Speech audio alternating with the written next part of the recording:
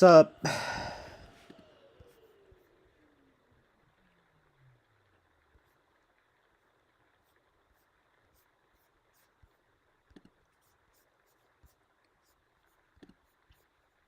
Yeah, I like doing the drone stuff.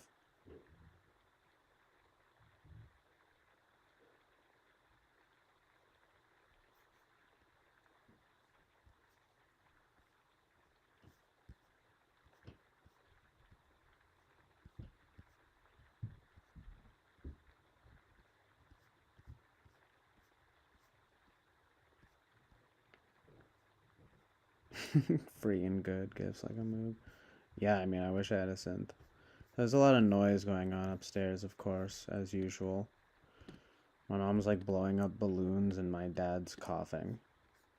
And I'm sure my sister's gonna be arriving soon.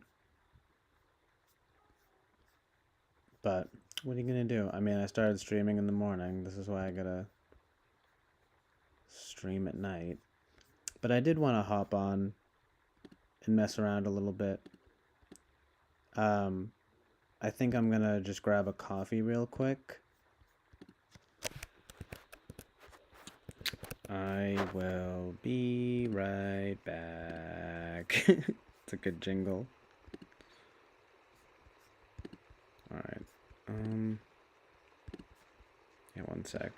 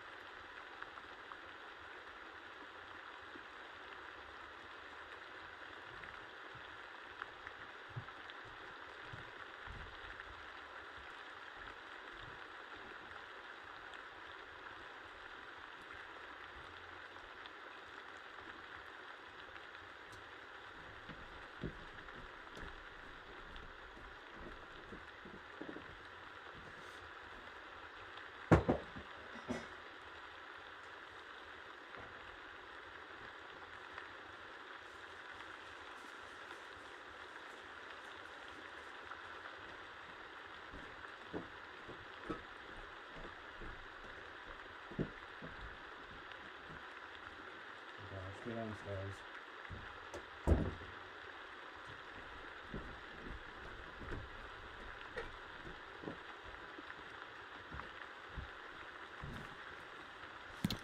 I gotta wait to make coffee. But it's fine. I'm in no rush. Still have a little bit of coffee left here. But yeah, it's the free and good stream. This is the free and good vibe. You know what I'm saying?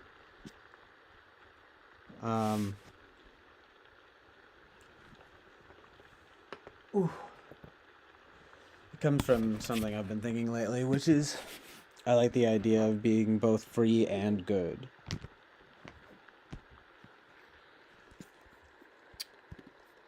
It's that simple. But yeah, I slept for a wicked long time. Just didn't feel like, I don't know, it was weird. I wound up sleeping.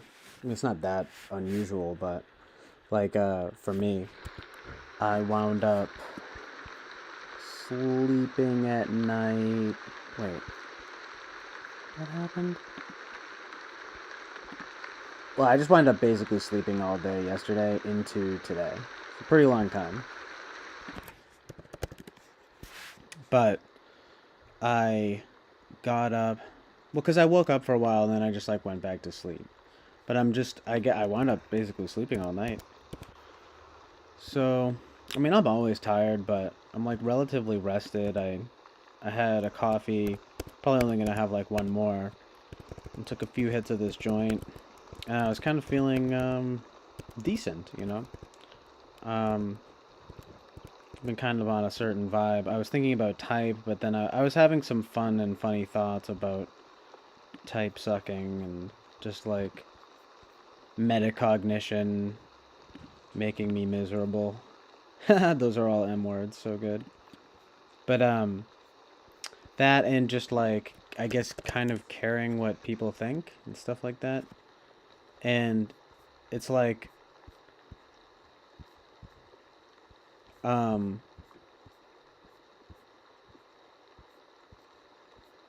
yeah, I don't even want to get too into it, but it was just getting me thinking about being both free and good.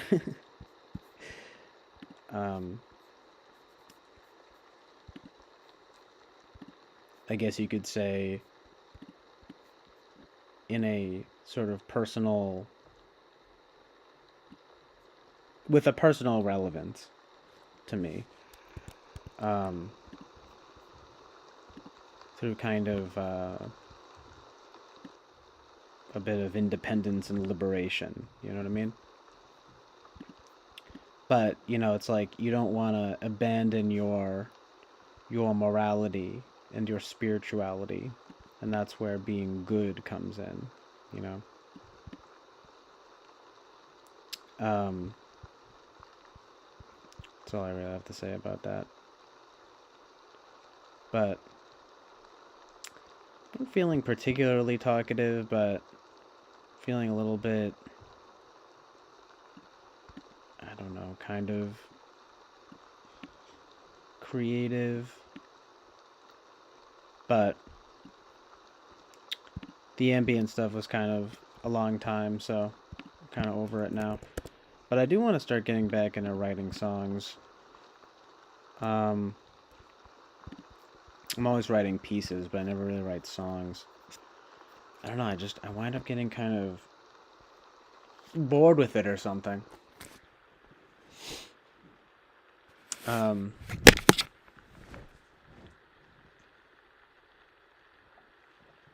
oh man.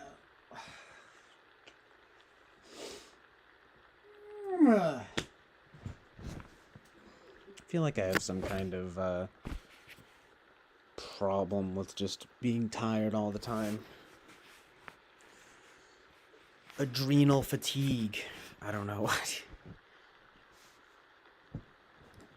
I guess weed doesn't really help. It's kind of too bad. It's like you feel decent for a little while, and then I think it kind of makes you tired.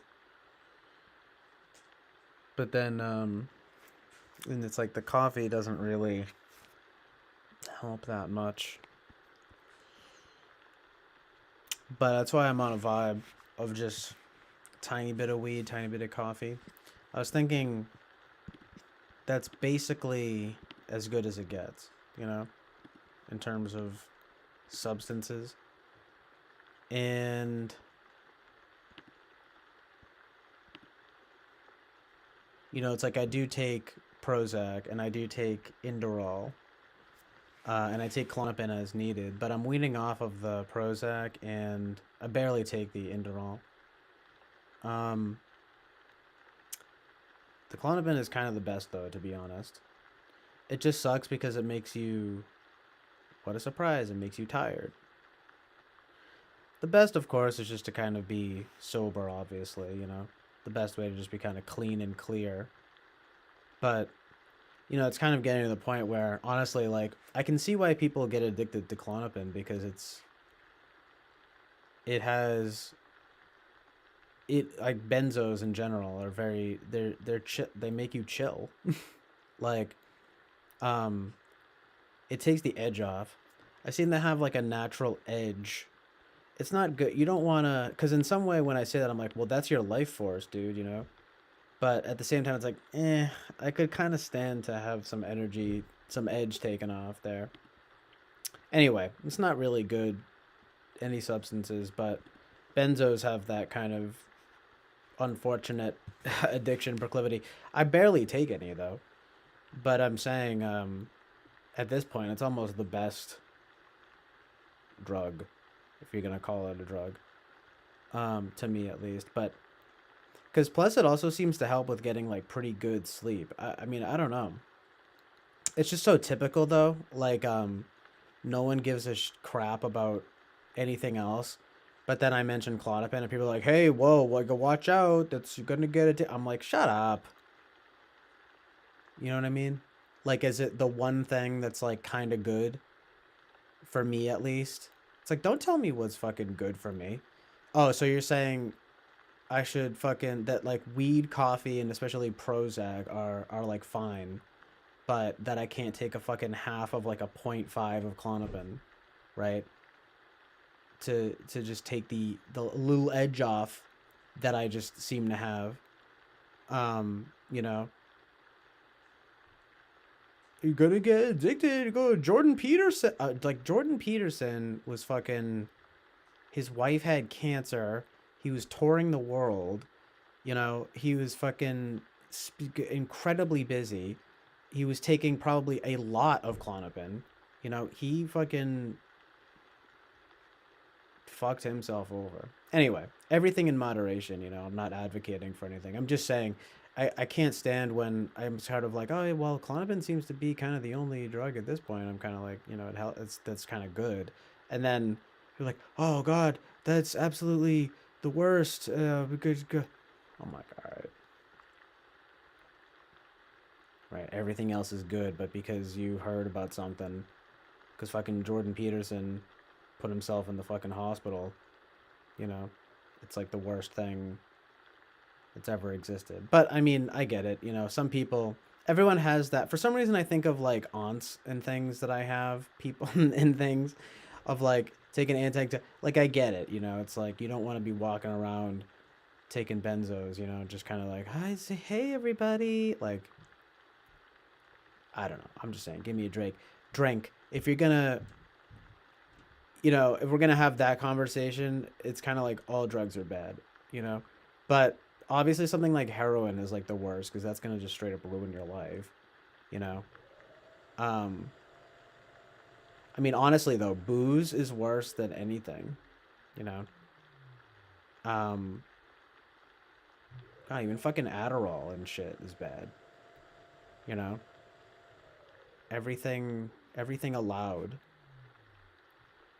Anyway, I guess I've just had that experience very minimally too, but I tend to experience a lot of pushback when I mention that, you know, stuff about like Klonopin and stuff.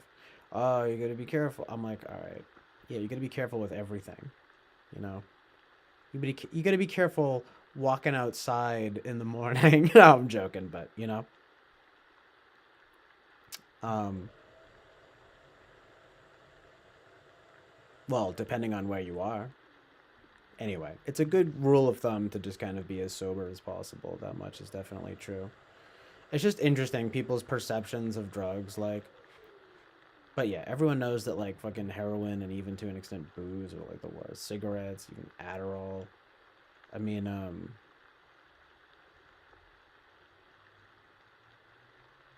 what else? Well, you know,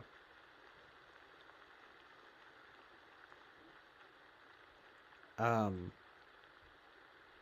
God, even cocaine. But I mean, honestly, like, who even is getting addicted to cocaine like these days?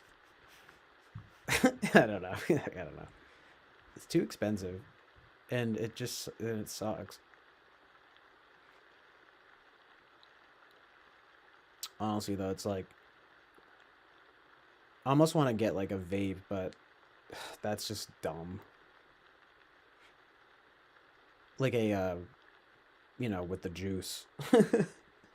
I'm pretty sure. Can't you even just get it not even having fucking nicotine in it?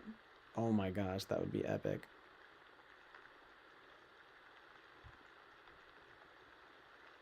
But it's so dumb. I saw some tweet once that was like, dude, you're addicted to Mango Dream or like whatever, you know?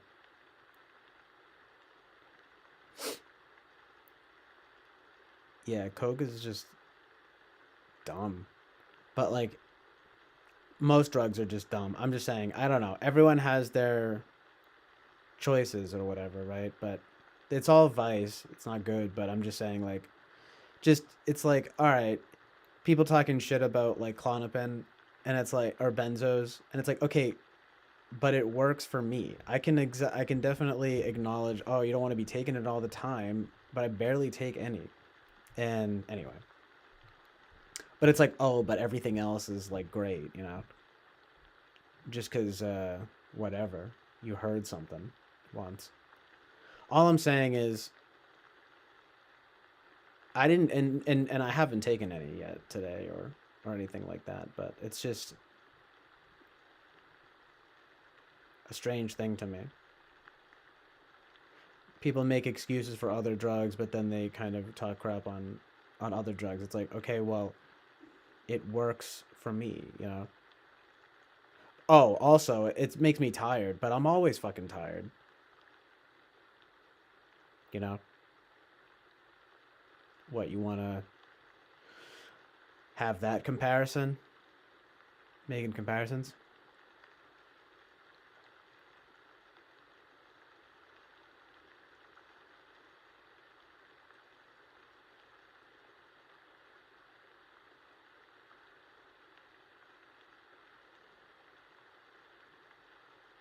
Yeah, but it's just like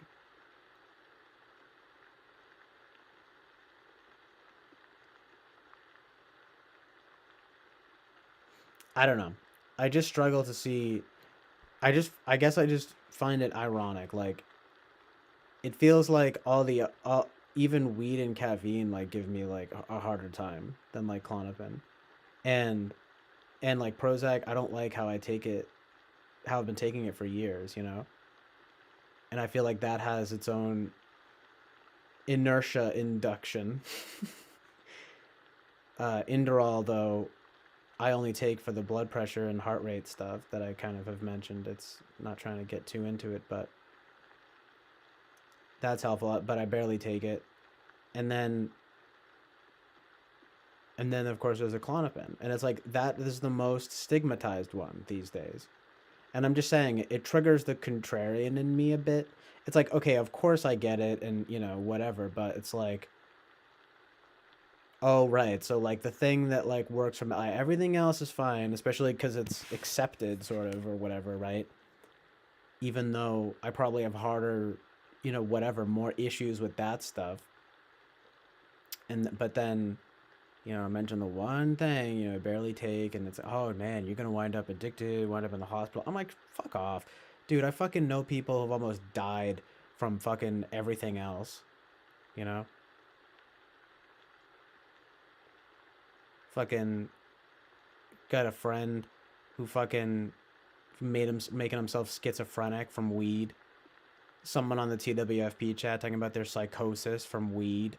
Okay, I know another my friend's brother who was straight up addicted to weed. Fucking also went schizophrenic as fuck. Literally thought that he was the Messiah. And then, but oh, because there's a dispensary, like it's good now, right? And fine, fine. I'm just making a case, you know. And then with everything else, I know this dude fucking basically ruined my our friendship with booze. Put himself in the hospital, almost died. He's been in a sober house from booze. People puking, getting sick from fucking booze.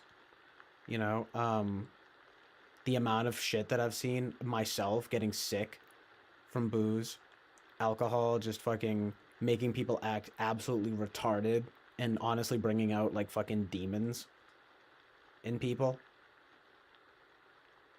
Cigarettes just murdering you, turning your lungs black, and making you sick and die. And then, and fucking Prozac, you know, antidepressants making you fucking numb, making you kill yourself. But then I fucking say, oh well, you know, Klonopin kind of works for me, and everyone's like, oh dude, you got to be careful. That shit is crazy. You're gonna wind up in the hospital dying. I'm like, shut up. You know, it's honestly everything else, caffeine even. making me jittery as fuck, you know, making my like stomach hurt, you know. People are walking around drinking caffeine all the time, probably just like exacerbating like their anxiety and mental illness. It just, you know, and then Adderall is like the worst thing ever. It's fucking meth. Nothing else to say about that. Vapes have fucking all this chemicals and shit in it, killing your lungs.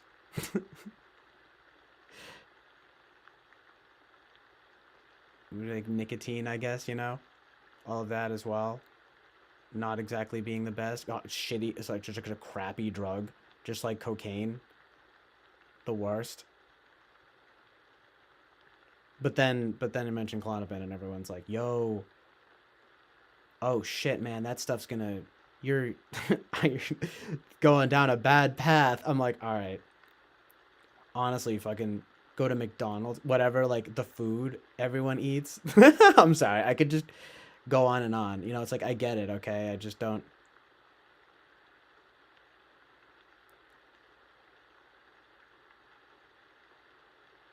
I don't know. It's just a pain in the ass. As if everything else is like fine, you know. I'm just saying, it's like nothing's fine. You know, it's like no drug is good. It's like of course you shouldn't be taking benzos like long term, taking fucking benzos all the time.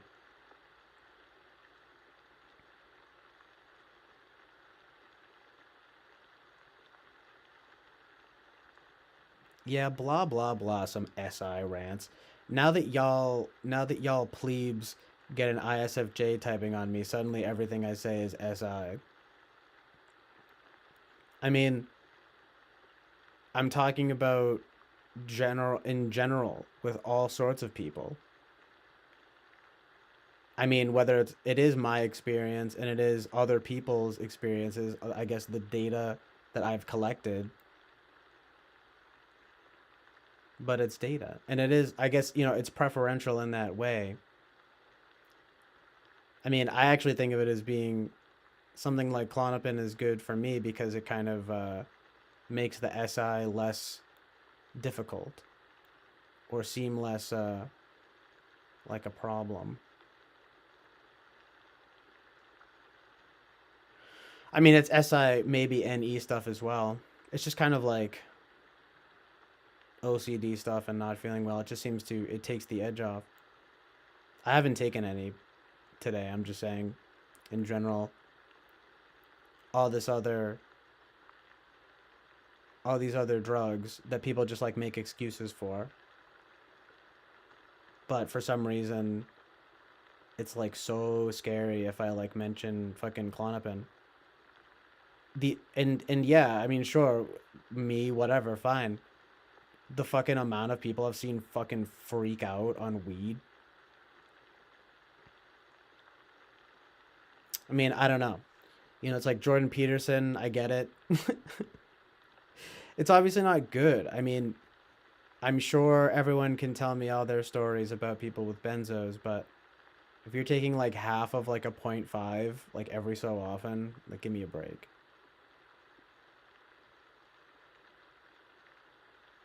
I'm just saying it's all vice, it's all drugs. Anyway,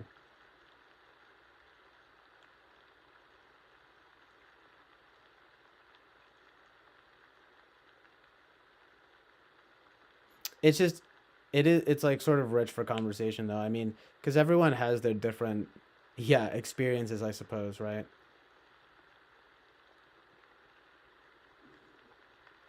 Um, and it's like, look, no offense, it's just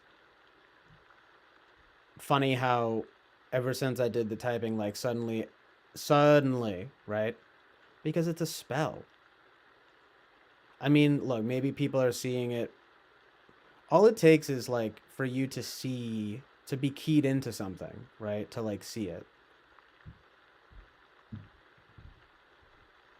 You know what I mean? That's all I'm saying. Like, if you can see multiple types in me, multiple types in people.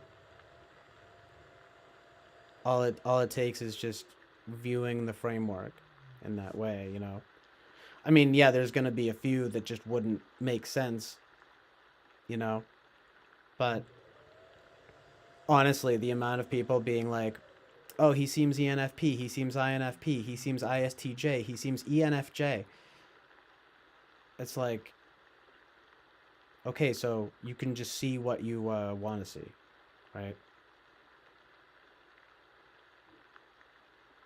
And I know people don't like that because it's like, ah, my system, my MBTI, my framework, my typology. I'm just saying, okay.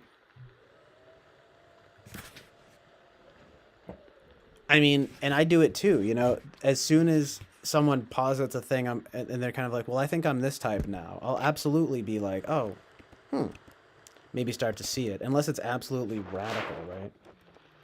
I mean, look, no doubt, I'm using some SI. I hear you, but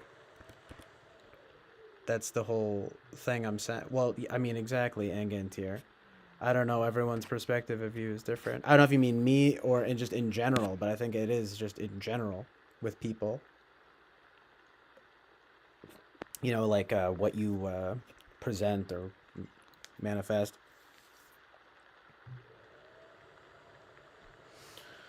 Sorry for that noise. I might go get a coffee.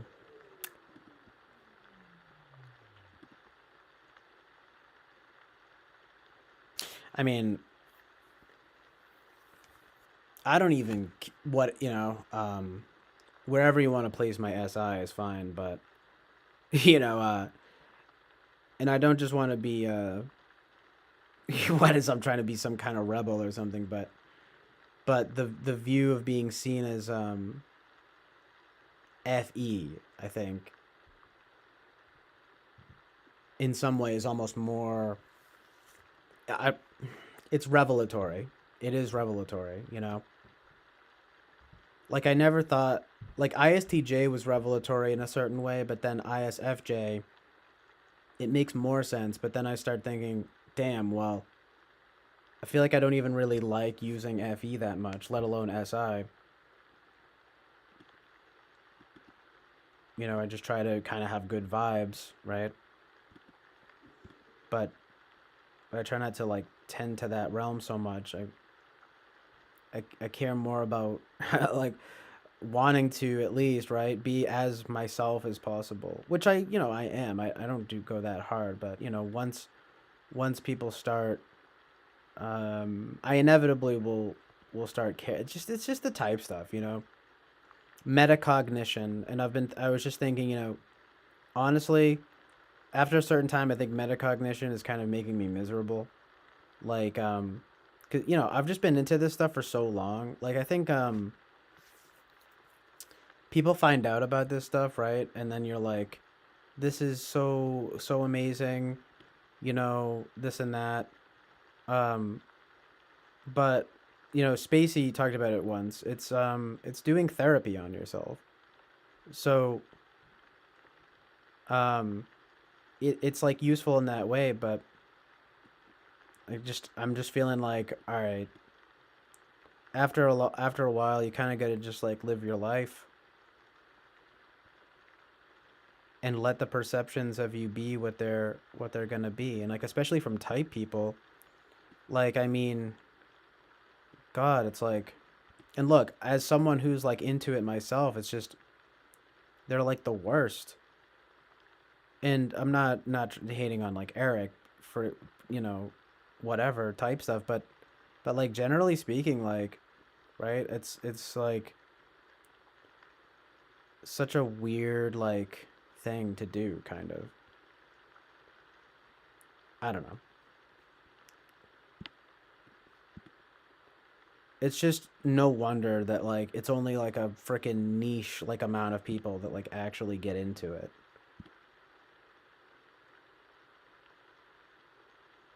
I don't know. Just the amount of people I've seen though, like even when I chilled with that with not host Mark, he went by host, whatever Mark. and Mary, like they didn't even want to talk about type. And then recently someone put something up on the new this is a little bit SI obviously, but I'm telling you, right? Someone on the server on the other Discord just the other day happened to type in, and they were like, "Yo, like is this Discord still going?" And someone goes, "Yeah, it's been years since I even thought about type." And then someone else said, "Good." And then what else?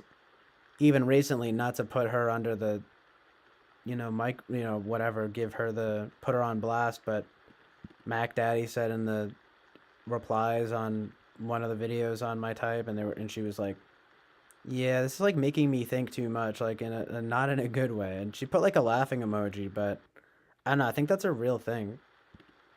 And then you look at like what happened with like EJR&D, it just like went insane. I mean, look, I am interested in him, but like even nowadays, like I still watch his stuff sometimes, but he called it God typing. And look, Carl Jung, it's a cult, okay?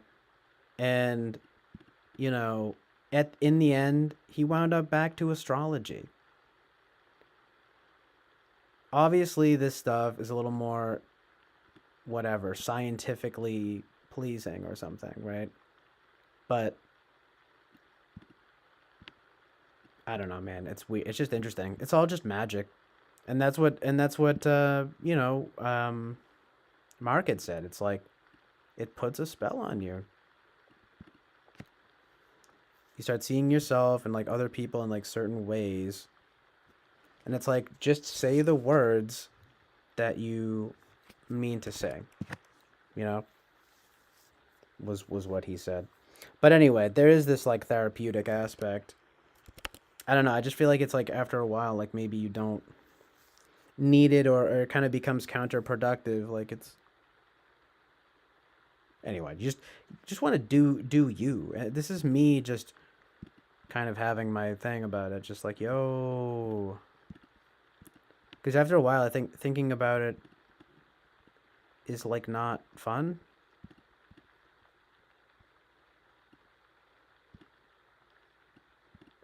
Because it's metacognition. And speaking of Jordan, it's just this whole thing. Like, of course, Jordan Peterson saying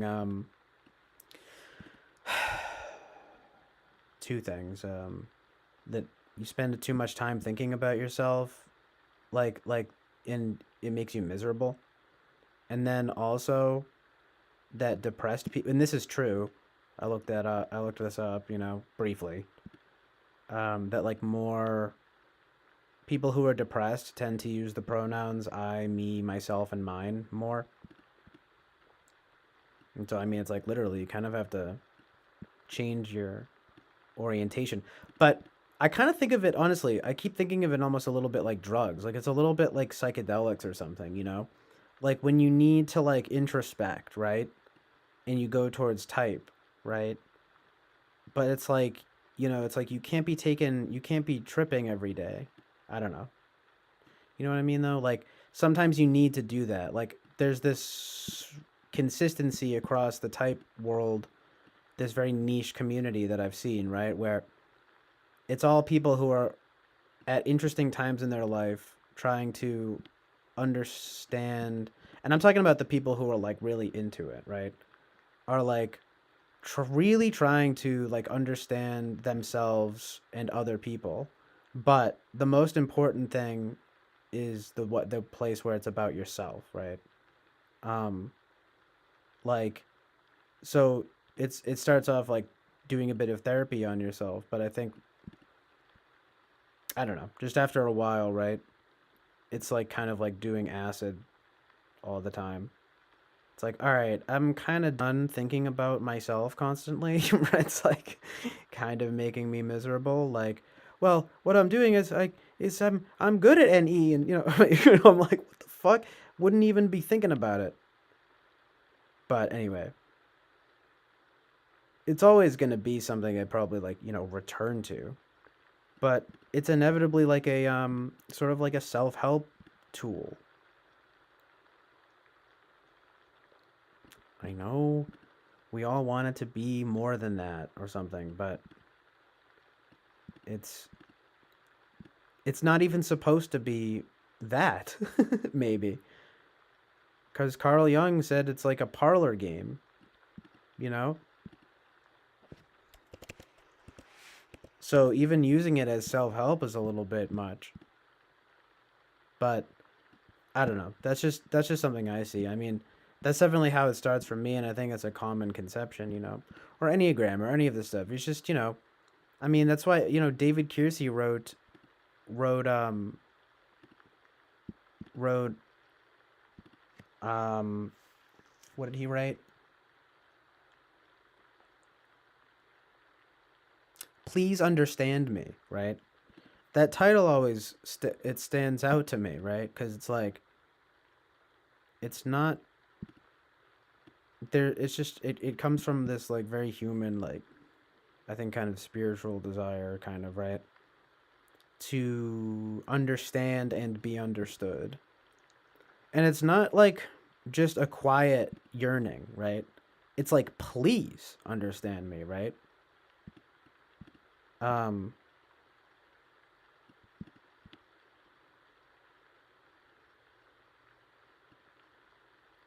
it's not just a chill like, "Oh yeah, I like to type. Wow, it's so cool." I don't know. I mean, I don't know. I guess it's like this maybe. If I was going to be super reductive, there are three types of people that are when it comes to typology, maybe four. The first type of person is like 80% of people who just don't really care about it and they might like the descriptions, right? Then there's the second type of person that's maybe like 10% of people that get really into it, but it's not because of other people necessarily, it's because of themselves. And inevitably trying to understand other people as well, but kind of becoming enamored with the framework and kind of being like, oh my gosh, like this is unbelievable, and like, this is so like helpful, right? But it's also there's you're attached, right? And that's me, I think. That I fall into that category. Then there's finally the other 10% of people, and to be honest, it might even be less than 10%, but maybe actually no. It's 5%. There's 5% of people who get into it and are able to be like detached scientists about it, right? They don't even really care about they're the rare people who not only don't who basically just not only don't get attached but get really into it, right? Because they see it as almost like a scientific framework, right? And then there's the other 5% who are like doing it who are like becoming power mad about it, kind of, who are kind of like seeing themselves as gods in the way that some scientists do. Whether they're attached or detached doesn't matter. They've kind of gone beyond that. It's not about understanding people. It's almost maybe the Machiavellian usage of it. That's that would be that would be this that tiny other 5%. You know, but it might even be a little less than I'm just kind of rough estimates, but certainly there are people probably less even common than the types that do get into it and are attached in a certain way. I would think that having that kind of detached mindset is at least a little bit more rare. And then certainly the most rare would be the kind of God complex person, right? Who's kind of like, I'm typing life, you know what I mean? You know what I mean? Like, so, hey, just saying, it's whatever you want to make of it. I guess I'm just saying, make sure you know what you're doing with it, I guess. Because for me, I'm thinking, okay, well, I'm obviously attached to it, and obviously being in the game, so to speak, for so long has me having certain attachments to, ideas about things, right? And wanting my self-conception and, conception from others to be congruent. But the thing is that it is It's just that when you throw a label, when you throw the type framework on it, it suddenly becomes this like exercise, this study in this yeah, it's whatever, a science, typology, right? But then you get to the funny reality of how it's like I've never even looked into it, but there's religious typology, it's called. I mean, it's not called religious typology, it's just called typology. But I'm calling it that for lack of a better term. It's some other methodology of I don't know. It's spiritual, right? And you get the idea. It's like, but then you take this other thing. That's such a I don't know. It's fascinating though because it's as deep as you want it to be, but it's almost like after a certain amount of going deep, it's like, all right, enough introspecting, right? Like, and again, that's just from me. Like, honestly, when people tell me that they are the type that they are, unless there's some like wild incongruency, I'm probably not gonna even notice, Like, I'll be the first to admit it. When you just tell me you're a type, I'm just gonna believe you and just be like, okay. And then I will see you. It's more than that, though. It's that I will see you as that type now. It's like, I can't help but think of Winston's mom. Like, she types herself as an INTJ, right? But I see some of the stuff she does, and I'm like, well, she seems to have pretty good NE and FE. Like, but nonetheless, she types herself INTJ, and that's just how I see her now. And that's just, I mean, whatever. You know what I mean? Um, People just need to realize something, okay? When people say something like, I don't think you're the type you think you are, they may not mean it like this, but what they're saying is, I don't think you are what you think you are. you know? And that's like real, you know? But you're right though, Genzenial. Like it's all to do with your like certainty about it. You can't let people like rattle you. Genzenial is pop. Let me read both. So first of all, Genzenial says, "Only you know you. You have enough data. No one can tell you who you are. Shit or get off the pot. Plant your flag. Fuck everyone else. Be free. Don't concern yourself with what they say." Um, and he says, "If you said right now, I'm certain of INFP, I and numerous folks will believe you and support you." Um, Thanks, Genzenial. And that's the whole thing. What I'm saying when people to understand and to be understood, right? Um, like, which I think is kind of the primary like function of typology. I mean, it's just like a rare people I think who can do it in like a super detached way. Because it's like you're not. Yes, you're talking about like categories, right? That encompass like ways of being, modes of being. You can call it right. Um,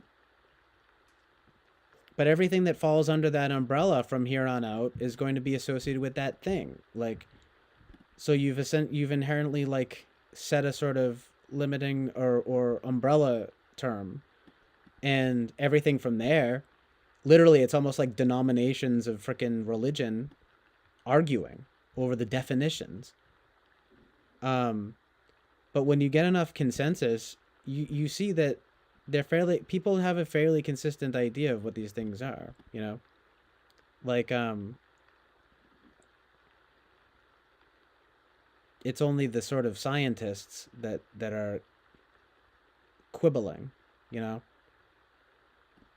But I suppose even I'm saying even they may not know the personal stake they find, in it.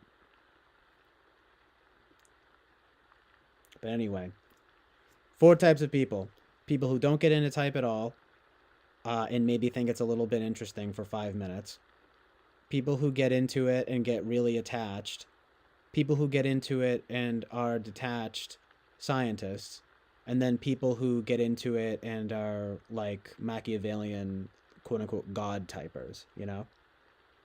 They go from extremely common, you know, the layman, to to like to relatively rare, the attached group, you know. They just go from most common to least. You know, and then there's the scientists, and then there's the, you know, Machiavellian people. So it seems like a relatively accurate assessment, you know. It's like most people don't get into it at all. Some people get into it and get attached in like a personal way. Even less people get into it in like a scientific way. And then the least amount of people get into it in like a Machiavellian way. But that's all because it's like basically spiritual, you know. So it's like the same as people who get like really into um you know, a sort of spiritual realm, you know what I mean? Like nonetheless, you know, an extremely convincing one. I mean, because it literally does, you know, reference your attention, manner of attention. You know, I mean, Eric has the pretty much the best ideas about it I've seen, but still, it's everyone's rendered to their kind of bias and whatever, if as he was their frame bias. But I'm saying even him, and I don't think he would claim otherwise, because of course everyone is, you know. Um, but I guess I was gonna say something else, but I forget. But yeah, exactly. I mean, it's that, and that's a, you know, that's like a rare group. I mean, um, but you know who I'm talking about. That just one or two types of people in the whole kind of scheme of typology. It's extremely rare, but they would be the people who get in, I guess, who get into it in the most unhealthy way possible, right? But the healthiest way is probably to just not even think about it that much, or as Jenzaniel is saying, it's like just be certain about it. You know, it's like don't let people shake your self concept too much. You know, I mean, anyway, it's a decent tool, but it is just that, you know, it's a tool, not a whole kind of life understanding methodology.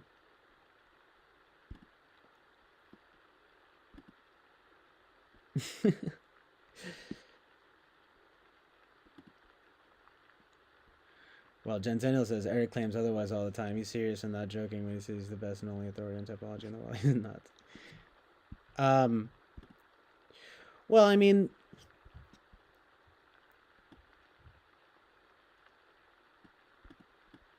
he does say that stuff and doesn't seem to be joking. He's definitely good at it, though. Like him typing me ISFJ makes a lot of sense, but there are things about it that don't make sense, and it's all. And I also feel like him being polar FI, if he really is, you know, in that, you know what I mean, in whatever way you want to conceive of that, you know, makes it so he's like hard for him to see. But I do have pretty good FE, so it's not, you know, ridiculous. Like it it it fits somewhat well. But I just can't help but kind of feel like, well, okay, like, you know, again, it's like you're seeing things that like he's pretty on point in what he sees, and he may well be the best typology person around. He's the only person I look to, and or you know, other than, I mean, I obviously I care about what like you guys have to say, but I'm talking about type people. I mean, it's like Frank James is fun, obviously. Michael Pierce has like really brilliant portraits that I love. They're really brilliant, artful portraits of all of the types, you know. And he has a ton of videos, but I never watch them really. But he's really good. He's very academic about it. Um, I don't know much about him, but I suppose Jack from Socionics is good. Some of the Socionic stuff is good. Um, and then it basically just leaves Eric. with the defensible typology, and I think he probably does have the most proper, conception of it. But in any way that a person is like a human being, it's like he's limited. Everyone's limited, you know, to their own kind of again, what he would even say would just be like their frame bias, right? I mean, that's just another way of saying everyone's biased. It's like you kind of can see what you want, and when people say they're this and they're that, um, but hey, you know, I'm prone to that. I mean, but I'm also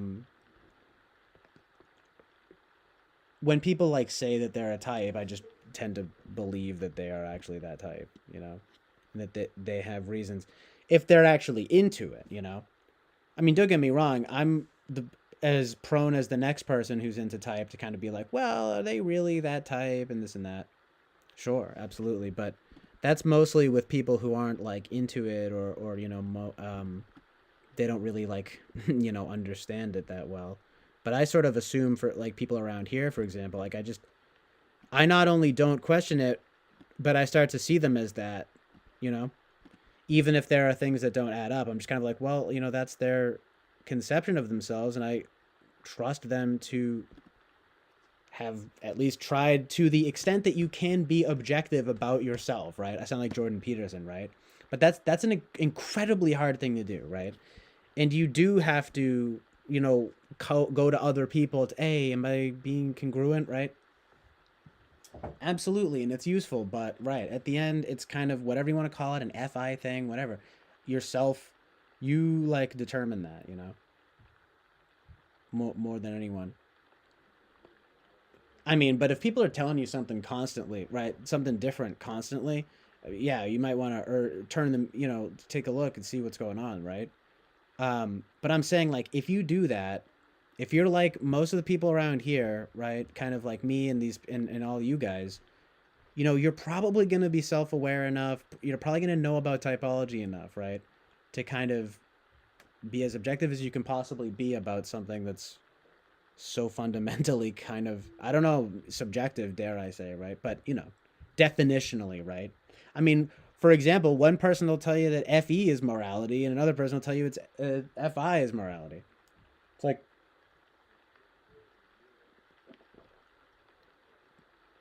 I mean, one distinction I think would be that FI is like morals and FE is ethics.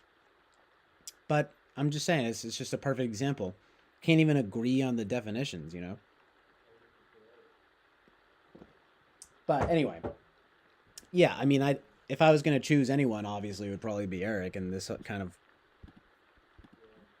this community,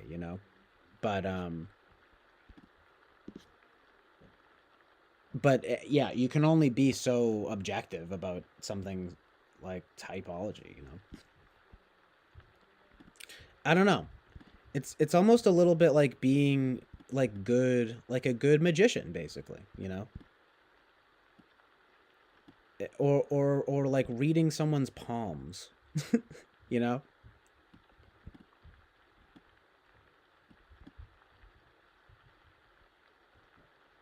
I mean, put it this way: I don't think that I have enough. I don't think that my TI is necessarily great enough. Like I couldn't really give. I'd have to like look into it and write stuff. Maybe it would be worth it. But look, put it this way: if I wanted to start typing people and charging for it, I could easily do it, and probably do a pretty good job. Um, it would just require a bit of work on my part. Sure, I'd have to like think of some good TI questions. I'd have to be on the fly, kind of come up with some good NE stuff.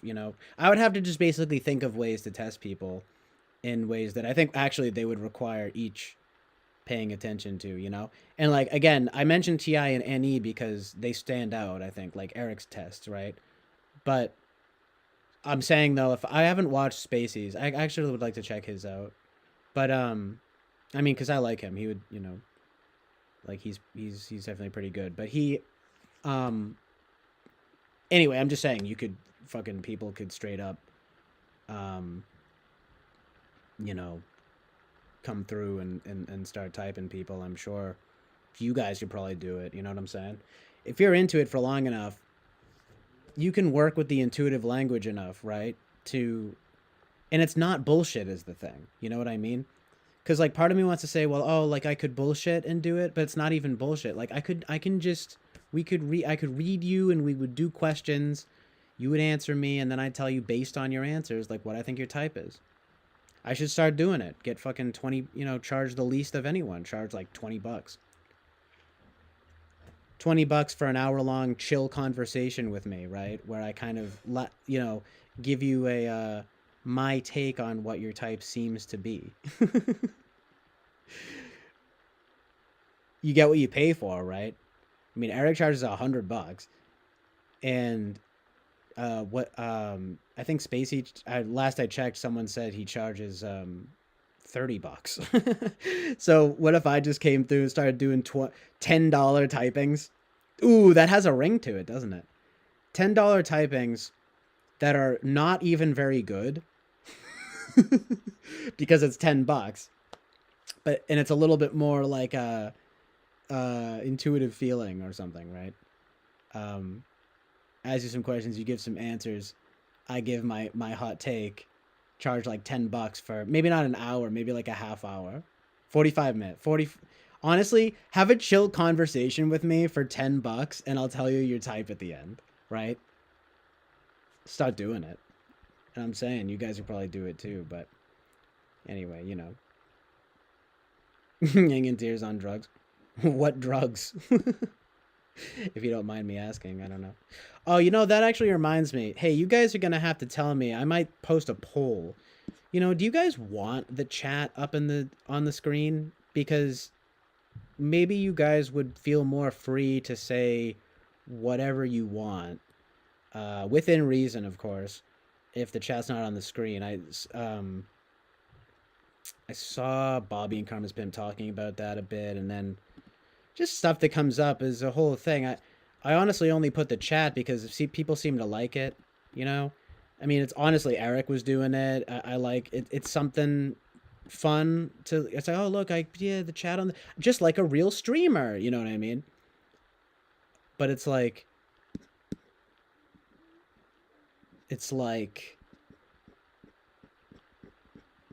do you guys really even want the chat up? You know what I'm saying? Because to be honest, it takes up some room, and I wouldn't even mind getting rid of it. But it might have a win. It might be a win-win situation, because then maybe you guys could sort of say stuff that you wouldn't feel comfortable having on the screen. I don't know. I just wondered if people think about that. It's still gonna be in the chat, but like, hey, at least I can read it, and then I'll try not to hold it against you, right? But I'm saying you can delete it after, and if it's bad enough, I could delete it. But anyway, you know what I mean. Yeah, I just could understand feeling more comfortable if it wasn't on the screen. I hear that though, Jenzenial. I mean, he says it's the inevitable truth is kind of just going to young. You know what I'm saying? MacDay says you should get typed by him. I think Spacey charges like $50. Okay, well, that's a little bit more than I thought, but that's still not bad. I mean, it's not bad. In that case, how about $20, right? I'll start doing $20 typings. I don't know. I wouldn't feel that right about it, but setting the precedent really low like that, I could get into it. It's been long enough, you know what I mean, to be into this stuff. I could tell people what type they seem like, But it would feel a little disingenuous, I don't think that's where my strengths lie. But I'm saying though, I could tell you, hey, I'm doing a little type magic, right? I don't know if that's good, but I'm doing readings. You know what I mean? $20 for an hour-long conversation where I do a reading of your type. Vibe typing. And then people will, whatever, you know what I mean? Hey, I charge the least because you get the least out of it. But at least we have a nice conversation and you get my take, right? That would be pretty good. But Jen Channel says, there's only one standard, the original Young, because he's the inventor of the subjective concept. It's like Christianity. If Jesus didn't say it, it's not canon. Yeah, literally. AJ says agreed. Dude, weed, Lamau. I have the live chat. I'm watching on my TV and chatting on my phone. Nice. Well, as long as people aren't bothered by it. I think it was just it was Bobby and KP. You know, they kind of like it's like you know, having the if you're getting controversial, I'd rather people get controversial and just determine for myself. I just don't want the fucking chat on the screen bias making people not want to say stuff, I guess, you know?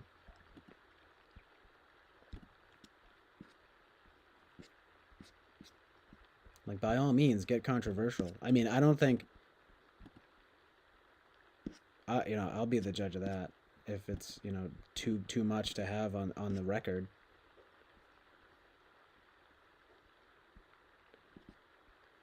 The thing that's so good about it, though, is that without the video, it's not on record on the video. So I can delete it, right? And then no one even knows you said it, right? But if I have it on video, then people will know you say it. And, it just changes it. It's honestly, I might just make the decision to get rid of it on my own. But I just feel like people like the chat having it up on the screen. So if I honestly could go either way with it. But I might make the call eventually to just get rid of it so that A, I have more space, and B, so that people feel like they can say what they want.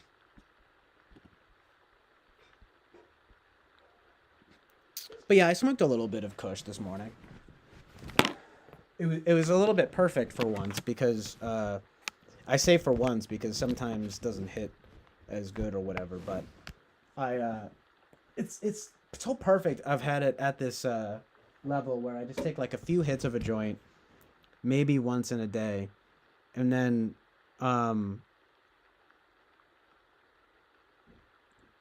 if at all, and just have like a cup or two of coffee.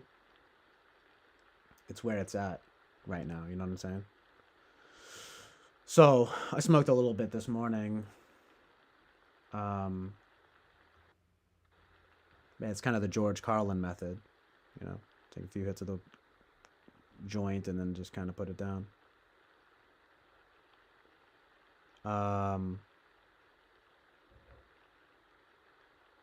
Yeah, I like doing that because it's a good amount.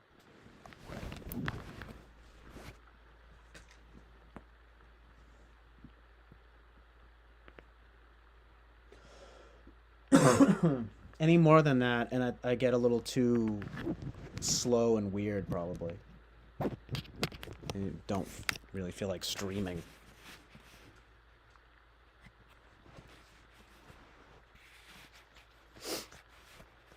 It also helps to not smoke by just streaming.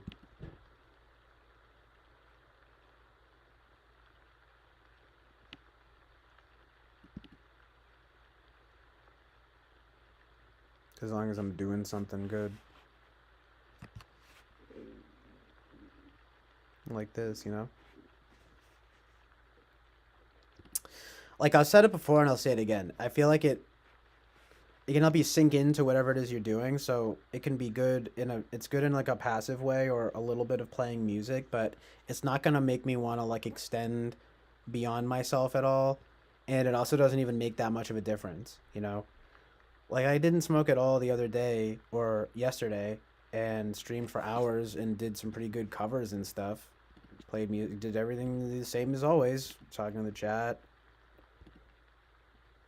It's like I don't really need it, but I'm saying though it can help. Like I had smoked right before the stream and I start doing the ambient stuff, right? Messing around on that for like almost an hour.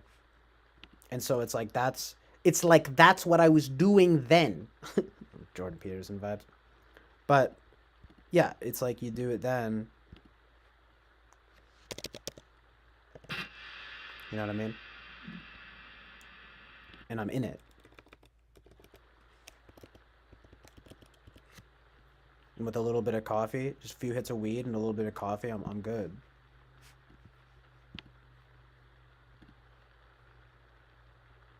But I'm saying after that, it's just kind of like, I don't know, unnecessary. Centennial says, so go back to the roots. Young proposed one axis, not two. Are you N-E-F-I, F-I-N-E, something else? Screw the rest until you know that. I fucked that up, but you know what I mean. Right, right. I mean, yeah, what, then axes. I mean, Misfortune says, Mr. Bob A's reasoning for not wanting to chat up is incredibly weak. Hi, yeah, bros. What's up, Misfortune? Some politics arguments. I saw that. You're arguing with some Marxist or something.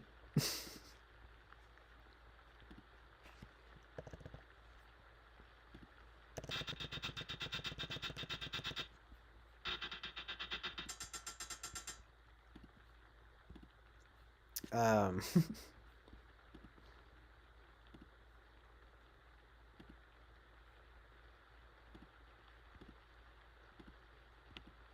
I don't even know what the point was on mentioning that. I guess just that it's a nice get right in there, a little bit, and then it's good. You know what I mean?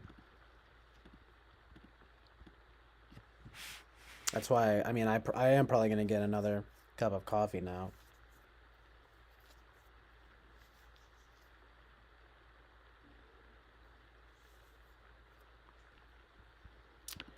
Uh, First of all, yo, what up, Chaos Fuel? Angantier says, I just want to zone out. It can cause anxiety, but I'm numb to it. Yeah, I feel that. I mean, I wish I could be a little more numb than it to it, but zoning out. The problem is, for me, I guess that's like what I'm saying. It makes me more zone in, like. So I mean, yeah, I know what you mean, but it makes me zone in a little bit on whatever it is that I'm doing. So like if I'm making music, it's good and things like that, right? But like otherwise, I probably am just gonna be weird and slow. Not the most social, not the most energetic. That's why I'm saying a little bit is good. A little bit of weed and coffee. Um, for me at least. Because then I can kind of feel decent. But then start overdoing it. It's like game over. Then I probably won't even want to stream or do anything. You know what I mean? Too low energy. But yeah, it's more like zoning in for me. I mean, it used to feel more like zoning out. It's just like nowadays, and that's just me, right? That's just my frame bias. But I'll end up zoning in. So I like kind of want to just be like doing something, right? Especially because of what, right? Ingantier says, yeah, you don't want to zone in the negative thoughts. That's what I'm saying. That's why I can't. That's why it's better to. It's can be good to sinking into doing something, right? So I hope ideally just something good, basically, and then, but otherwise it's kind of like, oh, what, I'm just gonna be sitting here fucking zoning into negative thoughts. It's like, I mean, that takes practice in general to not zone into negative thoughts, and that's again my frame bias because like that's easy for me. So if like you add weed to it, it's too easy for me. Like being by myself, I'm just not really doing anything. It's so if you can zone into positive thoughts, that's really good. But I'm saying that takes training in life in general. I think, right? Like just focusing on the positive. The thing that's interesting about weed, right, is that you can kind of focus in on the good sometimes, or then you can focus in on the bad, and then it's bad. It's bad. Focus in on the bad, it's bad. Focus in on the good, it's good. You know, but it takes almost like a meditative quality. You know what I mean? This is why I don't do fucking real drugs. This is why I've never tripped. You know, because I just know there's too much thought that goes into it. Where I just know it's not going to be good, right? I mean, even Eric the other day was streaming, and he was tripping, and he wound up puking, not on the stream, of course, but while the stream was going. I mean, he was good later, and this was interesting to me because whatever my type is, in a sort of SI way. Oh yeah, I can't even, like, I couldn't even imagine. Well, I have a personal thing with like puke. Okay, so like I have like kind of a, like a metaphobia, you know, and so it's so foreign to me to like be like not only taking shrooms and not only streaming and not only puking and then coming back on the stream and not only being like relatively positive about it, right? And then not only that, and then smoking a cigarette, and then not only smoking weed, and then not only not drinking water and drinking like guava juice. You know what I mean? I was like, holy shit! I'm like, he's a veteran. You know what I'm saying? The second I'd be sick like that, I'd be not so out and so fucking dead. I'd be like, and that's where my SI shit comes. I wish I wasn't like that. I wish I could just kind of go trip, but there's no way. It was just further proof to me that I can't do it. Not right now. You know what I mean? Maybe when I'm older, maybe I can microdose and things like that. You know, I understand there's some therapeutic effects and all of that, but if you fucking no, right? I'm too. I'll just be honest. I'm too fearful of having a bad trip, and I'm too fearful of puking. And one of those things it just seems like it happens all the time with people. They get sick, or they have a bad fucking trip. I'm not if you want to call it SI as well. I'm not convinced on a personal level enough that it's worth it. You know, like you know what I'm saying? 'Cause no, this just does not really seem worth it. Only the zone. Well, I do love being in the zone, flow state, right? Oh well, hold on. Misfortune says I stopped enjoying what I presume to be my affect on weed. Had a definite hand in why I quit. Well, why? Because I mean, let me guess. It made you just more kind of blah? Because that's me, for sure, definitely, and that's a relatable vibe. And then Ingrid says alcohol that makes me act up. Well, alcohol is definitely worse, you know, in a general sense. Jen Daniels says I can zone it for hours and no negative or positive, only the zone. Yeah, the zone is the best because you are, you know, there is only the zone. Yeah, I like that. You know, I see it as good though. You know, but it's the thing that's that's so tragic about the zone is when you get out of oh man, I was in the zone and that was really good, right? It's a deep thing, man. It's pretty good. I'm saying you don't see it necessarily. Oh, I'm in this good zone right now. Maybe every now and then, but the second you do it, it's the zone. It's like the game, right? When they say, "Oh, the game is you thought about the game." It's so good. It's like I remembered the game. It's so deep, so good. But it's kind of like you can't be like, "Oh, I'm in the zone." The second you say that, you're not in the zone. The zone happens, and then after you say, "Oh, that was so good. I was in the zone," right? And you're like, "Damn it," and it's good. But yeah, I see it as good.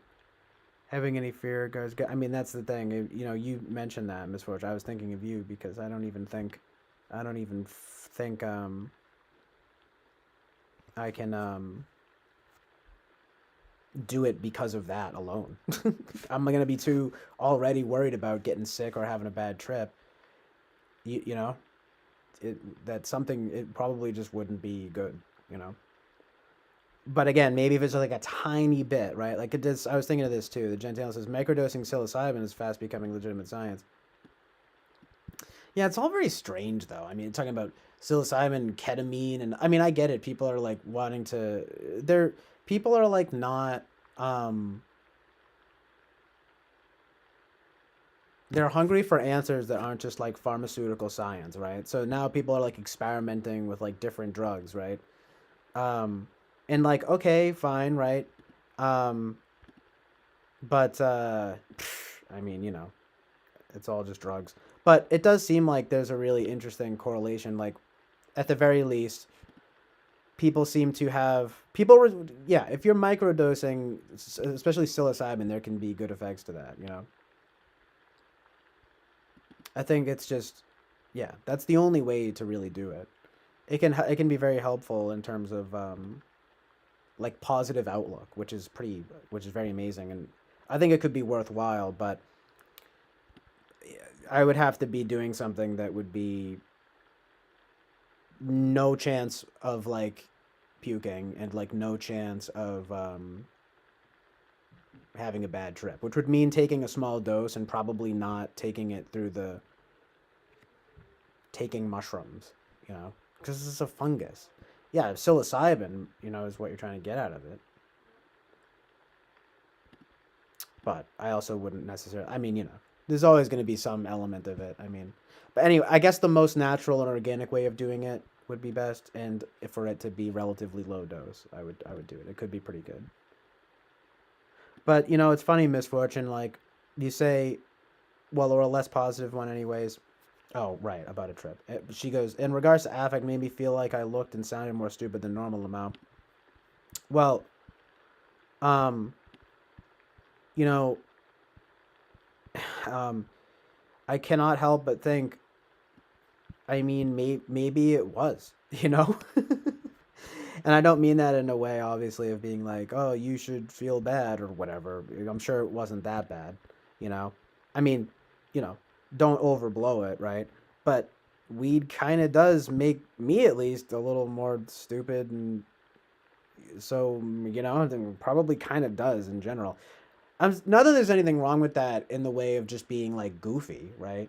In some way, but I'm just laughing because it does do something weird. I don't know. I relate to what you're saying. I'm just wondering, maybe there's truth to it, right? It actually is just making you kind of dumb. And then you're just like self-aware about it, you know? I mean, the self-awareness goes a long way for better or worse, so I'm sure it's not that bad. But you're gonna be fucking probably more dumb. And isn't that a funny? I'm just saying that's what's so ironic. Like, weed not only makes you more dumb, but it makes you more self-aware a little bit. So it's like a double whammy, because it's not even enough to just be like stupid. Then you're just like thinking about how stupid you are. Oh, stop. You know, what a goofy fucking thing, right? Yeah, it's like that's why, like, it just sucks, right? Because it can make you do dumb, and then make you think about how you're being dumb. It's like, oh no, I'm being so stupid right now. It's like, at least just let me be. This is why people like booze, even though it makes you fucking die. And that's why it's worse, Oh, it's just so sad, right? Because what like you want in some ways to be dumb and not care about being dumb. And that's why people get fucking addicted to booze. Because that allows that. Ain't nobody getting self-aware on fucking booze. You literally drink to not be self-aware. Weed just has that interesting mild psychedelic quality, as Eric puts it, where you're not only going to be stupid, but you're going to be self-aware about it. It's like, oh no, I'm being dumb. Just makes you want to just be dumb and not be self-aware about it, Pretty funny. I've thought about that, but not in that specific way. It's pretty good. Yeah, solipsism is a problem. That's all I have to say about that. Oh, well, also, Miss Runs, or I also got to a point where I felt everyone could see right through me and I grabbed my wallets for a reason. Yeah, it's all part of the same thing, right? Not likely not true that any of that was happening, but if you feel like that kind of ruins tripping, TBH, yeah.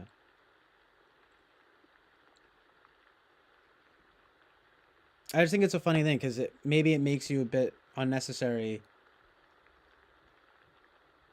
in that way, but it's also keying you into a truth of something. Like, you're being a little more slow or whatever it is, a little more weird. But like, it's not a big deal, but you're just being so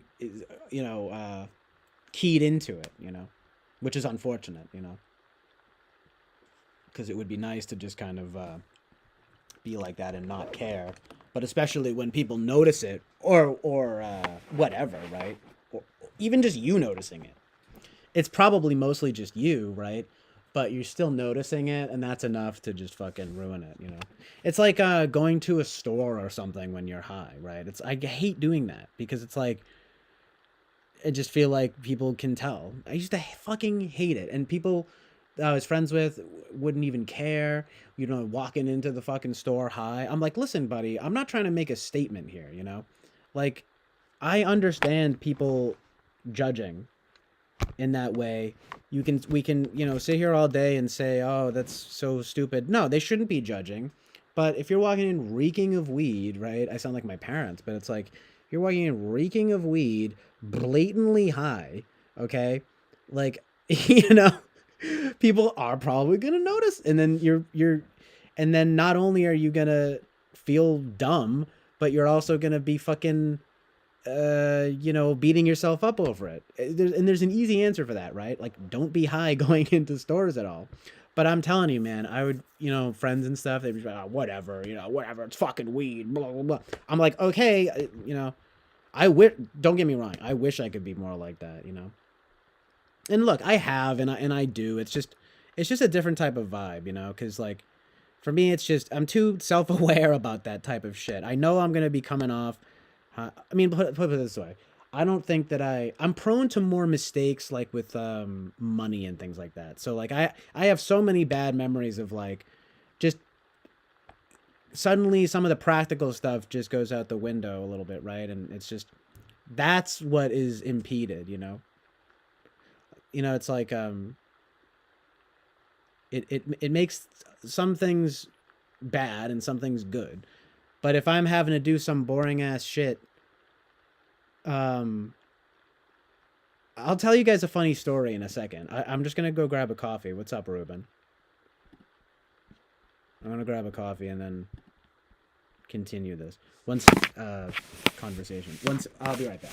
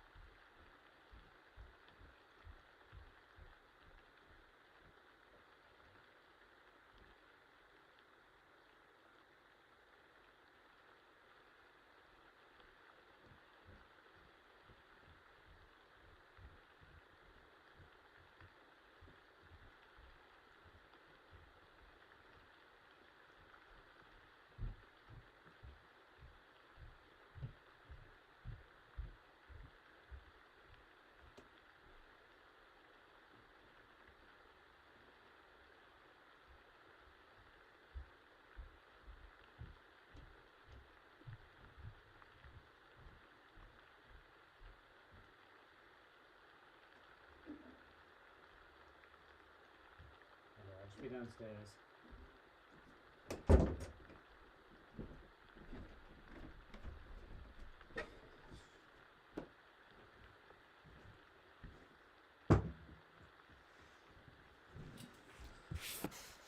Yo.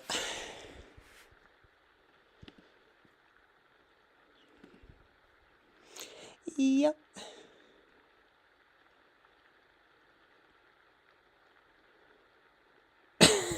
Ruben. With a reef aura, right? Because it's your aura, right? Yeah. I mean, look, yeah, I hear what you're saying about Jenzaniel. There's an obvious truth in that. But look, listen, I'm gonna tell you a story right now that shapes my life. Okay, and it's kind of dumb. Okay, but this to me is like, hold on.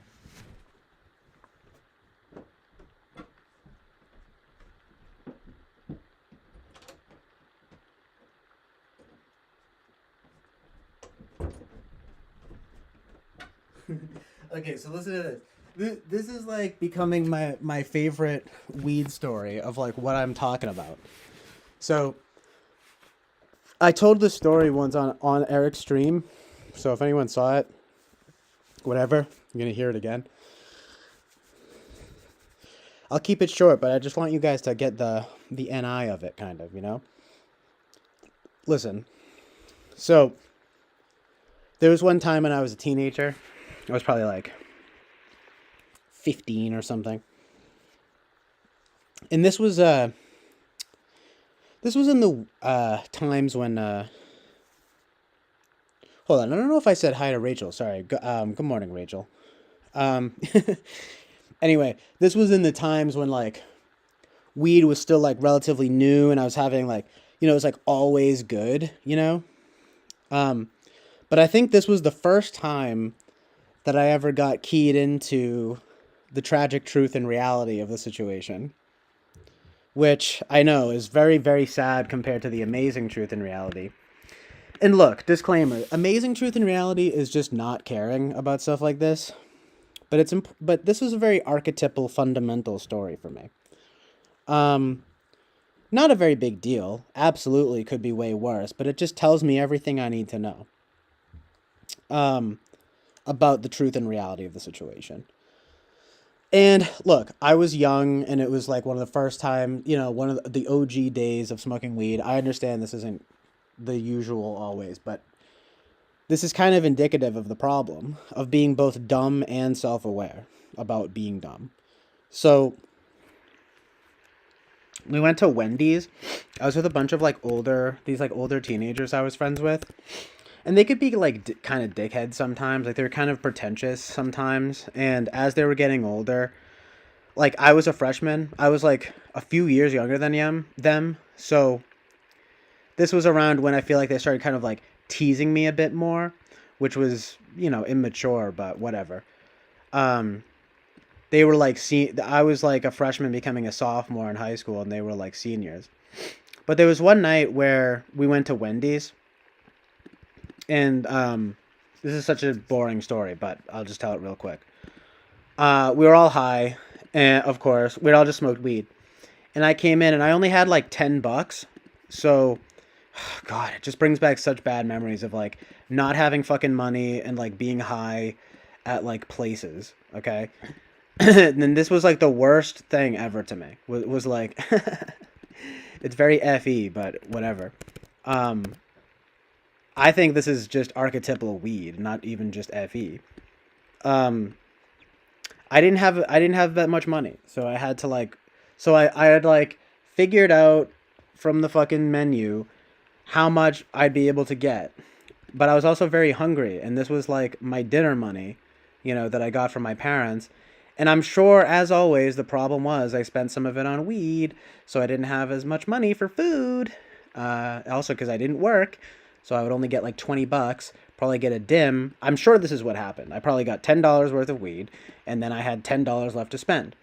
Now, the problem is I went up to order, and this chick behind the counter, who I swear to this day was getting it wrong, she kept being like, okay, your order is like 1209. And I'd be like, and I was like, what? I don't have, um, I don't have, enough. Okay. Because I was trying to get like a burger, fries, I think a drink and a Frosty or something like that. And it was just too much. So I was like, okay, forget the Frosty, something like that, right? Like, okay, never mind. Like, can I just get the regular meal? And then I also have like specific, like I would just want ketchup and mustard. So I was just struggling. Apparently, I didn't realize that it was such a struggle. But this is where it gets bad. Okay, so I was like, okay, so like never mind. I just get um like like now it's just fucking like $11 or like 10.70 or something. And I'm like, oh really? I'm like, what? I'm like, are you sure? I'm like, that's enough. I don't even know what I said, but I was like starting to get frustrated because I'm like, I don't have enough. Okay. And then I like turned to a friend. I was like, do you have like 75 cents? Do you have like $1? And of course, no one has a fucking dollar they can give me. Fucking dick douchebags. I don't know. I guess everyone didn't have money then, but whatever. So then I'm like, okay, what can I just get like the burger and fries like without a drink or like something? So it was just like a struggle, okay? And then finally it wound up being fine. I still feel like the woman was messing it up myself, but either way, I was obviously getting frustrated, but I wasn't like getting angry.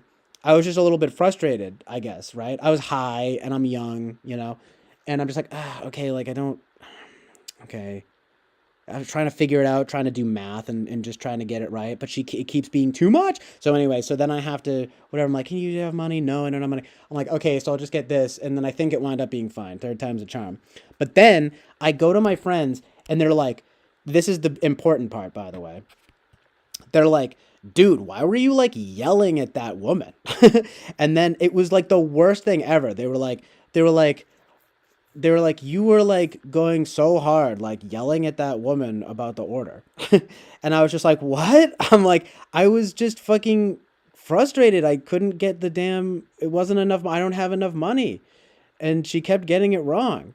And then they're just like, I'm pretty sure that guy sitting there is like one of the people and honestly, I don't even think they were just teasing me. Like they were giving me a hard time, but they were being like dead serious. They were like they were like there was a guy sitting there who was like looking at the whole situation, and he was probably one of those like secret shoppers or whatever. They're like, that guy there was definitely, and I didn't know anything about that kind of thing, so I just believed them. I was just like, oh, they do that. They had a person there sitting there watching it. They're like, he was one of these guys, and they were like, he was definitely watching that whole thing because he was seeing how that person was performing. And then they were like, oh, they're like, if you get her fired, I'm gonna be so mad at you, CJ. Like it was the worst thing ever. I was like, and I think even then I was like, are you serious? I was like, it was really that bad. And like they're just like, I mean, yeah, they were like, you were just like yelling and like and that guy was totally watching, and I was just like, oh shit. I was like, I wasn't trying to like freak out. I'm not trying to get her fired or anything. It just wasn't the right order. I don't know, or I didn't have enough money or whatever. Whatever was going on there was a problem. But that has stuck with me to this day because I really feel like that was a moment where I probably was being stupid, but I was also being very self aware, at least after the fact. But I just, moments like that, right? And I'm realizing like the perception of like what I'm doing is like different than what I thought, and like the weed exacerbates that. Like I can envision that scene, right? Like it was yesterday because it was one of those like it's just one of those weed moments, where you're just like, no, it should be this amount of money, and that's like, and I'm not even that angry or anything like that. I'm just like frustrated. But then they're telling me after that I'm like yelling at her and then I'm gonna get her in trouble. I was like, what the fuck? I was like, talk about a completely different perception, right? So that just like totally fucking fucked me up. Not really, it didn't fuck me up, but it was just, I just think of stuff like that. It's like that was like the archetypal like why I don't want to be high in the store type vibe or in the fucking restaurant or whatever it is. Because apparently I start fucking shit up. But I was also very young, and it was one of the first times smoking weed. But yeah, that's my weed story.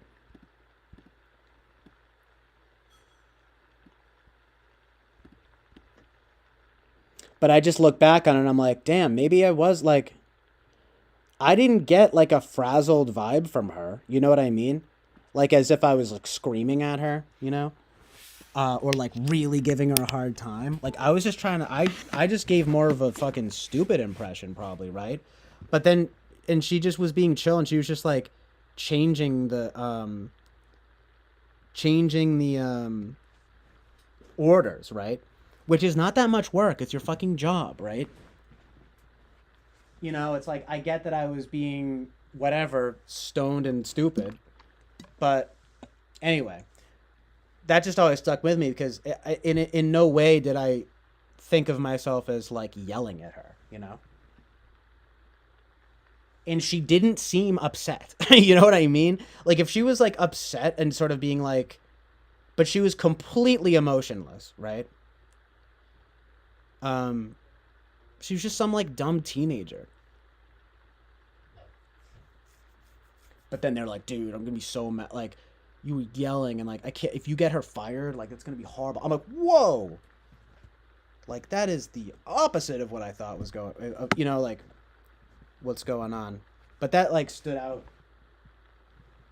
because I realized, okay, I can't like. I think of it as like. I guess you would say it's probably TIFE stuff, sort of, right? I'm suddenly like retarded, and I'm forsaking TI and maybe even a little bit of FE or something. At least in that moment, because I was so like hungry and just like focused on like trying to get my fucking food. Anyway, I don't think I was being that difficult, but it was more like the jarring nature of it, right? Of like being told that I was like doing something. I guess you could say that I was FEing bad or that I was not paying attention to like how I was coming off or something, right? At least in the moment. So, but that was strange. I think they were being jerks about it too. Just high moments like that, where I'm just like, oh man, I didn't realize I was being so stupid.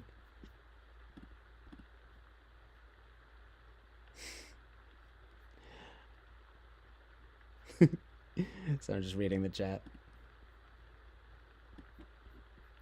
But yeah, I mean, I haven't had anything like that happen in a very long time. I just have images of myself as a stoned teenager fumbling through dollars and change and just screwing up the mess, and just fucking smelling like weed. My eyes are probably fucking red. You know what I mean? And then my friends are like, dude, who cares? Like, whatever. I'm like, okay, like, you know, that must be nice, but for me, like, I'm getting keyed in. Like, I'd love to just be stupid and not give a fuck and just start laughing, at like inconveniencing. Look, don't get me wrong. I would love to just start laughing at like inconveniencing service workers. But like, I'm trying to like get my food and like get out. And it's like, I'm not trying to make a scene, you know, and embarrass myself, right? Anyway, that was, you know, that wouldn't happen nowadays, even if I smoked weed, but it definitely messes up the vibe. It just leaves open too many opportunities to be stupid. But I would be way more self-aware now. That was weird. That was a weird moment. Yeah, I mean, it's like, is it TE or is it TI? Because I mean, I think I was getting it right, but it's possible that I was messing up the math.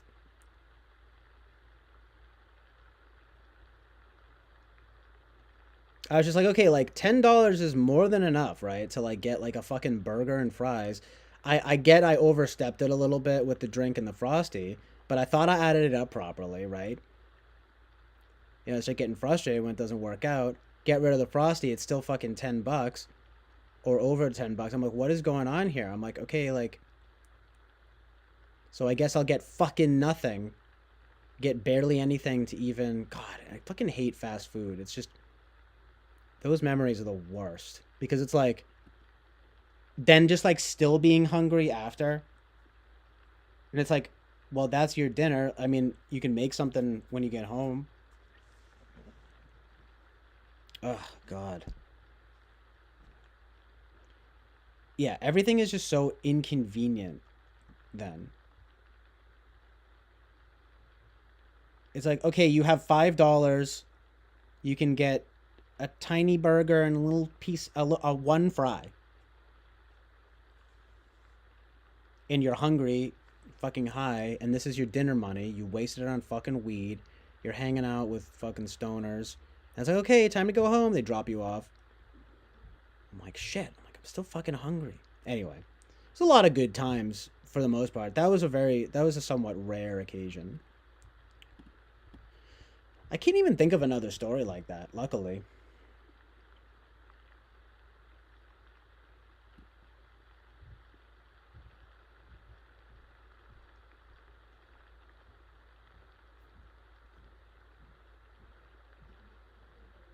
I just hate that shit.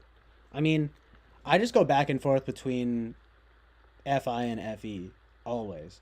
Because I'm like, I fucking hate that bullshit. Like, you have to be quick. You have to be quick. You have to know what you want. What do you want? What do you want? I'm like, can I. Hi. Hello. I'm like starting a conversation with like the fucking fast food worker. Hi, I'm sorry. Give me a moment, please. Take 5 minutes. So stupid. I guess it is fast food, but you know, it's the onus on being fast is not on you. It's on the fucking workers. I'm sorry. If you want to, you know, get another job then. Hurry up, hurry up. Come on, I don't have all day. There's people in line. I hate that shit.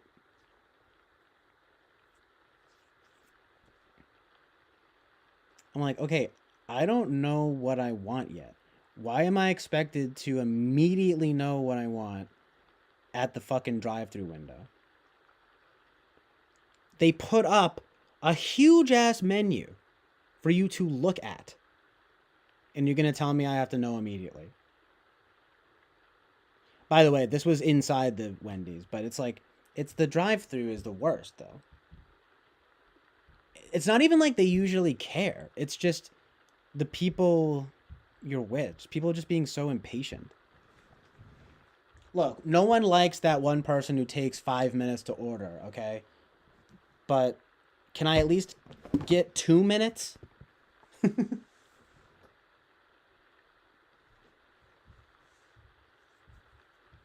Again, the onus is not on me to be fast. The onus is on the food to be fast.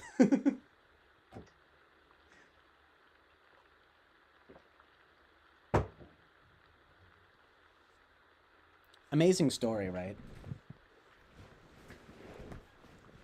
It's just stupid. It's not even like healthy anyway, you know? Anyway, that's nice, Rachel.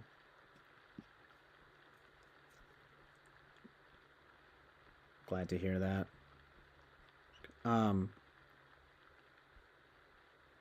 I lolled though at Ruben.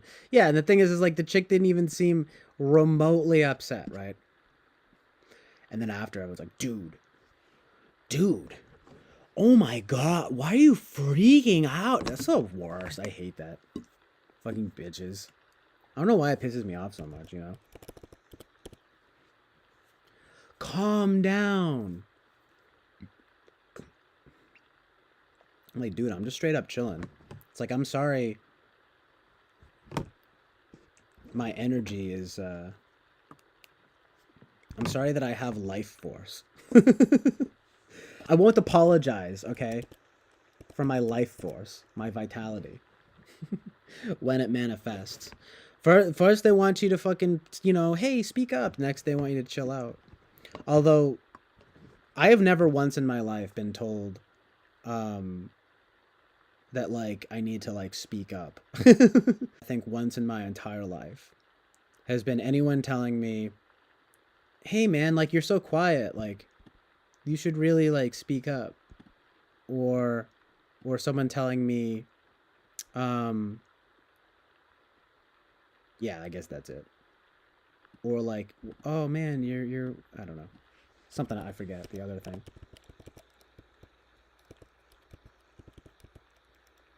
Like you're being too quiet, or I don't even know, like I don't even know who you are.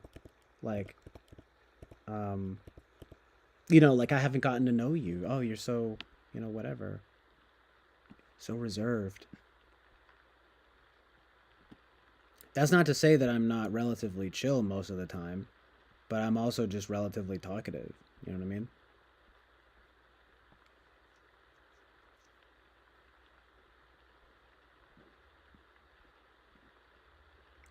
Times are pretty important to the workers, so they prefer to be fast. That you choose instead of going on that's super unrealistically.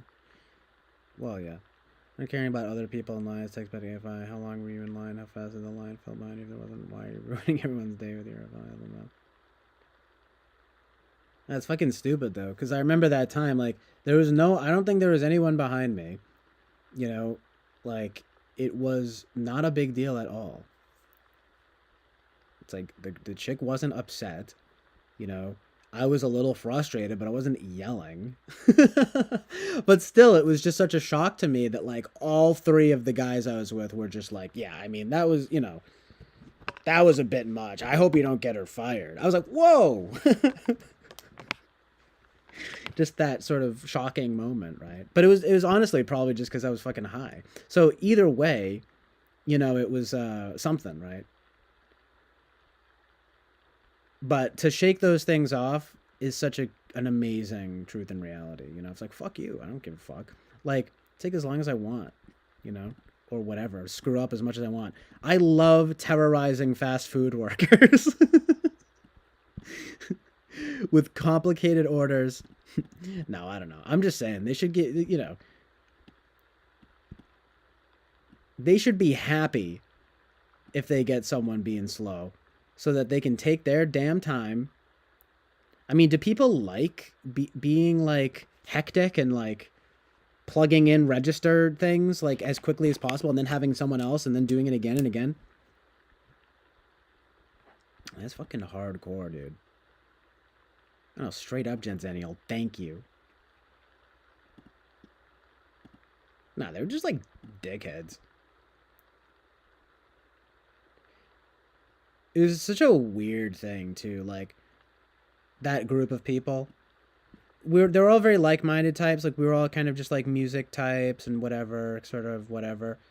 Um, they were a little bit more hedonistic than me though, always. And they loved kind of tripping and doing drugs and doing whatever.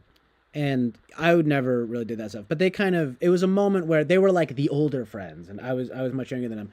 But I remember that moment was an interesting moment where it seemed like it was good while it lasted. Now they're gonna start giving me shit. And then after some time, because they were seniors in high school, and I was still a freshman becoming a sophomore, they started turning against me, kind of, And I remember I had this other friend who they sort of at least in the beginning they were kind of like there was one time where my friend accidentally broke a plate at someone's house because he just knocked into something, and one of the guys I'm talking about that was there that was just like he was like leave. He's like get it. So then me and my friend had to leave. We had to leave our house, and then I had to come back and get my wallet because I left it. And they were just like, oh, forcing, dude. Oh, my God. They're just like, here, go. Leave. I'm like, sorry, I had to get my wallet.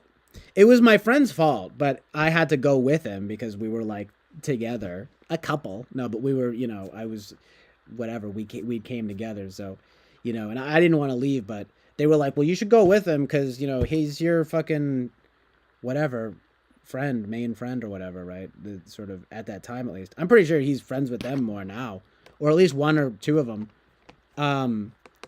That was just fucking weird though. They started being dickheads to me, you know. Oh my gosh, like whoa, I'm like, when did this start happening, right? But look, I get it. I can be a little autistic, you know. It's just sort of no, they kind of just they were a very pretentious group, you know. And they would, dude, we're going out, we're gonna be drinking and doing drugs. And you're not invited. I'm like, whatever, dude. Who fucking cares, you bunch of losers. Fucking losers. No, I'm kidding, but kind of though, you know.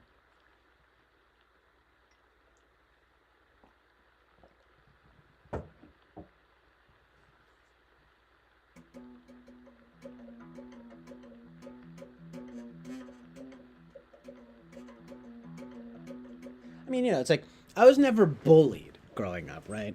But there were, but I've certainly had my fair share of being teased, you know. And it would always be for sort of things like that, like just kind of like, oh, like why are you so like autistic, or whatever, right? Kind of. Oh, dude, like you were being loud at the order. Fuck off. Good. Good. Again, I love terrorizing fast food workers. They call me the fast food terrorist or terrorizer. I guess terrorist is a little intense, but whatever. They call me the fast food terrorist. I just go in places fucking high as a kite and I don't give a shit. I'm going to fucking yell at you cuz I only have fucking $10. No.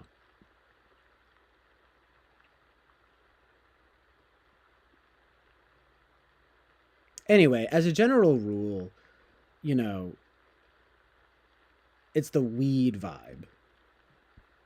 It's not so much but you do have a way of overplaying it. Oh man, you really screwed up. It's like, I mean, did you? Right? It's sort of an interesting thing.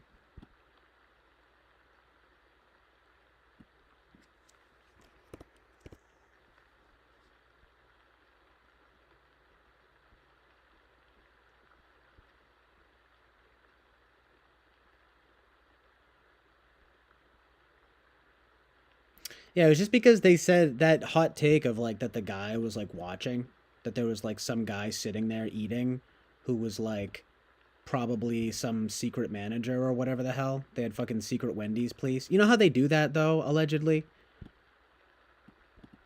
And then he goes like I was gonna get her fired. I mean, and it's like, okay, well if I was gonna get her fired, then wouldn't that mean she was doing a bad job?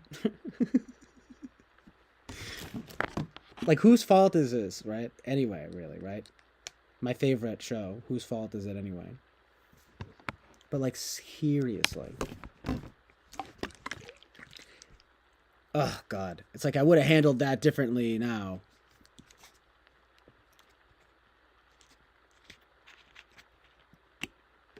But really, though, right? It's like, who gives a fuck? But it was an interesting. It just led to another interesting conversation of like what that group was like. They're sort of pretentious, and the kind of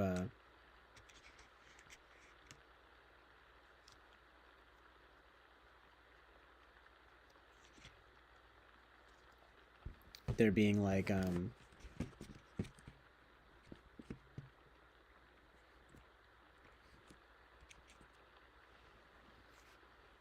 no, it's like the whole thing though is that I really don't think I was yelling at them. I just was maybe like frustrated, but not even really with them. It was, yeah, your bad math. I mean, it's like I don't even know if it was bad. You know.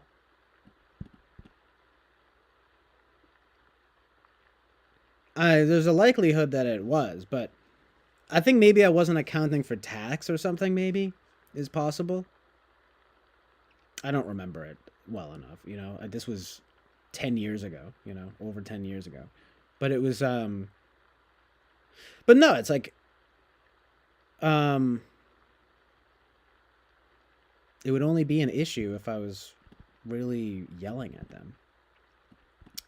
But I might, again, just be kind of autistic about that, especially smoking weed and being young, you know, and just being like, okay, so like put it this way, right? Like if I'm getting frustrated, it can definitely come off like I'm being mad, you know, right? Or like being angry even at you because my tone is like raised.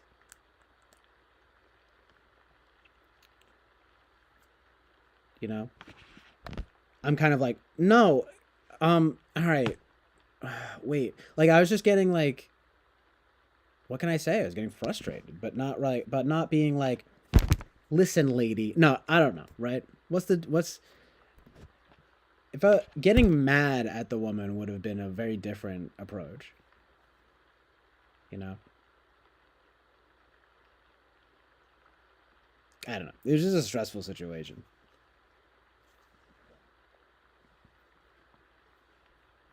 The only thing was that it was stressful in the moment, not for FE reasons, but for like whatever TITE reasons.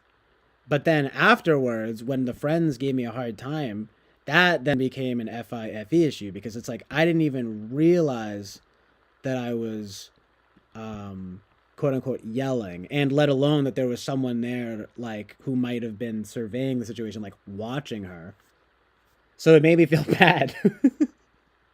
And it also made me question my self, right? Like I'm like, because I had no idea that I was coming off like that, you know. But at the same time, well, looking back, yeah, Jen says that's the hard part about this story. We can't see or hear what actually happened. I'll tell you right now, objectively, I'm sure that I was frustrated, right? Um, but I can't even imagine, like,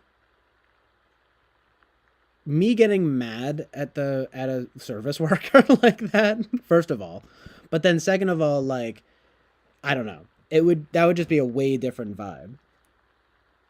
I think the one thing that would come off as a little bit intense though was me telling her like, no, like you're like I was kind of telling her that she was wrong, right? Like I was kind of like I was just kind of like, are you sure? Are you sure that's right? She's like adding it up on the register. She's like, no, this is it. And I'm like, okay. And I'm sure I said sorry, right? You know, I'm like, okay, I'm sorry. All right, can I just get this then? And then it's like still not enough. You know how it is. The Jen Daniel says, that said, the evidence suggests your friends were morons, so I'll believe you didn't aggress her with ill intent. Oh, well, I mean, first of all, of course I didn't aggress her with ill intent. But the question is, did it come off sort of aggressive, right? And the reality of the situation is that it might have a little bit, you know? I mean, because I was frustrated and because I was kind of like, no, it should be less than this. It was just a whole mess. The whole process probably took about 2 minutes, though. You know what I mean? God. It was like a 2 minute thing of like me being frustrated, right? And not getting the order right, which probably was partially my fault, and I was probably being a little bit forceful about it. But not in like a fuck you way, definitely, and not in like a you're wrong, like whatever. But I was definitely like, are you sure? Like, I thought wouldn't it be like $10? It was just a mess, right? It wasn't really. Anyway, you know what I mean. That energy though, like if I'm tense and frustrated, I might as well have been yelling, you know. I used to do that. I used to, especially if in those days, if I was just like high and like not, and I was in that zone because I was like hungry and just like really wanted food. Um, not self aware in the moment, only being made self aware after the fact in that way. Like I knew I was fucking up the math, but I didn't think of it as that I was yelling at her, you know. But then after that, sorry, I forget what I was gonna say. Rachel says, luckily I had friends who were unabashedly high and very caring, so I never felt weird being high. Well, oh, right. I guess I was saying just moments of weird, like maybe forsaking a bit of FE or something. I don't know. Being high that way. Like I was hungry and I was in the zone. I was just kind of like, okay, like I need food. And this is being made into an incredibly difficult situation. even though I'm pretty sure I did the math right. So I had to keep changing it, and it was just frustrating. But I wasn't yelling at her. It was just. But oh right, I was gonna say sometimes my voice might get loud and I don't even like realize it. Any of you ever get that kind of autistic thing? I'm saying if especially you're high and you're like goofy, your voice gets loud, maybe, right? And then you're kind of like, oops, like sorry. I used to do that. I just do that my whole life.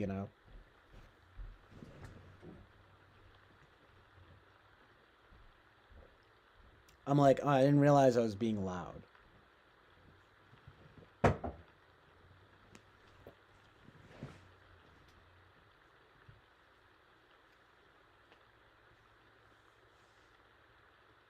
Just not realizing you're being loud, or like letting, like, I can be pretty prone to a bit of frustration and agitation. So I totally would believe it if it was coming off like a little bit edgy. You know what I'm saying?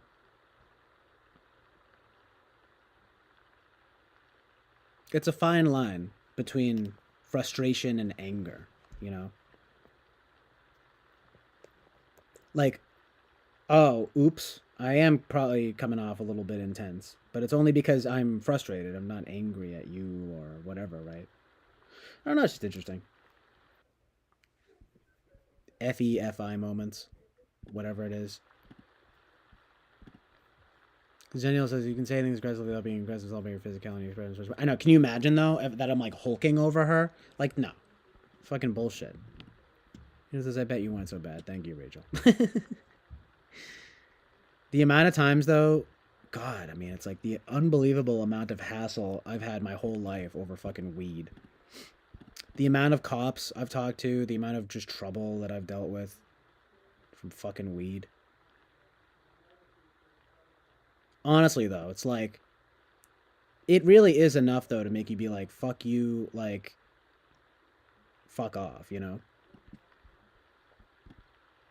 I'll take as long as I fucking want. You know? Everyone's in such a damn rush all the time. I don't know. But, then next thing I know, I'm being told I'm like selfish and, not considering other people's time and whatever. It's okay, well, I'm just slow. I'm sorry. I'm just slow and weed makes it worse. That's what it is. But the agitation thing is something real. That's something to work on. It's very quick that can turn into anger, and especially perceived anger. Like, dude, you're like worked up, you know what I mean? And I'm like, oh shit. Yeah. I'm sorry, right? Oh yeah, I guess I am getting a little bit worked up.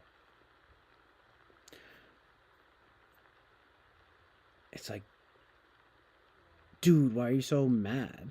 I'm like, oh, I'm sorry. Like, I'm not mad. I'm just frustrated. What's the difference? I don't know. It's agitation. It's different. Anyway, they can come off as the same thing. I mean, I bet if you did one of those emotional intelligence tests, it would look almost exactly the same. It's something to be mindful of, right? But come on, it's like how mindful I have to fucking be. You know what I'm saying? I just hate that shit. Anything that's like putting me more in my own head about it, whether it's type or whether it's being high, right? Whatever, smoking weed, being at the drive-through, being at the at the restaurant, whatever it is. Like, dude, you were like, oh, I'm like, fuck off. You know what I mean? Yeah, Rachel's like, seriously, fuck off. It takes time. It's like being rushed after you take your order and you like stuff, your money back in your wallet and like rush away. And I was like, oh my God.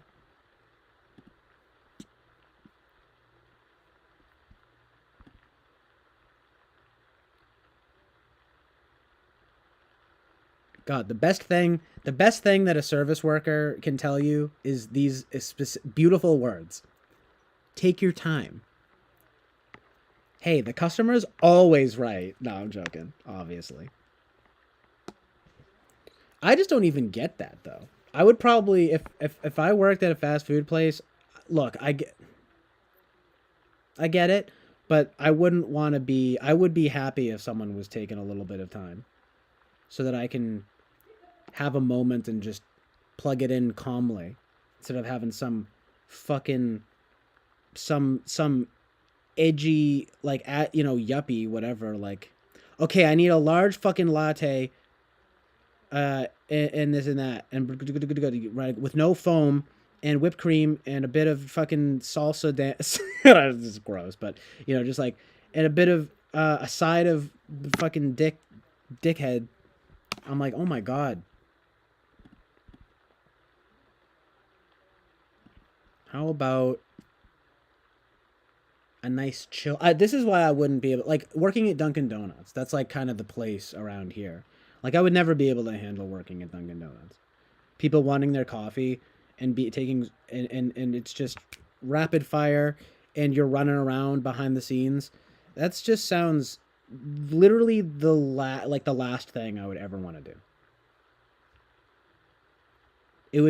It's just a nightmare because it's like you, whether it's being mindful of math, you have to be, it's everything that I don't like basically. You have to be like mindful of the math of the situation and get their fucking, you have to get their orders right.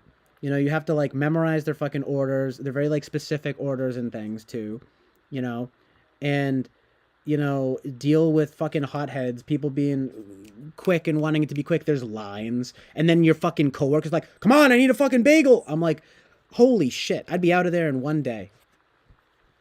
I mean, look, maybe I underplay my skill, I'm sure I could deal with it better than I think. But that sounds like a nightmare.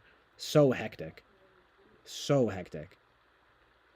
I've seen how it is, I mean, it's when it's busy. And the thing that's so tragic, by the way, is that people are dickheads. The customers are dickheads, is what I'm saying. Like, they'll be like, oh, it's taking so slow. Like, people have no, like, empathy for... I'm like, dude, this place is incredibly busy right now. Like, they are running around in there. And then people are like, they're running around. I guess they're not doing their job very well. Okay, so do you want them to run around or not? You obviously want them to be fast. It's making them be fast beyond reason that's making everything screwed up. You know what I mean? Impatient ass people. Plus, that's how they get your orders wrong. They get your fucking order wrong because they're trying to be so fast. And then you're like, oh, they gave me the wrong fucking order. Now I'm going to go back. They got to get their shit together in there. Sometimes that's true, definitely. Sometimes. And maybe they're understaffed and things like that, I just can't even imagine getting honestly angry, like, in that way. And I would never want to subject myself to that. God bless Dunkin' Donuts workers. Especially the ones who are able to put on a happy face, For everybody. I don't know. It just seems like a nightmare.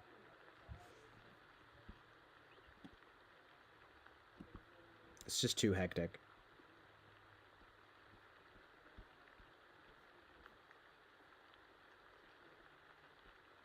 I'm sure sometimes it's more chill than others, but just dealing with like stressed out people on their way to work and then the stress, just the stress level, right? And you're expected to know what you want immediately. You know what else I fucking hate? Is how the second you start asking, the second you want more than like 2 or 3 things, you have to what? Start apologizing. You have to be apologetic for giving them money for a product. So they want you to have a quick, like a short order. I mean, look, I get it, but it's just like, honestly, none of it works out well for anybody.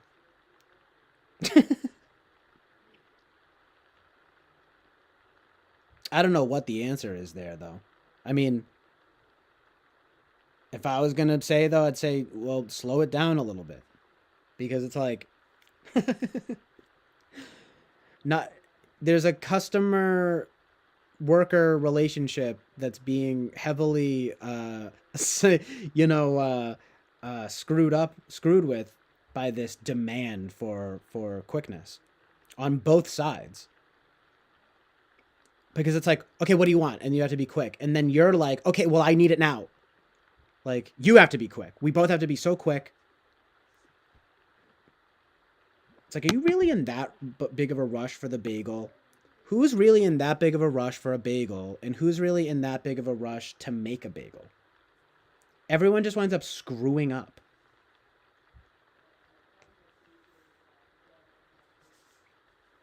Dumbass. Waste of time and energy all around. Trying to deal with that. I'm gonna take my darn time. What Rachel says, I worked at Trader Joe's for a bit of time, and the coworkers I had were so cool and nice, but it was nuts. Customers walked into me as if I was invisible and was screamed at because my line was slow. Yeah, that's tragic. I can. God, I know. It's like, you kidding me? I'm sure I would, be similar with that. For instance, play ability as a semi incredibly inefficient play as long as not as hard as some people make it look. I know it's a mystery play regardless. Because that's true.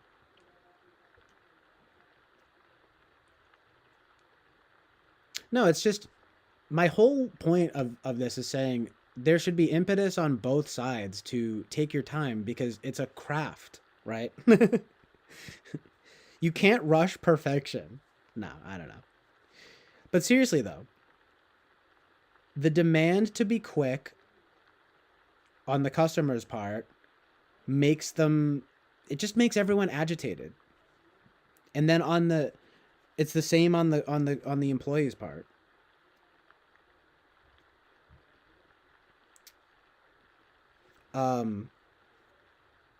That kind of frenzied energy, it just becomes very unpleasant. Like, but the first thing anyone ever wants to complain about is when people like take their time. Oh, well, you want to really take your time? So selfish.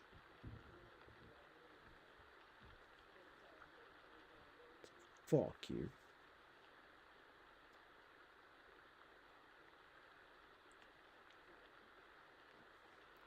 Honestly, someone would like tell me their order and I'd just like forget it immediately.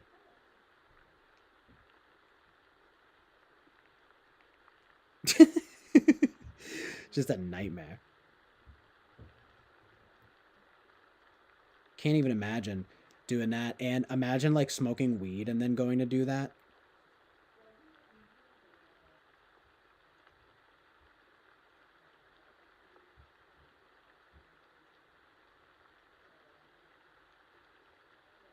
It would literally go so fucking hard.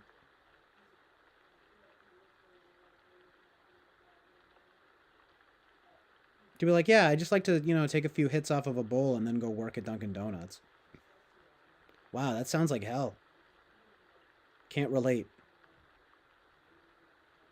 It's like, come on, man. It's the morning rush. People want their coffee. I'm like, okay, what do you want? What did you say you want?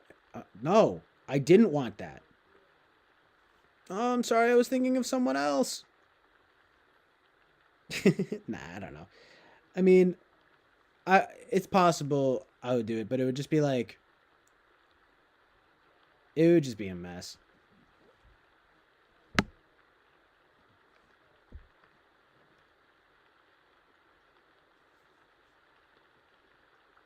I don't know. I just can't imagine anything more stressful in Miss Fortune. I mean, but maybe you're like an ENFJ or something.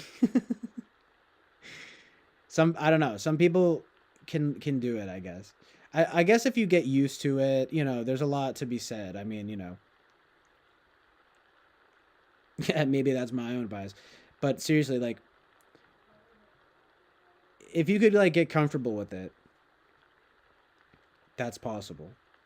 But it doesn't seem like there's like enough room to breathe. Like it's not a very forgiving atmosphere. Like people want their food, they want it now, and like you're like being pressured not only by them but by your fellow workers to like be quick, you know.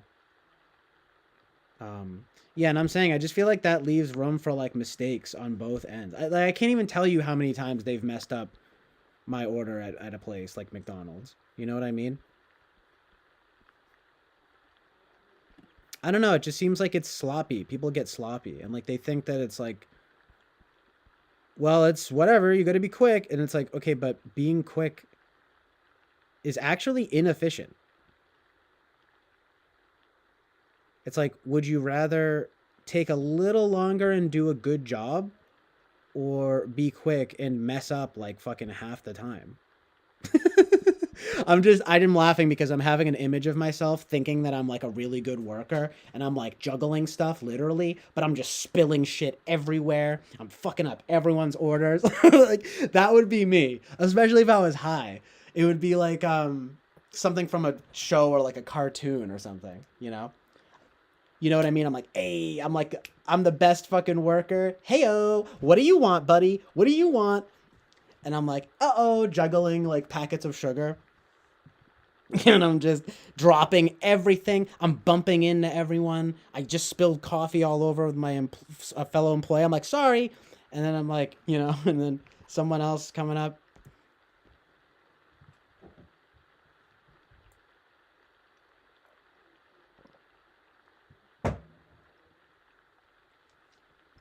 Okay, Genzenial, but like taking more than 30 seconds, right, should not be some kind of penalizing offense, you know.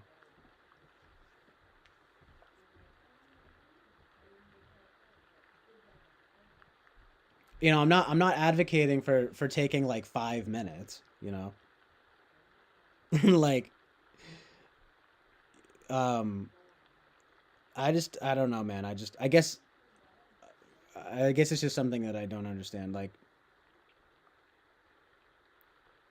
if you take like a minute to order, you know, like that may not be the briefest order, but you've made sure you've gotten it right and they have enough time to make sure they've gotten it right. And if they screw it up, that's probably because they're being trying to be too quick.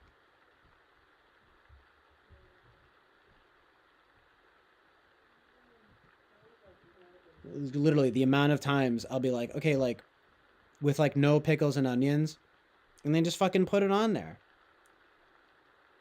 It's like, okay, well, why did you miss that? Right? Like,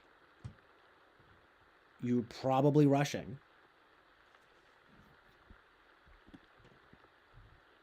But I hear what you're saying. You don't want to be overly selfish about it.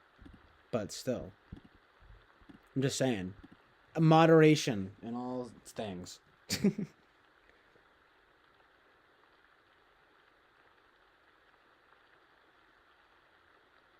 I just think it allows more time for both parties to get it right. Well, no. I mean, if you're like saying, okay, if you're like really screwing up and you like are like, wait, never mind, like please strike that from the record. Can you add this? And like, I understand if you're getting like difficult, right? And it's like, oh man, and you know, and then you should probably be, oh, I'm sorry, you know, whatever. You want to avoid that. Being indecisive, that's different. Like I want a frosty. Never mind, I changed my mind. Tee like, okay, that's not time. This is not the time to be whimsical and capricious. You know? I'm just saying though, like give a little like 30 seconds extra on both sides and I'm sure you'll make sure you'll get it right. They'll make sure they'll get it right. You know, that's more efficient, you know? It's like honestly, like I gotta get to work. It's like okay, I mean, sure. I mean, I don't know. It's just high blood pressure all around, you know. But you know, I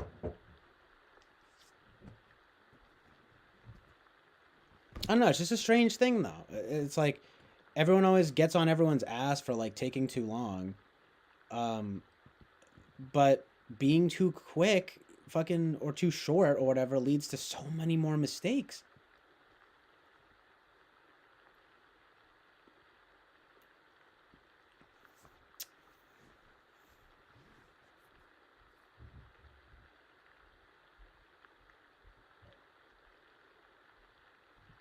Prioritizing correctness over efficiency. I mean, maybe that is like TI over TE, but it's not good TE if you're screwing up. You know. But it does sort of approximate the thing rather than be right, correct, right.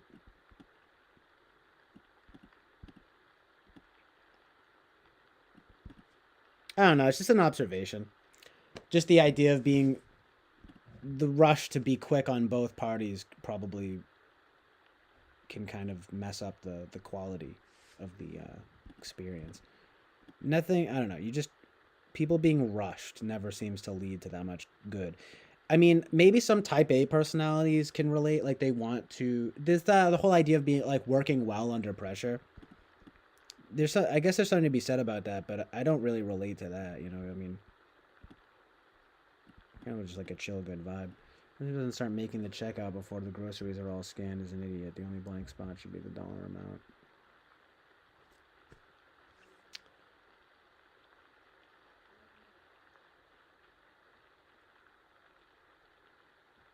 Yeah, I mean, sure. But it's usually like an old lady.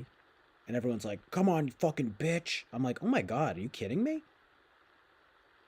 It's really that fucking big of a deal? I'm just saying, people get so like mad. I mean, sure, you can bring in like a jar of pennies. So funny. It's like, no, don't take more than like, whatever. Let's say you're at a fast food place, right? Or it's like, you don't want to be taking like anything over. It's like a voicemail. It's like leaving a voicemail. It's a good comparison, right? Anything over like 2 minutes, you're starting to push. You're starting to hold everyone up, you know. But it's like, good lord, take like a minute, right? Literally 1 minute, right? It's not asking that much, and you're going to get better, quality out of the situation. I would like a burger and fries. And then they're like, okay. And then they fuck it up somehow. It's like, okay, well, I was very calm and measured in my delivery. You got it wrong. Although sometimes people can actually be so slow that they're being dumb. It's not so much that they're being quick; they're just maybe not paying attention. But I figure though it's related because if you're not paying attention, if you're being pulled in too many directions, like say at a fast food restaurant, like I would just think that would lead to mistakes. But maybe people are zoned in better in that way. I mean, like I don't know. Like I can't help but think of it as being like if you're like NITE or like NIFE, if I was gonna guess. Like ENTJs and ENFJs. Right? They can probably handle that kind of thing a lot better where they're just like boom. And they're thriving. You know what I mean? But that's just a somewhat alien concept to me. You know? Give me a shift at like, at Dunkin' Donuts at 4 p.m. There's like a few people and it's chill. You know what I mean? Like I would absolutely be able to, I think, would be able to handle that. But 7 a.m. or like 8 a.m. on a Monday, holy shit. You got to be wired in a special way to deal with that well. Honestly, they should be paid more than minimum wage. You know what I mean? It's like, in some ways. In some ways, that stuff honestly takes more skill than like whatever bullshit, whatever, whatever being creative and artistic or something, right? It's like, it actually takes more skill to like, it's like, yeah, okay, you're so good at being creative and artistic. Try managing a Dunkin' Donuts at 7 a.m. on a Monday. And I'm like, that is more difficult, you know? And in some ways, more good in the sense that you're actually providing something good, you know? But then they get paid minimum wage and fucking berated by people like me. No, I'm joking, obviously. I would literally never do that, ever, you know? That I cringe. I'm the first person, well, maybe not the first, but I definitely cringe when people are like difficult with service workers. But, you know, taking a little long, I don't know, that doesn't offend me, you know. It's like, be happy you're getting a little break, buddy, you know. Maybe that's discomforting though. Maybe I don't know. Again, it's like maybe certain types you actually want things to be quick. Maybe you're in a flow state, right? Hey, you don't want to break that flow state. Someone's being too slow and you're like, "Oh my god, come on." I can kind of get that. You don't want to lose momentum. If you get momentum going and then some old person comes and it's like, "Oh, taking 5 minutes." That could be frustrating. Like I was in a rhythm and they just screwed it up. I don't know. That's interesting. It's interesting to consider. I'm just thinking about that now. I'm thinking out loud. Point is that our society is a system where all a team should be a well machine.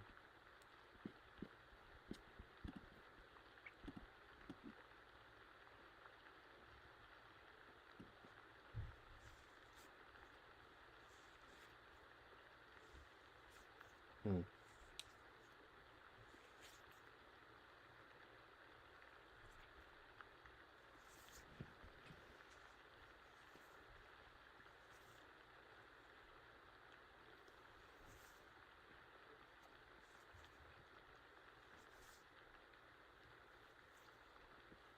I mean, removing any like political connotations there, I definitely do agree.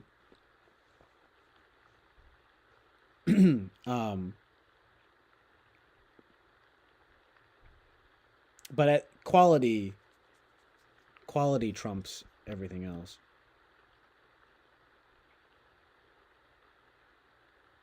No one cares how quick the thing is if it sucks. Oh, I got this shitty pizza, but it took, 5 minutes.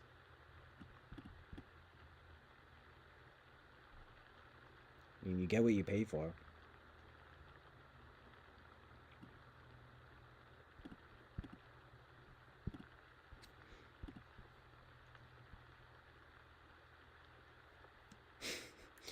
Well, the funny thing is, though, is that you could make an argument for that that's communist or capitalist,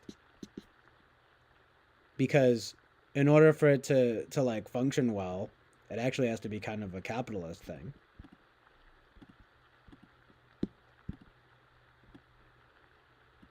I mean, if you're focused on quality, though, like having a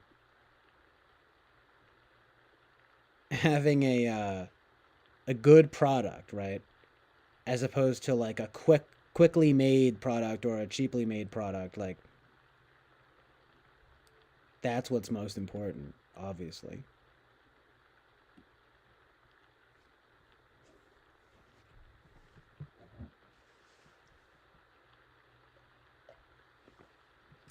I guess the capitalist process gets in the way though if you're prioritizing the money over everything, obviously. The profit motive, how many sales you can get in a day. The product has to be good. That's why communism and capitalism both suck, because they both ruin quality.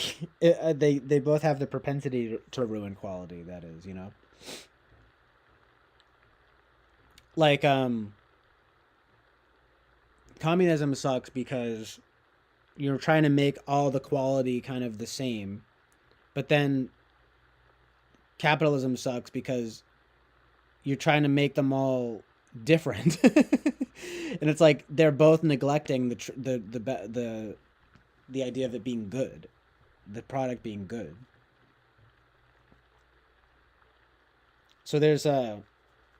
there's no incentive with communism, or less incentive for communism, for there to be like that kind of healthy competition. But then when there's too much like emphasis on the profit motive or whatever, as opposed to the quality, that's where you get the capitalism sucking.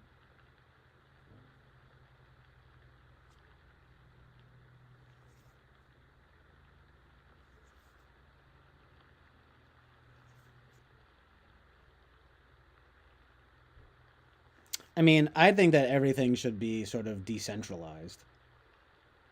Um, I don't know. I'm no business person, man, but like the more decentralized things are, the more ability there is for different stuff, and the best stuff will prosper. You know, I mean, like that's a bit capitalistic, but only in the positive sense. It necessitates the product be good. Like, companies with bad products fail. Companies with good products succeed. But I mean, quickness hardly enters into it. And again, if it does, you get what you pay for. That's why fast food is fast food. It's fast. It's not necessarily good.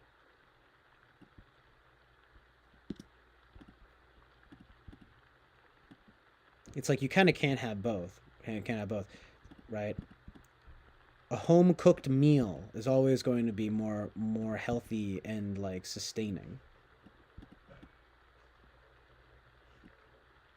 right?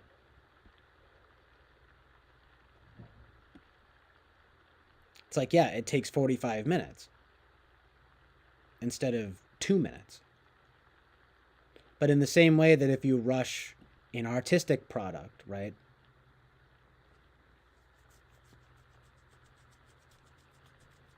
You can't rush anything and expect it to be good.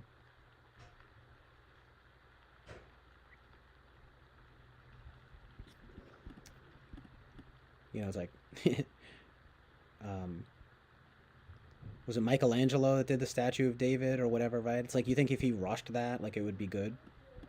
No. It takes time. But you got to use your time wisely. Absolutely. You know? Like, and don't be, disservicing other people and your whatever. Kind of being too selfish. It's just a balance. But focus on good quality. If it takes longer, so be it. It's like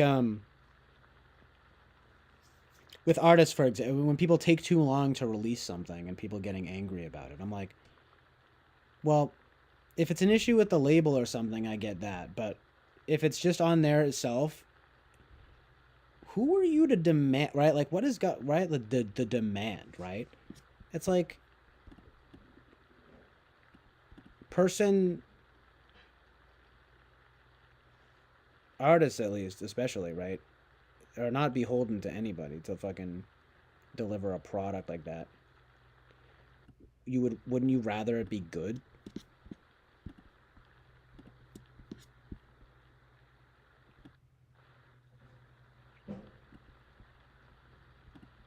It's a very rare artist that releases, let's say, like an album a year and they're all good, right? That literally never happens. The only example I can even think of is the fucking Beatles. I don't even really listen to the Beatles that much. I'm sorry, really don't. Kind of overrated.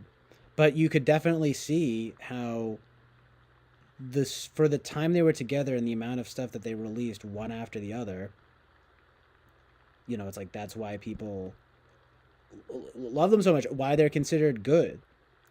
Because that's impressive, right? But that almost never happens. It's like you have to be a band for like 10 years. You know what I mean? Like, getting good. You kidding me? Honing a craft?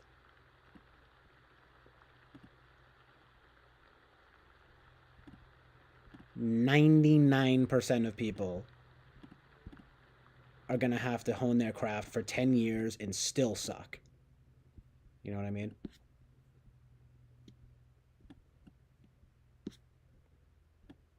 But that's why we're so enamored by the Beatles or like star athletes, you know, whatever, people who just burst on the scene and they're coming out with good stuff now and, you know, forever. Usually that only lasts for like 5 years, by the way, right?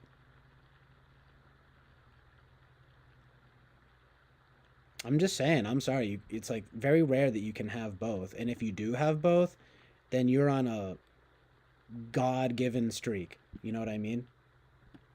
If and that's if you're being, you know, generous about it.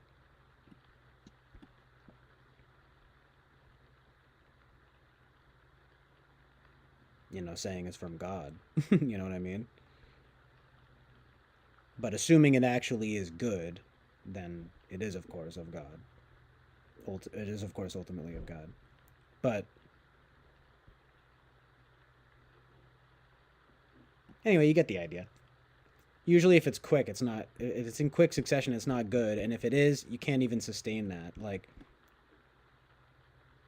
Like artists, they'll release something, they'll improve usually over time. Maybe they'll have an excellent debut. If they're on a streak, that's going to last for like 5 years maximum. And it's probably because of just where they're at in their lives. You know what I mean? Sorry. People relate more, for example, to, you know, the art made by people. Well, not always. That's actually not true, but you know, I'm just saying. Usually, you're like 25. You know what I mean? Like the energy comes out. You're like 25. You know, you come out with like a poppy whatever album, and oh shit, this is the thing that catches on. You know, in a kind of ni way, nife. I don't know what you want to call it. This is good, you know, and it's like, yeah, that's rare, and it's like, yeah, that's rare, and it also is just like a short window of time, you know.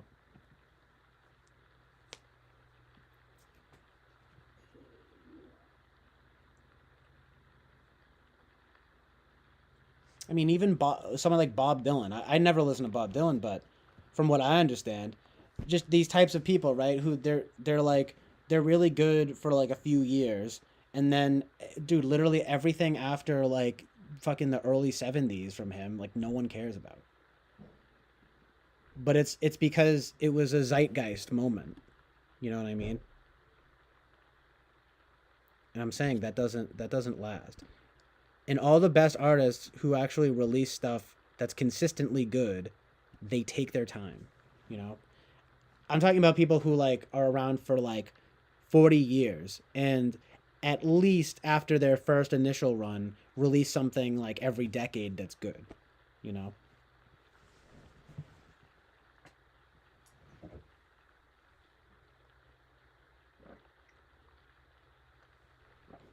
It takes time to get good quality. And then people start getting tired of it. They'll, oh, it's the same old. It's like, yep,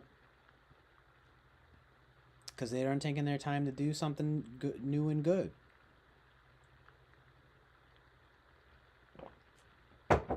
New and good, right?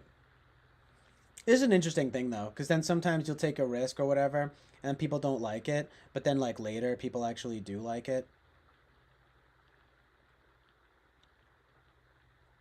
That's always interesting. It's like people didn't get it at the time, but like it actually wound up being really good. But I'm saying I think it all comes from rushing stuff.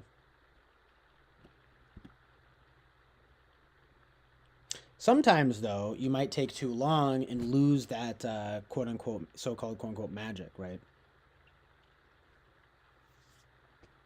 Like let's say you wait 10 years to release something from your last album and then it's like the same as what you last did and worse, maybe even not as good. People are kind of like, "Oh, geez, you know, all this time and you came out with, you know, a part 2 of your like defining work." then people aren't so thrilled.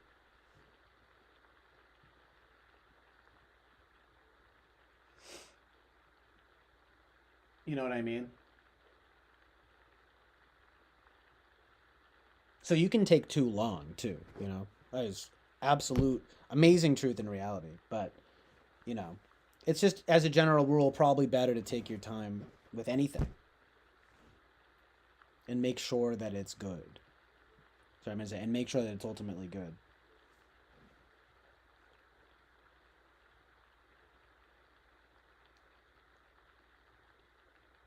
It's true though, you know, you start losing people's attention.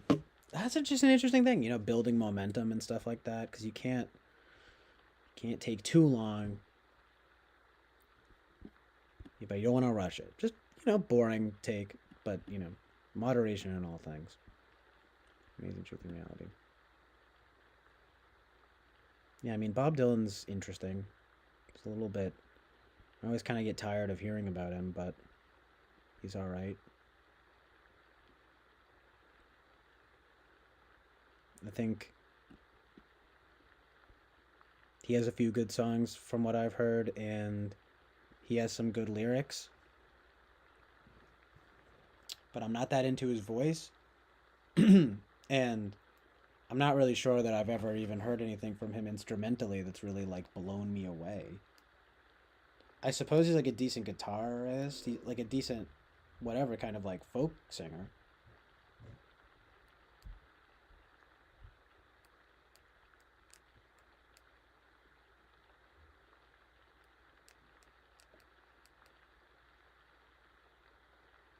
I might have to go through his music a little bit more though. I guess I'm just not. It's his. It's just I'm not that into his voice, really. You know what I mean? It's a bit much. I'm like, dude, why are you doing that voice? Like, he doesn't even like have to do that voice. Like, when he sings normally, it's good. Anyway, peace out, Winston's mom. Thanks for being here. Yeah, we'll see. You know, sticking around for a little while.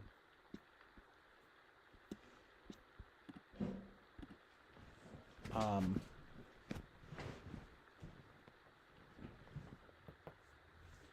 I did kind of want to do a little stream for a while now, and then maybe stream later tonight or something like that.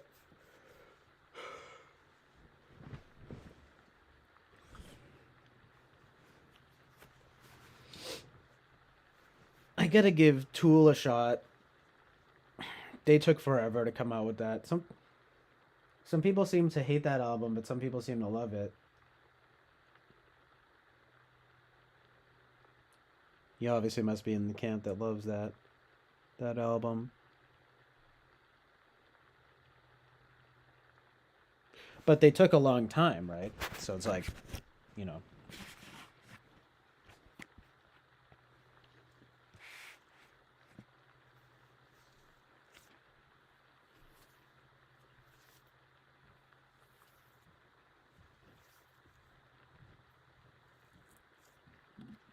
They took, let me see.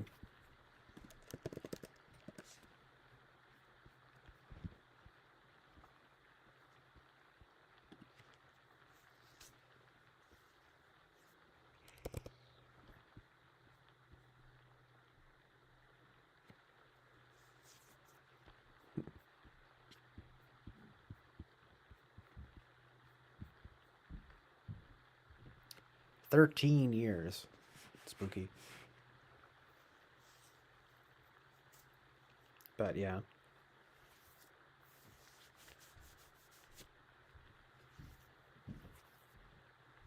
Yeah, there are a few people think I tend to think of like My Bloody Valentine coming out with Loveless and then waiting 27 years. Also kind of creepy, but yeah, 27 years, I think. Wait. No, it might have been 17 years.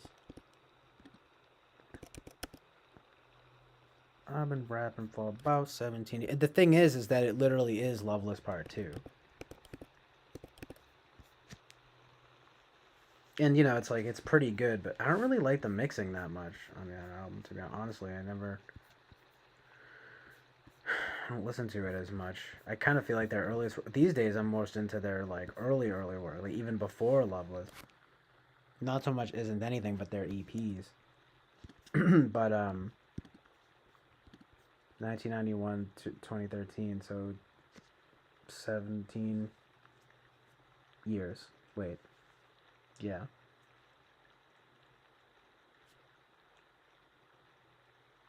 Wait, no, I'm sorry. Hold on. Fuck.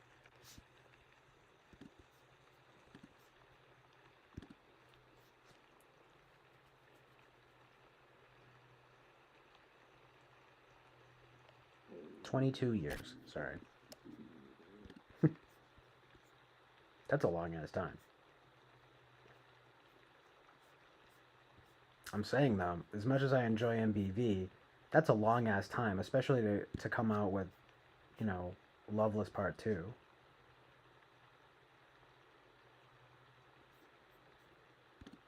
And I'm saying, you know, that's like, it's a little bit hardcore. A little bit much.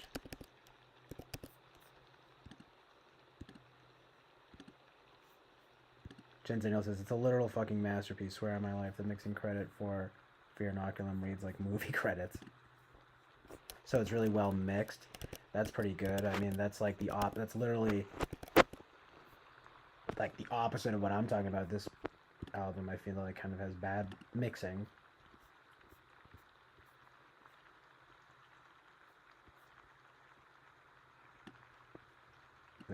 That's like a major drawback.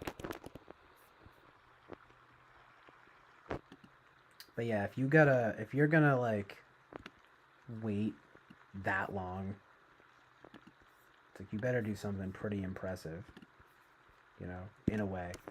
This is an interesting conversation, you know, because like sometimes you let it take too long, and it's just like, nah, man, you gotta. It's like striking while the iron's hot, I guess, right? Like.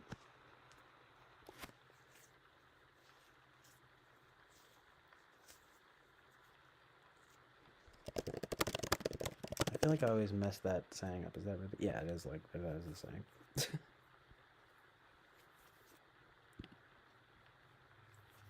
Yeah, there are lots of examples. I mean,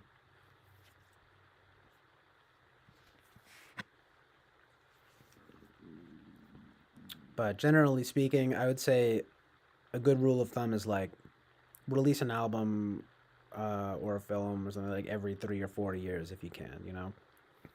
But once you start going over that, I don't know. You risk losing the momentum, but it's more important that it be of good quality. There are just, you know, these instances where sometimes you actually take too long. Sometimes you might rush something, but sometimes you might take too long. So, you know, it's good to consider. Amazing Truth and Reality.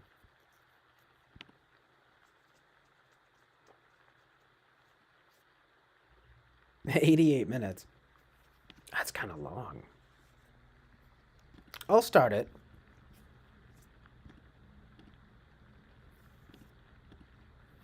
I've heard some of their stuff. I kind of want to hear more of their early stuff first, but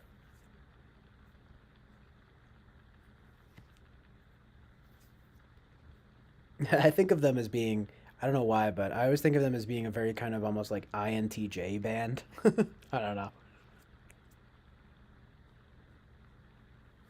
They probably are, or at least people probably say that. You know, like the Fibonacci sequence, or all that kind of stuff. Whoa! Amazing Truth and Reality.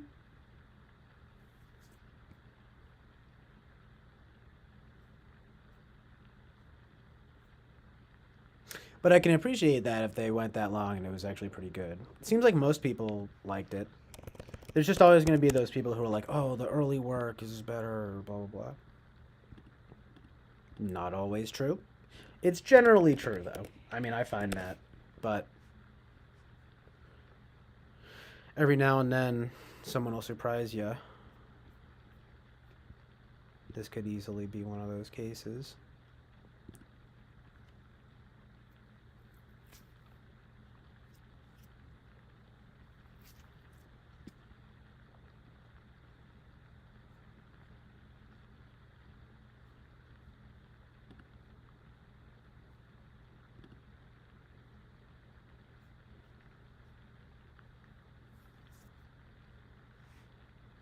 I take my time even listening to albums these days.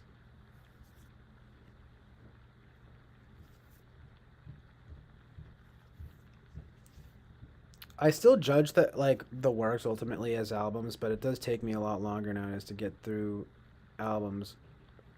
I'll like start albums and I listen to something else and then I go back, you know, switch between artists and albums and stuff. There's just so much stuff to get into, but I feel like a good full album listen is so crucial sometimes. I gotta do that a little bit more. Sometimes even movies.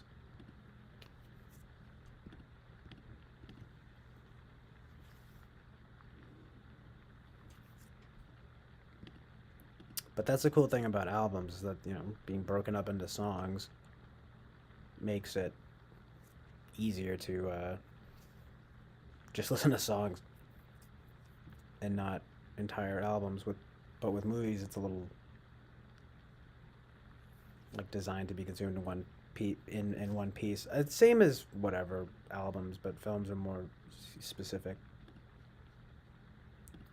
Centennial says the early stuff is heavier and more satirical. The stuff post 2000 is thoughtful. That's interesting. I didn't know that. That's cool. They got more serious. Started taking themselves more seriously.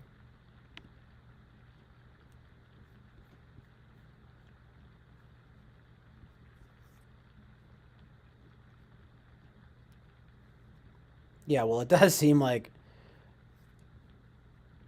now that you mention it, even just when I look at their song titles that are so wacky and like sort of just like darkly humorous, I see what you mean now.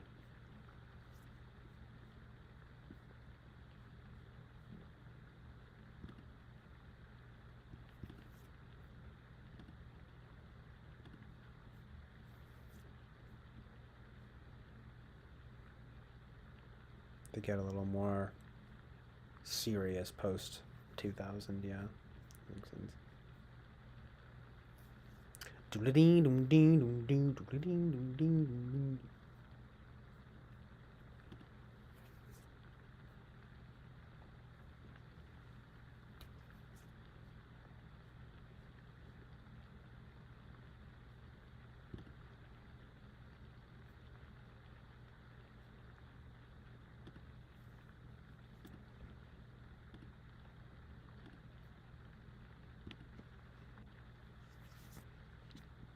I know you like Deftones, they're pretty good. But there's also a band with funny because kind of a similar name you might want to check out called Deaf Heaven. They're amazing. I mean, they basically blend like black metal and shoegaze. People call it black gaze. It's kind of corny. It's I've seen someone say this. It's just like good music is good music. Um, but it is a little bit I don't know, FIE, you know. But it's still good. It took me a while to like. Well, their big album is called Sunbather. Okay, people are like, "Oh, it's not real metal." Whatever, it's good. And now their recent album, which I got to finish, because I've been saving because I've we had to work through some of their material, but they just straight up dropped the metal stuff, and now they're just making like super chill. Like it's still big sounding in a way, but much less metal. But yeah, I don't know how much that combination is would be interesting to you, but it is very I want to say post Deftones kind of. But yeah, that stood out to me because I know you like them, and I remember that one group you mentioned like and their teeth will be of lions, I think it's called. And I heard that on your stream once and I was like, "Oh, this is kind of good. This is kind of like what, mathcore kind of thing? I don't know. The Fall of Troy or something, you know, or like Converge. Converge are pretty good, you know. I've been into. I kind of like this group recently called Car Bomb. Um, but yeah, I like that kind of stuff within reason. Like um, some of Zach Hill's work is like that. Some of this group Don Caballero. But you know, I'm a sucker for just it's the mathy stuff can be a little bit like, all right, I mean, just you know, I kind of want a good song, right? But that stuff's good with the metal. If I'm gonna listen to that kind of stuff, it's gonna be of that persuasion, you know. Yeah, White Pony's kind of the big one. I've mostly only heard stuff. Well, I've heard some stuff from that one, obviously, but I've kind of sampled their whole discography, you know. But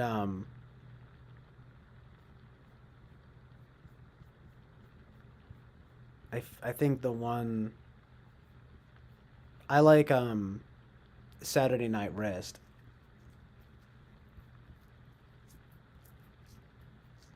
and what I've heard from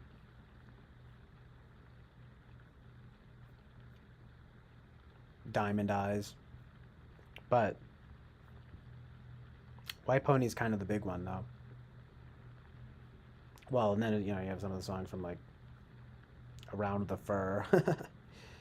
Adrenaline I haven't heard anything off of. Adrenaline, Around the Fur I've heard some. White Pony I've heard some. Deftones self-titled I've barely heard any of. I actually like some of their B-sides and rarities. They have a Smiths cover that's so good, and they have a that was Sleepwalk by what's his, I don't know, even Santo and Johnny is their name. They have good taste. They've also worked with Zach Hill too. Um, like I want to listen to their they have a side project called Team Sleep and one called Crosses. It's interesting. Anyway, that's on that side of that metal kind of thing that I definitely enjoy more than the usual. But Def Heaven are amazing. But yeah, I think I've probably heard the most from like Saturday Night Wrist, and then some from Diamond Eyes. And we had a pretty good discography though. Again, I like that when the discography is kind of just like a good discography. But I haven't heard any, or I've only heard one song from. I haven't really heard anything from Koi no Yokan or Gore or Ohms. They're a pretty good band though. And another band I think of too is like 311, which you know people think they're goofy and everything, but they have a lot of great songs. And this guy Nick Hexum, he worked with this dude, he did a collab album I got to listen to with this guy George Clanton, who's with Negi Jemmy, she goes by now, and 100% electronica. Like, people don't understand how good 311 are. I wonder though if you've ever been into them. I don't know if you mentioned that. I only remember I know Tool, Deftones, you know. But some of that all mess. I used to be more into I like some like Rage Against the Machine, but you know, I never really listen to them now. I mean, I do, and I do love some Primus. You know what I mean? Um, some of that, you know, quote unquote alternative metal kind of stuff. I will admit, look, it's my kind of favorite stuff, you know. But Def Heaven are amazing. Def Heaven are legendary.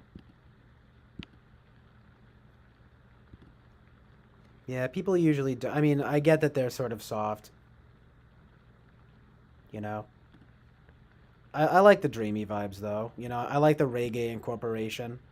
It's kind of like Sublime too, you know.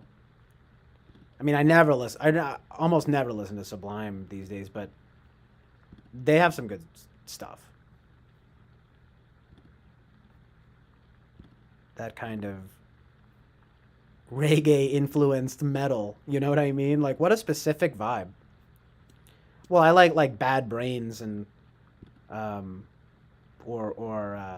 people like Fishbone. I never really listened to them though, only a little bit.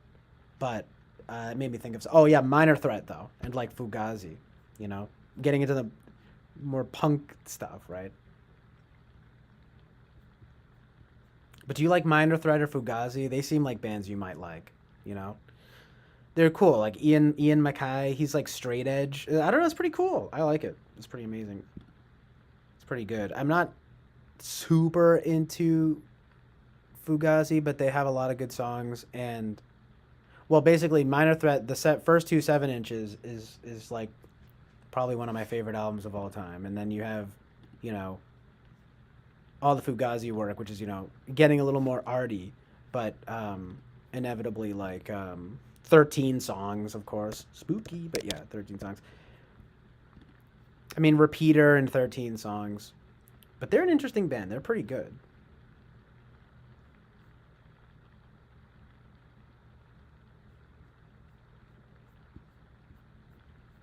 They just I forget what I was gonna say. They just kind of I don't know. I guess I just don't listen to them that much because I don't really find either Ian MacKaye or the other guy's voice that appealing, if I'm being honest. Well, but both of them though, right? Because they had this whole thing. They cheap albums, cheap shows. I mean, but they are pretty good. That's an interesting example of like decent quality but cheap. You know what I mean? Sort of cheap. But I just kind of feel like why can't I find? I'm just trying to. Whoever the other dude is, they just don't have great vocals. That's a very punk thing, though, right? No pun intended. Just kind of, you know, not so great vocals. Well, there's one group that's like that I love is this group called No Age. They're really good. You might like some of their stuff. Um, Also friends with Zach Hill and that kind of group. But yeah, I don't mind that kind of stuff. Or like then you get into more emo stuff like The Promise Ring. Nothing Feels Good. That's a ironically a very good album. Cuz I mean that's a great album. Um or well there's one group I kind of like that's more modern. Mostly their debut album. This group Pity Sex. They have an album called Feast of Love that's really good. And their other, I'm working through some of their others. They don't have that much work. Joyce Manor is decent. Obviously, Weezer has classic stuff. Green Day was one of my first favorite bands of all time. You know, I even liked some Blink 182 stuff. I mean, I honestly liked Good Charlotte, but no one people hate on Good Charlotte. They were a little bit fake though. You know, I understand. They're more pop. They're the pop punk. You know, getting into that. This group Waves for a while had a moment. Waves and Best Coast. I mean, caught them with a friend once behind the venue. We smoked weed with them once. I haven't listened to any of their new stuff in a while, but they're one of the most NI kind of classic they have is King of the Beach. You might like that one, you know. Again, he's more fun. That's more like fun, punky, rock, punk rock. You know, vaguely psychedelic surf, punk rock. Um, Reminds me of that vibe though. And Best Coast is really good. She's more class. She actually worked with. They love Weezer, you know what I mean. But freaking Best Coast actually is on a really good song with Weezer called "Go Away," which actually my dad and my sister put me onto because he got their random CD. Everything Will Be All Right in the End. Beautiful title. Once they stopped being silly, it seems like they've had some more decent stuff lately, except their stupid covers. You know, just go, oh, you know, whatever, fucking covering the Toto's Africa. It's like so dumb. But no, but it's like they're pretty good. I love their debut, and I know people love Pinkerton. I've heard most of it. It's pretty good. Um, Maybe even better in a sort of more like real way. But you know how it is. Their debut just being particularly legendary on like a full album basis. But yeah, Pinkerton is close, definitely. Um, it's pretty good. But yeah, Best Coast, right? So they just got so stupid for a while, but then when they're doing some work like that, that song "Go Away" is literally amazing. Um,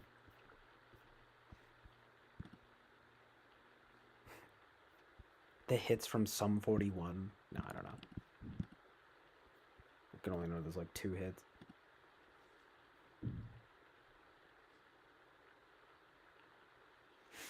311 because Sublime is very fun. Yeah, I mean Sublime is pretty good. Yeah, because Minor Threat and Fugazi. Even frickin' another sort of in that vein. I mean, there's Nirvana, but then there's like Foo Fighters. I guess he was Ian MacKaye was like Dave Grohl's like idol or something. You know what I mean? They're cool though. You would actually probably really like their ethos too, because again, they since you don't know, I almost kind of assumed that you'd know, but part of their big thing again, they're like straight edge, and then they would do like $5 shows and like $10 albums. You know, it was kind of their thing. They're like contemporaries with Black Flag or something. But they're kind of almost a little bit better in my opinion. Ian MacKaye is a lot cooler than Henry. Henry Rollins is funny, right? But Ian MacKaye is way cooler and probably honestly more good.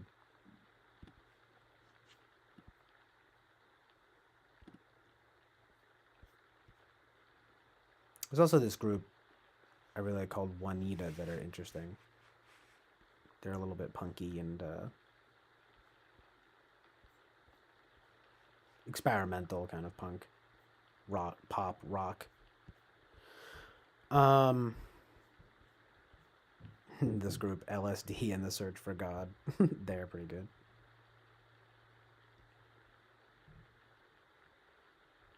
Well, I mean, also a group like Slowdive are very legendary, but that's the sort of shoegaze side of I'm more into that kind of stuff, I guess. But I like that incorporation with the metal stuff and like punk stuff when they kind of get into both. That's why I love Def Heaven now, and because it took me. I still enjoyed them, but like I was like, oh, I mean, it's a little bit corny and whatever, because it was so whatever hyped, overhyped. But then nowadays, especially with their last album, it's like the best album of the last like whatever several years. It's one of them definitely. Um, I mean, I love PJ Harvey. She's kind of she's she is very very legendary. But yeah, now I'm just kind of naming people. But Jensennial says, um, some server problem. Oh, because says honestly, I feel out of loop in the 2000s. I literally only listen to Too Old. It's probably kind of sad, but TBH it just never gets old for me, and everything else is a waste of time comparatively. Well, I'll have to give him a real chance. It's a dumb, stubborn problem, but makes me happy.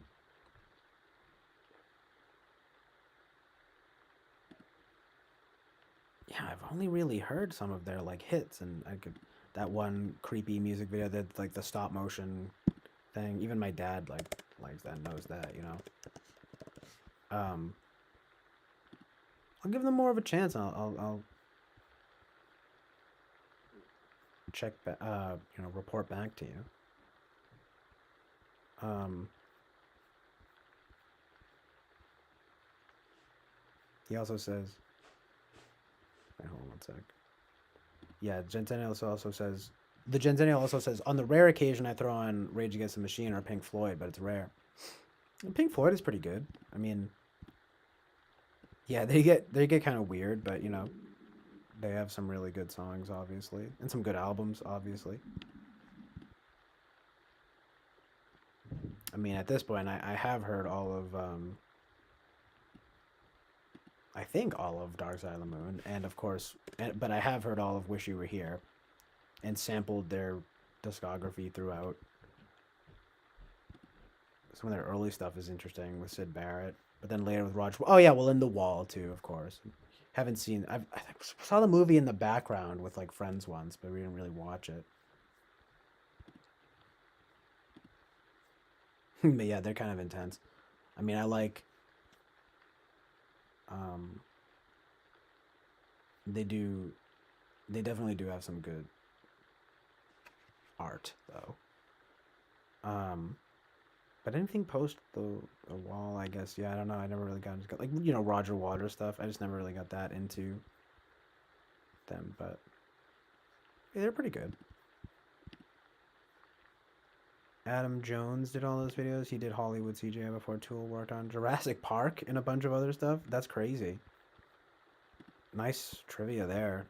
That's crazy. Jurassic Park. Jurassic Park is enjoyable. I mean, you know, need to rewatch it though. But there's not really that much going on. There's dinosaurs, but it's pretty good. It's an enjoyable movie.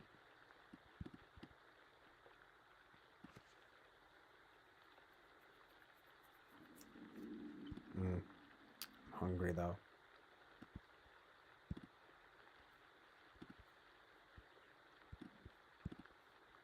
Plus, no one's really here either. But appreciate you being here, the Genzennial. Maybe someone else too is probably Boba Fett or something. But that's cool. Honestly, it's kind of only thinking about popping on here for a little bit for real this time. You know? And, probably coming back on later or something tonight. Because I kind of want to almost go listen to some music now.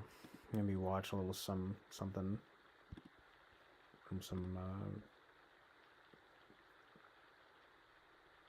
watch some of the film. I need to finish, Breakfast at Tiffany's. So good. I love Audrey Hepburn. I mean, Katharine Hepburn is alright. I haven't really seen her in anything. But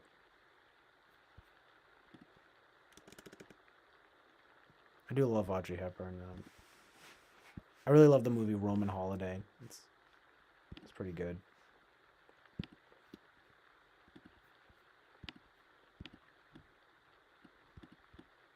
I'm just kind of thinking like, it's like, because I want to go get another coffee. Kind of gonna go to the bathroom real quick. I'm sort of wondering like, I don't know, should I just end the stream or? I mean, I'll keep it going, I guess, for a little bit longer. But I'm gonna go I'm gonna go to the bathroom and grab a coffee real quick, and we'll see if you guys are still hanging out when I come back. It'll just be in a few minutes, but we'll see what the vibe is, and but I'm probably gonna end the stream soon, but I'll be right back.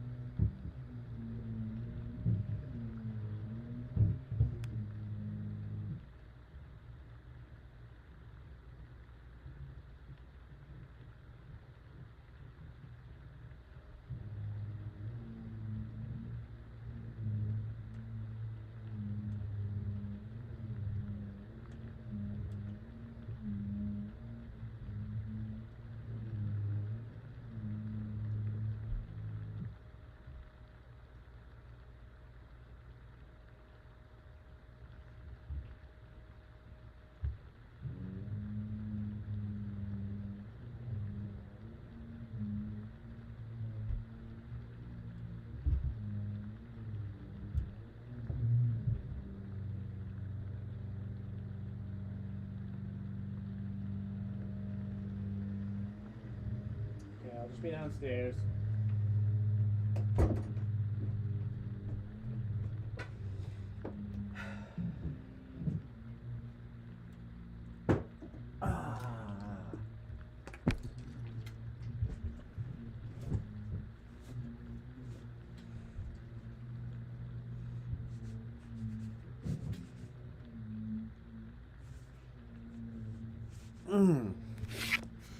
Sup? Oh, no one's here. Yeah, no worries though. Gen Zennial, thanks for being here. Fam, appreciate it, fam. Damn, yeah, no one's really around. Might have to head out.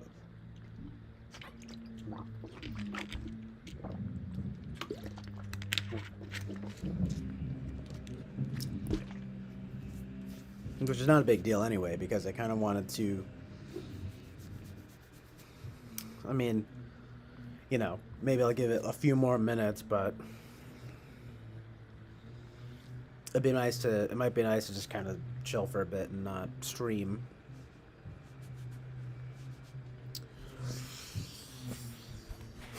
Might want to step outside too. It seems kind of nice out.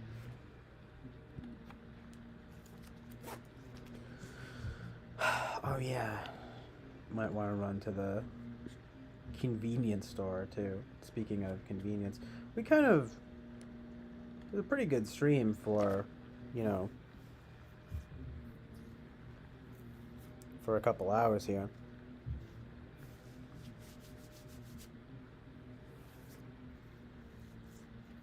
And plus now I need to plug this in yet again.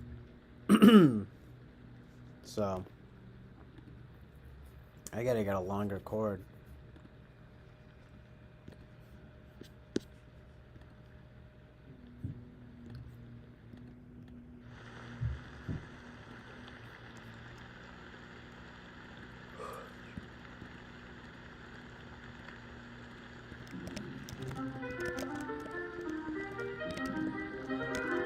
Oh yeah, I also want to add my personality database profile to my channel. And I'm talking about my account, not a page.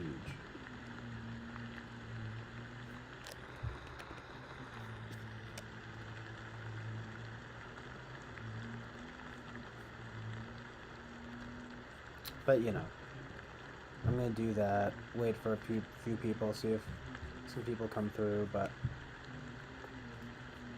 it's 1:30. Probably stop at like 2.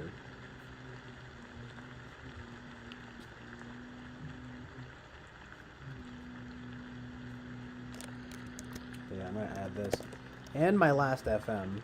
I just followed Kami9. She followed me back. Very good.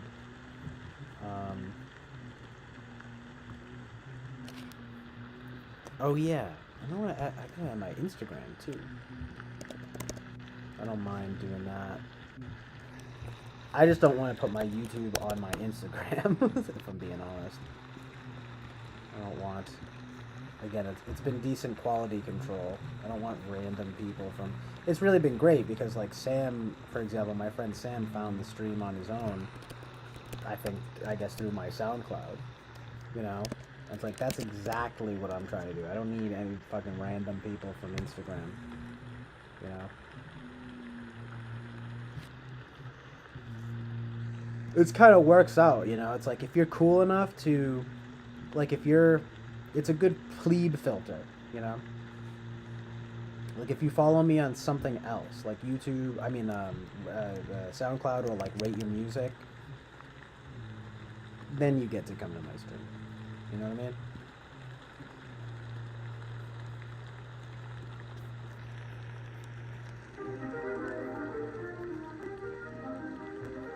It also seems like I might be having buffering issues again.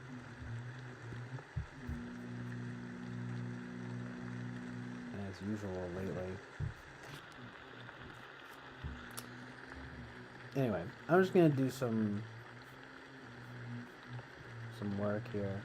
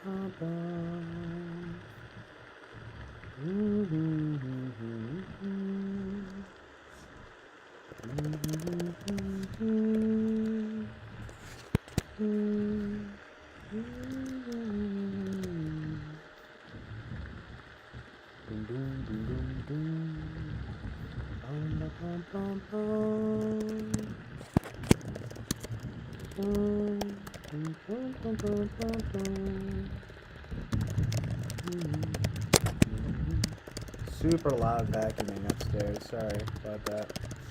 Doesn't really matter though. No one's here. I wonder if you can hear it. Well, I can't hear if I can hear it, so I'll look later. It's not a big deal. You probably can't even really hear it that much. I'll turn up the rain. It's so good.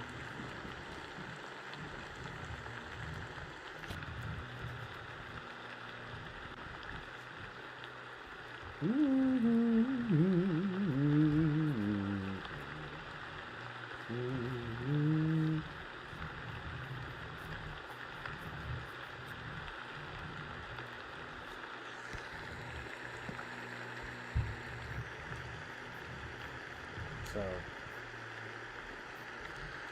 I shall now link my personality database profile. Pretty comprehensive works.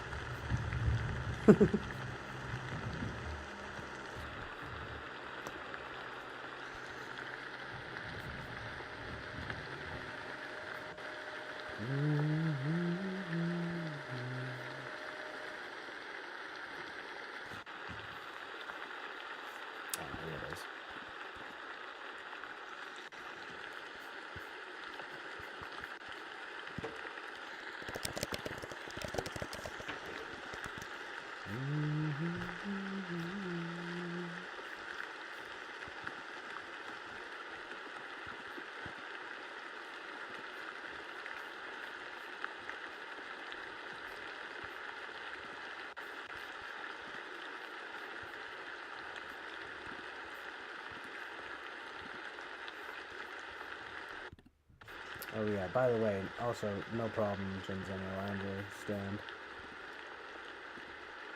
Again, I might want to step outside for a little while today. Get some sun.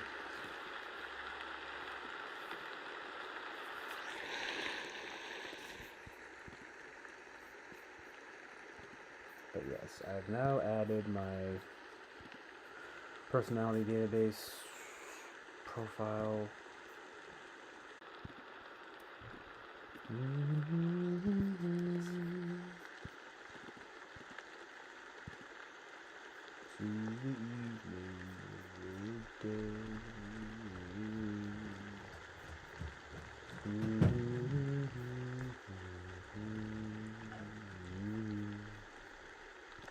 It's like I have a Twitch, but I never use Twitch.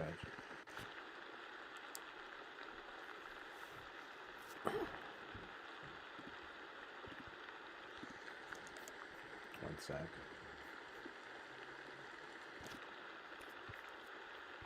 I'm just making sure all the links work.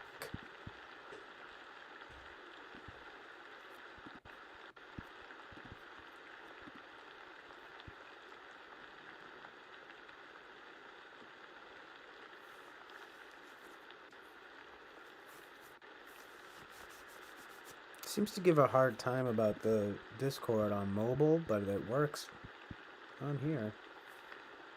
Oh, that's right, and I gotta add my Instagram. On Instagram, straight flexing.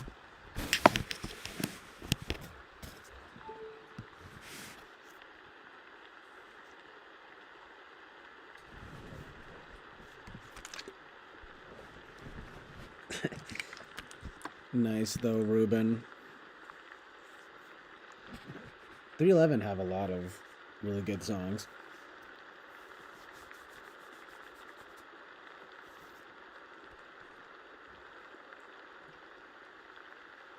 That's a good song though.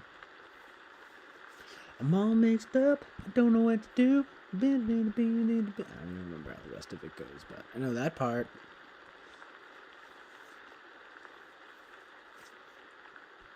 I also just added to my personality database profile Eric Strauss talking to famous people. Thought I was ENTP, but it's now typed me an ISFJ after a typing session, which I think is closer than ISTJ. I do still lean towards being an INFP with pretty good FE and relate to Delta Quadrant most of all.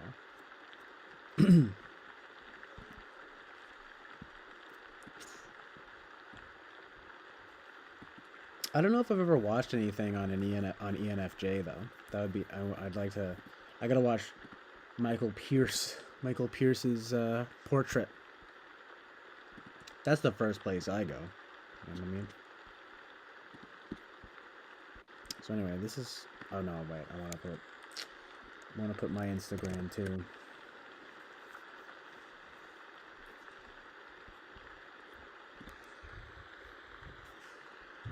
There was a problem logging you in to Instagram? Excuse me?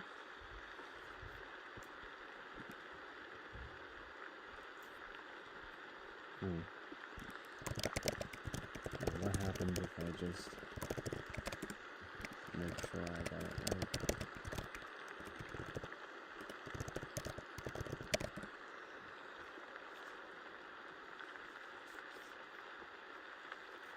No, this is good. This is good.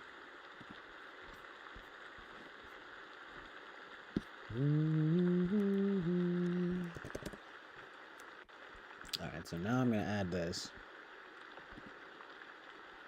Next up is going through the videos and adding some title stuff so that people know what's going on in each of them. But the last thing I'm going to do now is just add my Instagram, which I never post on, but it's just good to have, especially, you know, if you want to chat or something. Like, if you want to talk on there, the DMs, you know, it's like pretty good.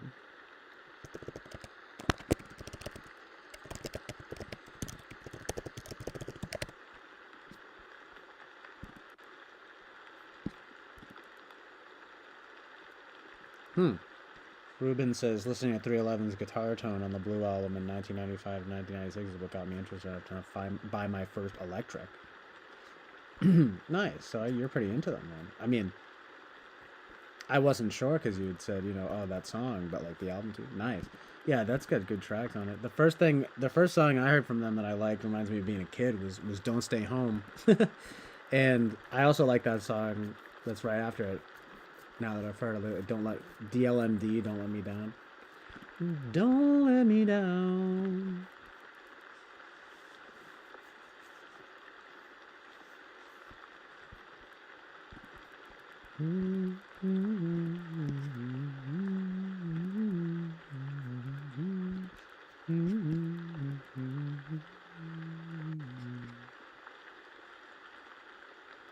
Why? I meant the description here is supposed to be something different.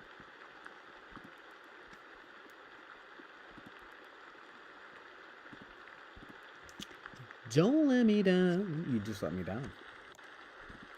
YouTube. No, that was my fault, I guess. The description is supposed to be, it is good. Because it asked me something funny. It was like, what is your stream? Or no, it was like, I just want to say, it is good. So good. Goodness, Don't Stay Home, so good. How about Sweet? I'll have to check that one out, because I don't think I've heard that one.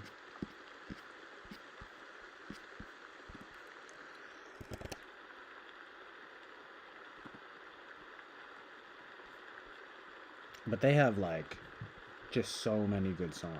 I'm just not gonna lie. I haven't really heard a full album from them. But the amount of good songs is unbelievable throughout their entire discography.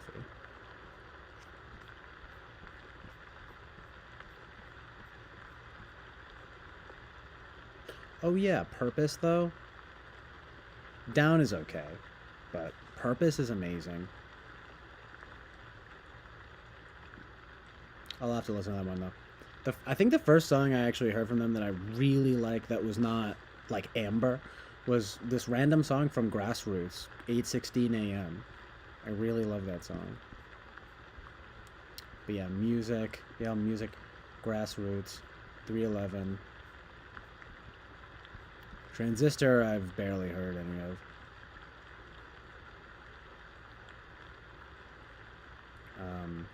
Sound System, I've heard some of. Oh, speaking of Bad Brains, they have a good cover of Leaving Babylon on that album. But yeah, From Chaos, though. Underrated song. I love the song Champagne. It's also kind of bass, too, because he's like, "You made an alliance with the dark side of Hollywood, where everything looks good, don't look the rest, and the numbers look the wood, lightly, you wanna fight me. Woohoo, too bad, that's just too bad." Good song. Evolver, I've heard some of. But, you know, a little bit of Don't Tread on Me, but everything after that, barely heard anything from Uplifter. I've never really heard anything from... I've heard maybe one song from Universal Pulse. I haven't really heard anything. I haven't heard anything from Stereolithic. And then...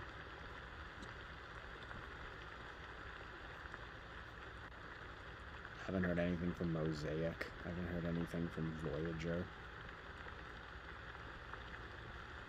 And I guess that's it.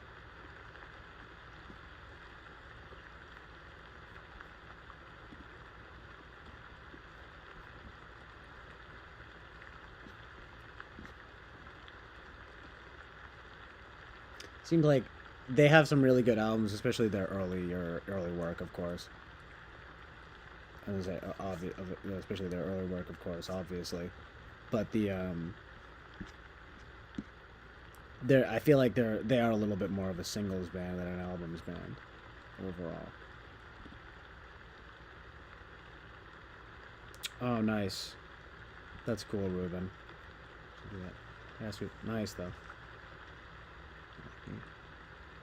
It's too bad. Nice, so good. Dude, amazing. Truth and Reality. Finally, some people... I feel like no one around here knows 311. Of course, my man Ruben knows 311. So good. Good band. We played some Gartic Phone the Germans last week, and we had some good laughs. It is really funny. I'd love to get in on that. Thanks, Ruben. I haven't been... It's kind of like... either I'm streaming or I'm on Discord. It's kind of hard to want to do both. I need my alone time. My me time. No, but I gotta get back on there. I've been saying that like every stream lately. But yeah, thanks, Ruben. I'd like to get in on that. At the very least, play some Gartic Phone. Also, I appreciate that's funny too, the Germans thing. But man, I can't seem to log into my Instagram right now. But that's fine. That's just too bad. That's just too... Oh, that's not it. That's just... Wait. Too bad. That's just too bad. Nice. Yeah, man. 311. Dude, I'm about to go listen to some 311 right now, dude. Yeah, thanks, dude. I do appreciate it. I kind of might make the switch over for a while anyway. I mean, the streams... It's been good to get back on the vibe and get some more stuff out there. The typing session, I had that one brief phone stream, and then the typing session kind of prompted me to get back on here for a while. It's crazy though. It's only been a week, but you know, just like getting some more good stuff out there is obviously good. and but I might be due for a little break. Maybe start hopping on the Discord again, you know?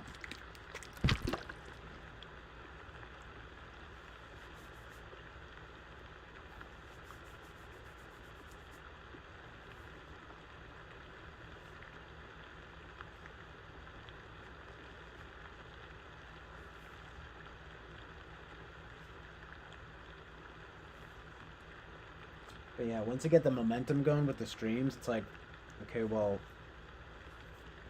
it's kind of the most interesting and good thing I'm doing right now. So I might as well do it.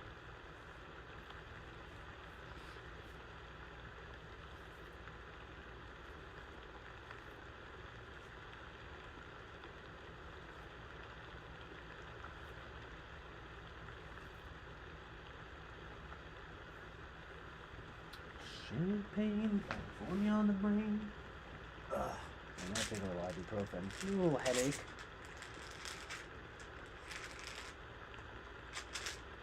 Oh man. Ooh. Good cracks. Just smoking a little crack.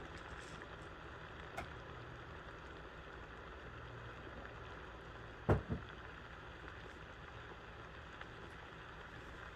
I fucking hate having to plug this in. It's like, I'm sorry. I just don't want to even turn to look at it.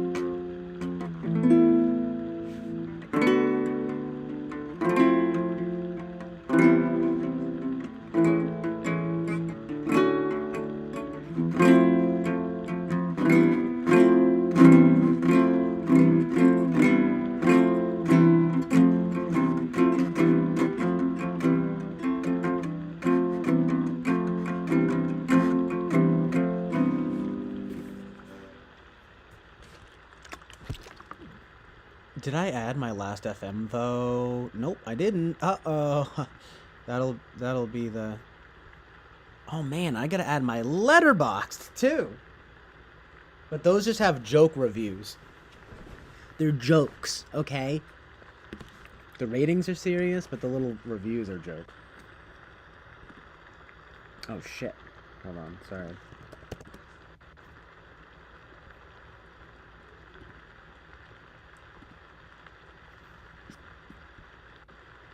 Gotta go back to YouTube Studio. Oh, such a restless creative. In the studio. But seriously though, what? I X'd out. Now I gotta figure out what's going on. Oh, wait. No. Uh-oh.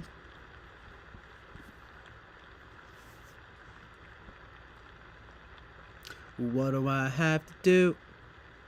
What do I... Okay, here it is.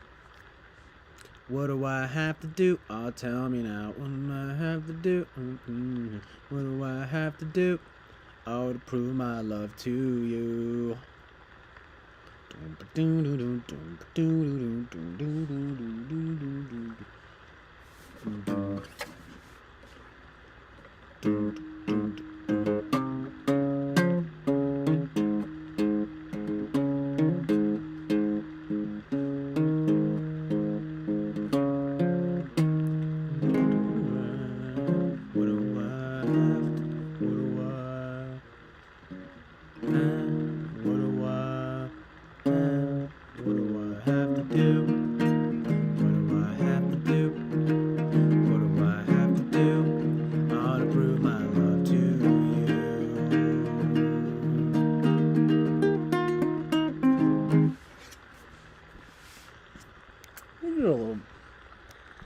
round out the stream with a few little covers. I don't know, mess around a little bit.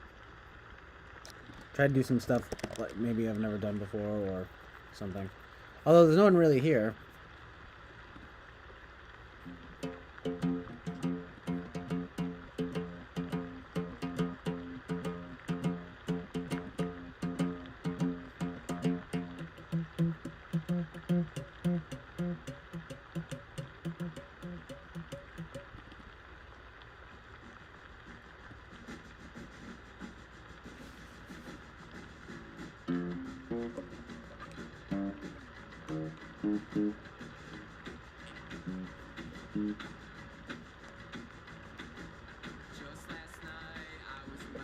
I just kind of feel like I have to play this song.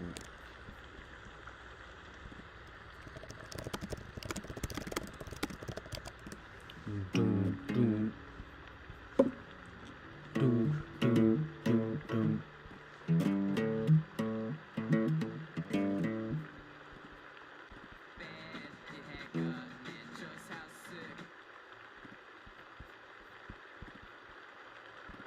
Oh, that's right, though. I was going to... I still gotta add this stuff. Yeah, everyone, you know, go follow me on freaking Rate Your Music and Last FM.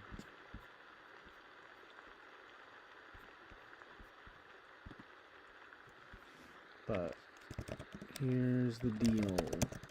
Here's the deal.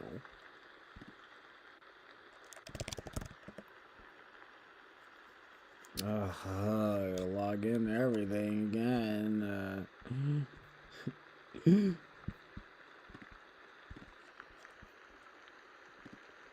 Just last night I was reminded of just how bad it had gotten and just how sick I had become. Now tell me now, what do I have to do? What do you... now it's doing this, I'm locked out again. Because I messed it up one time. Are you joking me?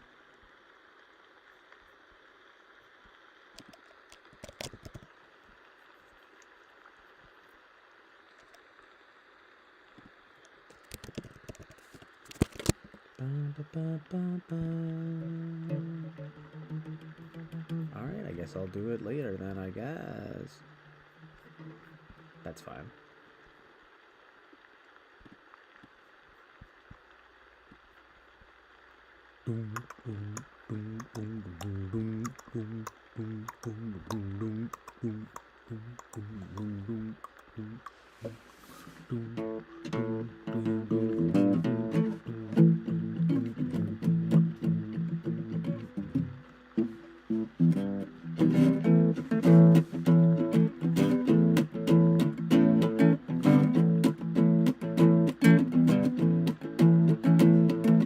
Just last night I was reminded of just how bad it had gotten and just how sick I had become.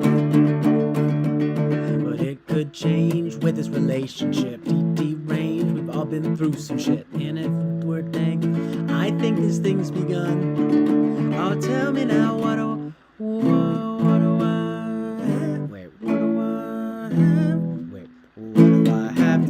What do I have to do? Oh, tell me now, what do I have to do? What do I have to do?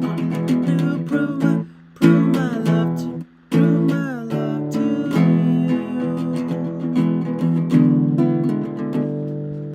Special favors coming 31 flavors. We're out of mints, past the lifesavers. I'm dropping hints, candy for candy coated tongue. You'd be so good, so very good for me. What do you think? Tell me honestly. I'm waiting for you to come. Oh, tell me now, what do I have? What do I have to do? Wait, what do I have to do? Oh, tell me now, what do I have to do? Yeah, tell me now, what do I have to do? Yeah, to prove my love for you.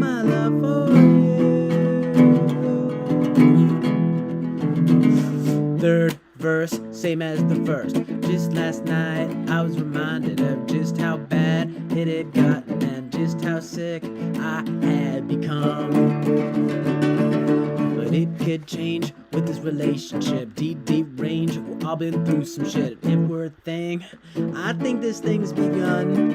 Oh, tell me now, what do I have to do? Wait, what do I have to do? What do I have to do? And tell me now, what do I have to do? I'd do anything, what do I have to do? I do it all. I do it all for you. I'd climb a mountain, across the ocean. What do I have to do? I do it all to prove my love to, prove my love to you.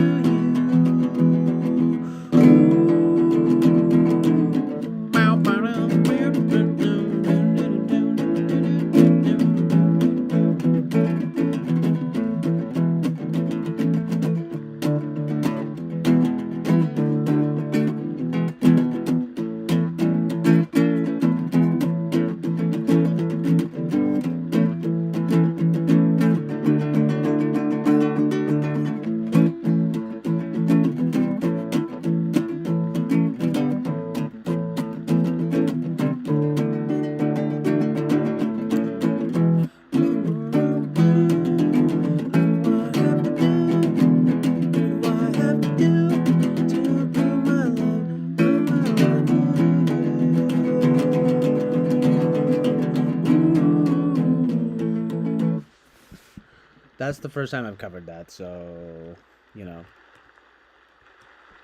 bear with me there. Thanks, Ruben. I appreciate it.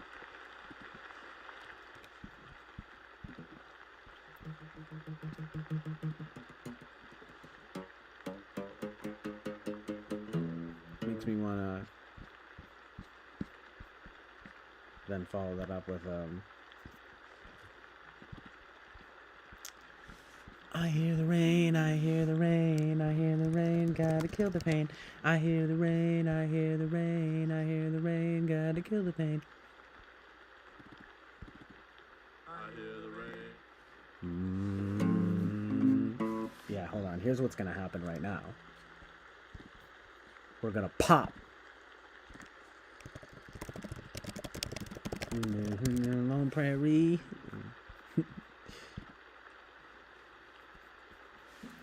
I hear rain. I hear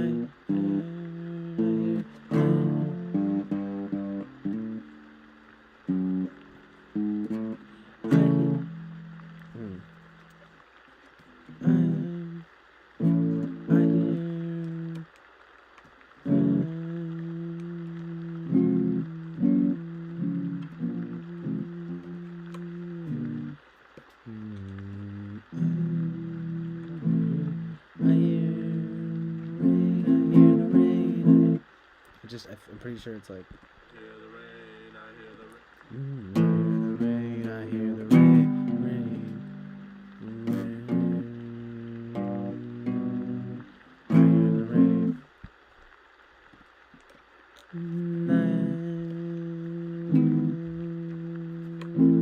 I hear the rain, I hear the rain, I hear the rain, gotta kill the pain. I hear the rain, I hear the rain, I hear the rain, gotta kill the pain. Turn me out on Lone Prairie, prairie water washing over me. I hear me out on the Lone Prairie, friendly calls of the coyote. I hear the rain, I hear the rain, I hear the rain, gotta kill the pain. I hear the rain, I hear the rain, I hear the rain, gotta kill the pain. Out on the Lone City, sewer watercolor of my tea. Bury me out in the Lone City, sewer wash, wash that down sea. I hear the rain, I hear the rain, I hear the rain, gotta kill the pain. I hear the rain, I hear the rain, I hear the rain, gotta kill the pain. She used to sit and watch the rain now, I think I'll go insane. She used to sit and watch the rain now, I think I'll go insane. She used to sit and watch the rain now, I think I'll go insane. She used to sit and watch the rain now, I think I'll go insane. I hear the rain, I hear the rain, I hear the rain, gotta kill the pain. I hear the rain, I hear the rain, I hear the rain, gotta kill the pain. Bury me out on the Lone Prairie, prairie water washing over me. Bury me out on the Lone Prairie, friendly calls of the coyote. I hear the rain, I hear the rain, I hear the rain, gotta kill the pain. I hear the rain, I hear the rain, I hear the rain, gotta kill the pain. I hear the rain, I hear the rain, I hear the rain, gotta kill the pain. I hear the rain, I hear the rain, I hear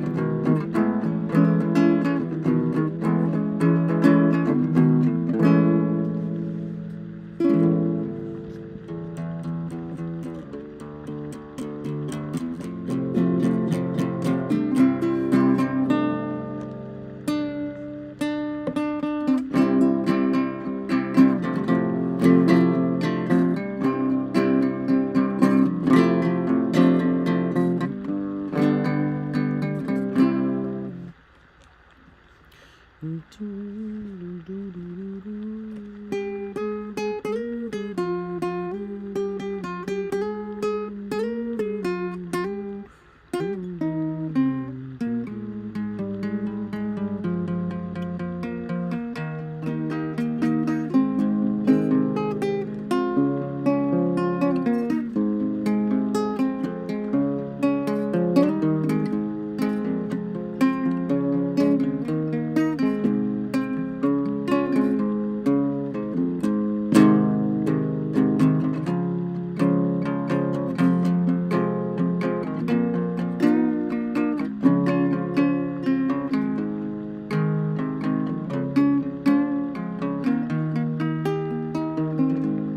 know, I love the acoustic.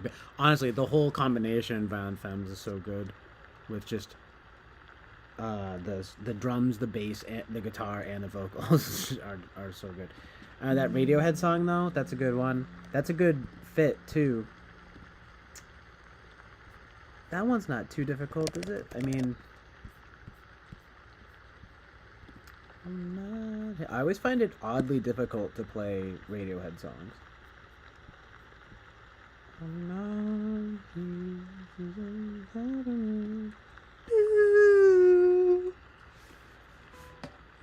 I love Radiohead though. Obviously, they were like one of my first favorite bands.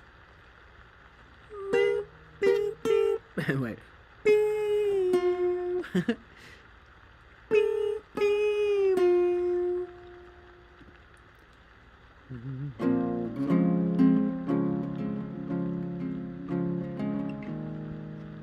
know I can kind of do motion picture soundtrack, but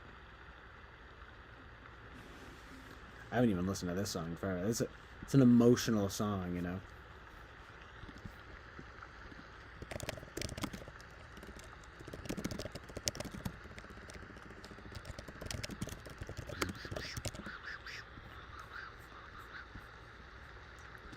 Back there, that's not me.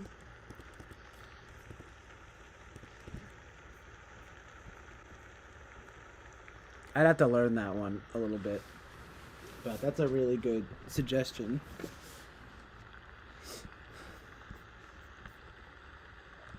I might be able to do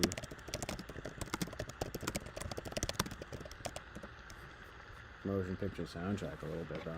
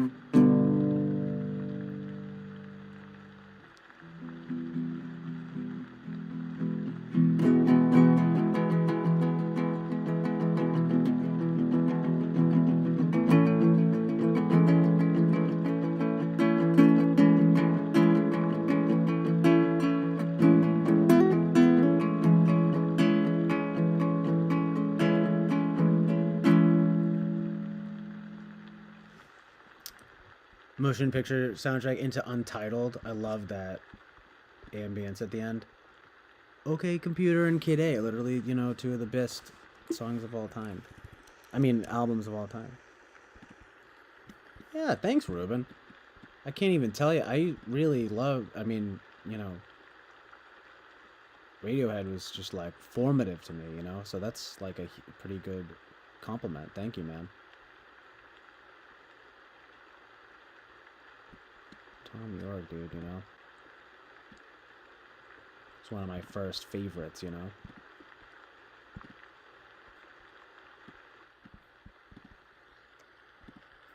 What I am gonna do, though,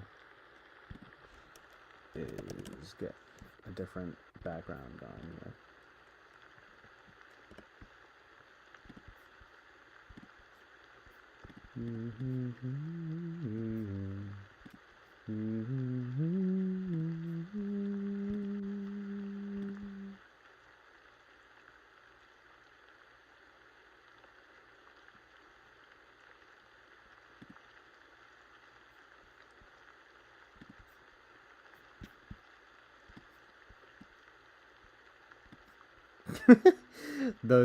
That fucking calling a okay computer that and kidding that. Yeah, same, dude. I mean, The Bends is amazing too. Amnesiac is good, and obviously In Rainbows is amazing. Honestly, they have like the best discography of like any band ever. They're kind of like my Beatles a little bit. And it's a little bit intense. I know some people, you know, don't want to hear that, but they kind of are. I mean, yeah, they're a little. The only problem sometimes is they're just like too depressing, you know. But like, so good. Epic depression, I call it. You know. Think you crazy, maybe. Think you crazy. I also think of Paranoid Android as being kind of like the modern Bohemian Rhapsody. That's my take. It really is. Well, I've also seen it compared to like Happiness is a Warm Gun. Happiness is a Warm Gun and I'd say Bohemian Rhapsody. Even more so, honestly, you know. So good. We'll see you in the next life. It's hard to sing as high as him, but yeah, I know what you mean about my range. I like to think I have sort of a versatile range. It's probably somewhere in the middle. I don't know what that is. I'm going by tenor. I don't know. Something like that. Alright, but wait. Where's... I don't know. I want to do something a little different, though, than the Northern Lights. Oh.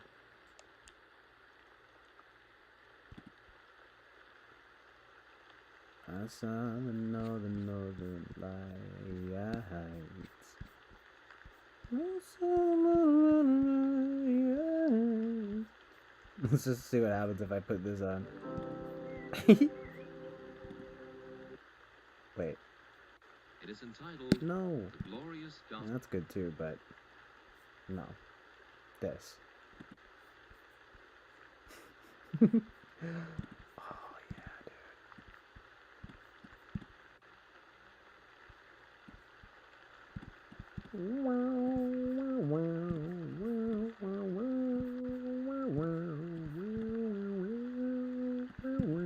Wow, look at that. Really having a good time here. Beautiful. It's kind of like going outside. It's like a replacement for going outside. What I need, though, is this type of insane vibe. Hold on.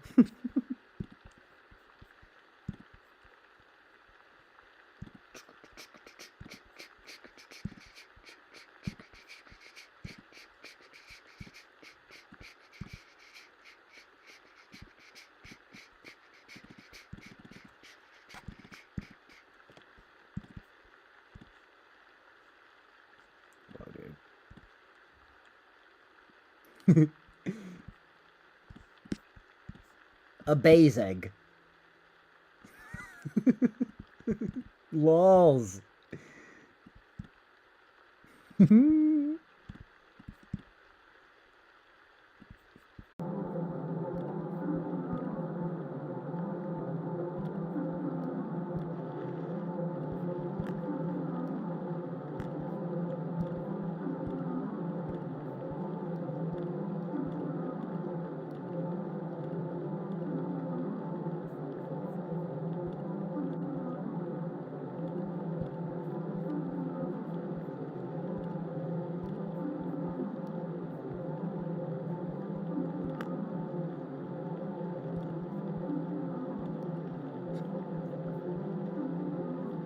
Yo, sorry. OBS crashed. More like OBS. OBS. Lols. Pretty good. Pretty fucking good. Amazing NE. No, I'm just kidding. I don't know what that is, but it's whatever. Dime a dozen, you know what I mean? NE so good, they call me the NE master. The NE man, the ever man. The blended bland. Enigmatic Mega Man. Smacking them up, bringing them down. Giving the plan, simple plan. Pop punk. Giving the slam dunk. Rocking them. Dunkin' Donuts, bitch. I make them go nuts.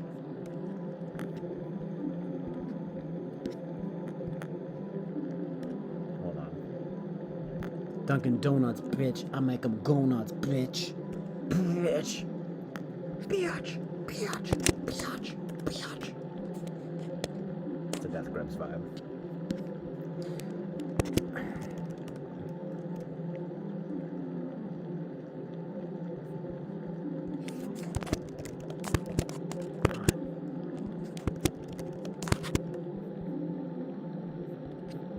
Still can't log in here. Whatever. Do it later.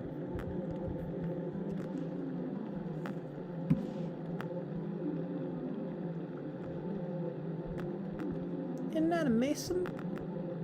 Wait a minute. Isn't that a Mason? Isn't that a Freemason? Oh. I should put that here. No Freemasons allowed. Oh no. Ruben's a 33rd degree Freemason. He's gonna have to leave. Is that prejudice though? Get me in a double bind.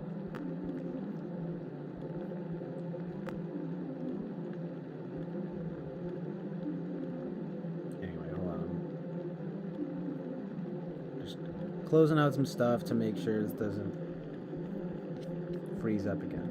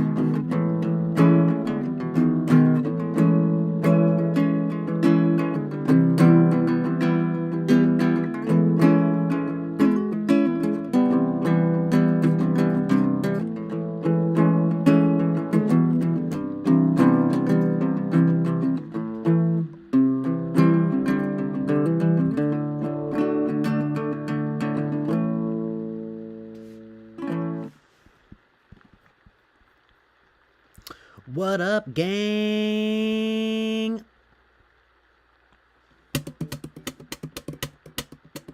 Okay, I think I can finally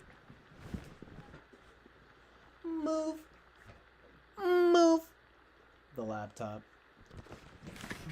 and move my body. Oh yeah.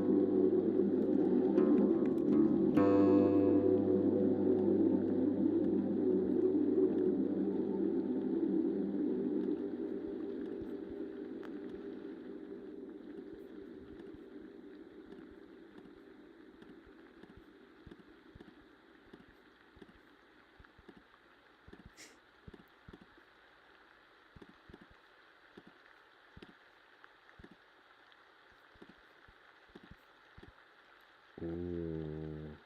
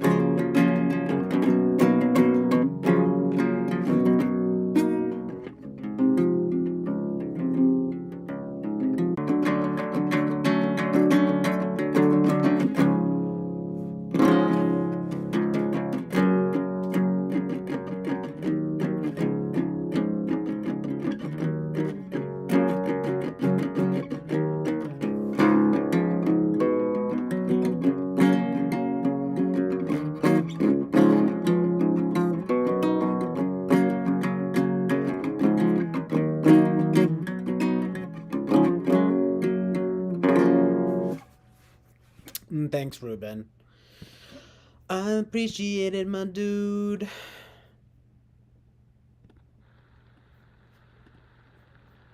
Maybe do one more cover to end the stream here.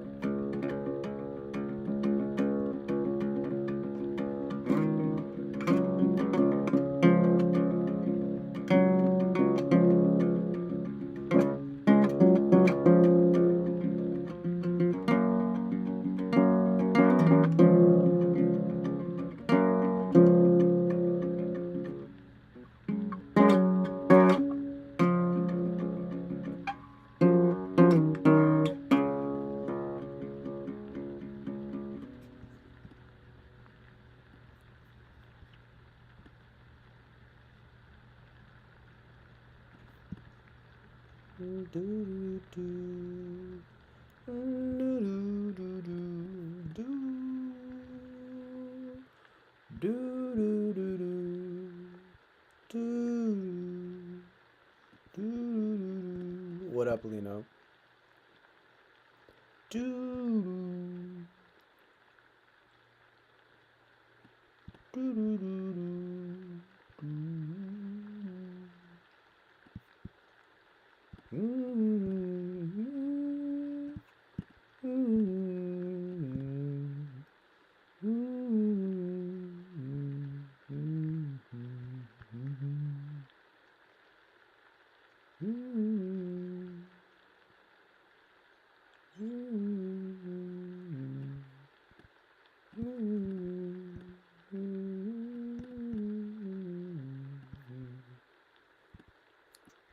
Yeah, it's tuned down to D. Or at least yeah, it's tuned down to D.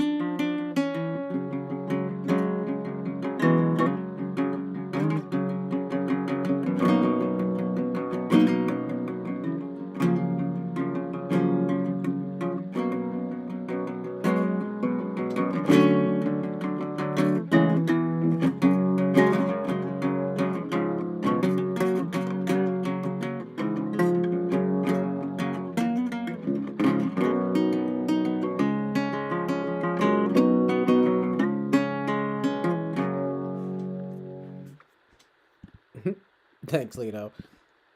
Amazing truth and reality. Mm. Do do do do do do do do do do do do do do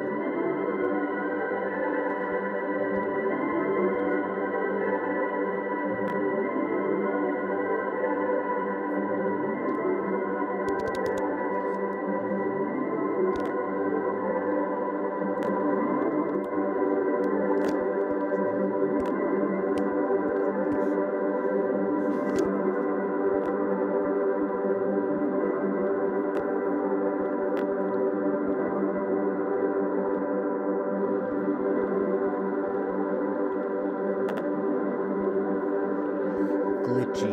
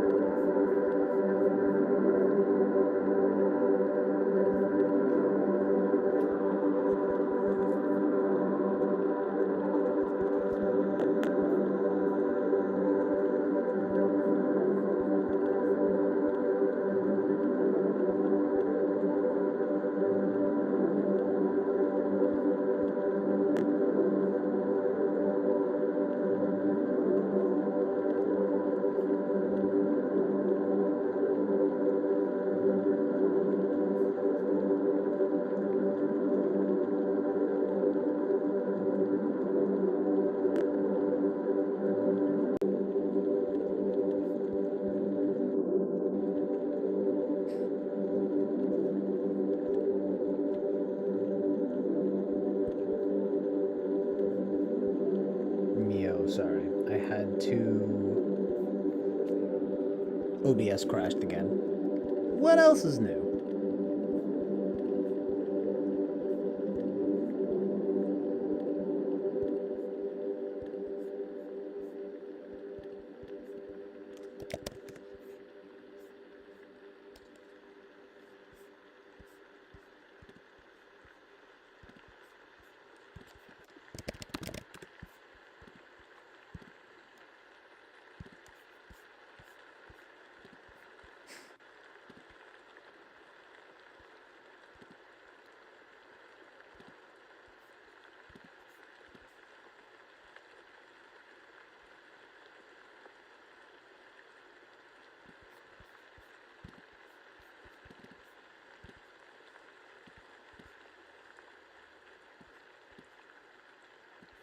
Amazingly vibey.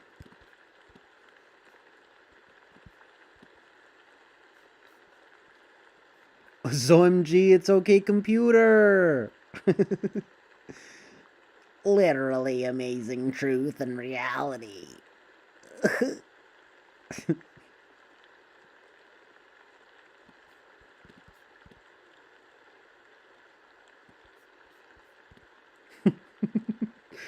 Question marks. I'm scared of that. Is Chris O'Donnell a person? I mean, he definitely exists, but like, who's he? Who's that man? Who's that man? Hold on if you feel like letting go. It's a good Charlotte song. I think of that song all the time, to be honest with you. It's just such a powerful anthem to me. No, but it's just so memorable. So good. Hold on. Hold on. Oh, I see. Batman and Robin, one of the best films of all time.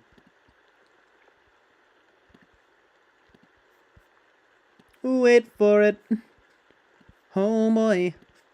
Yeah, yeah, yeah. Yeah, yeah.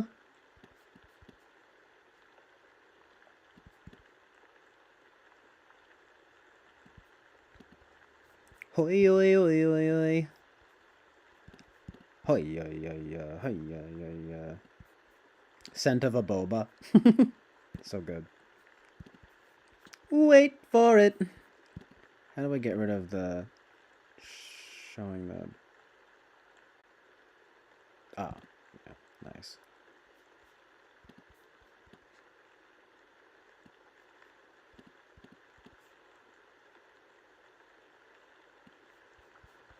Doodin dee doodin bop bop. Squilly up boop bop and dee da bow. Hey!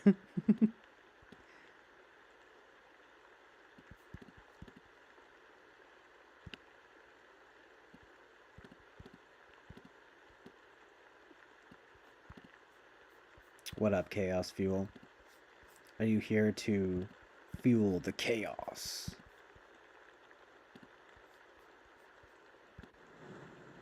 Ooh. Wow. I'm just cultivating the vibe right now.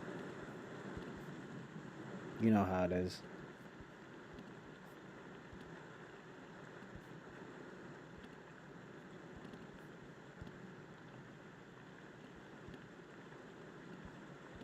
The vibe cultivation process.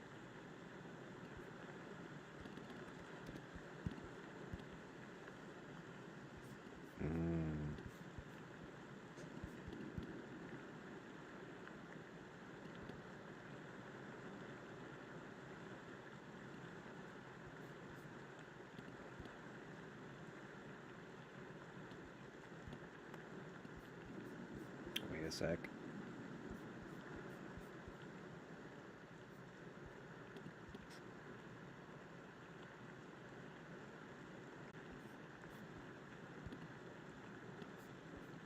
So I had to keep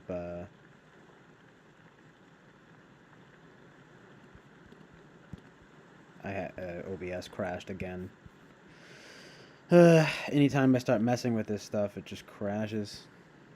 I gotta, I don't know, delete some stuff. Maybe I closed everything else out.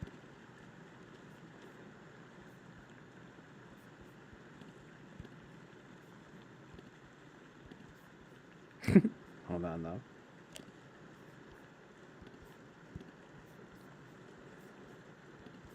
See, because I want to just do this real quick.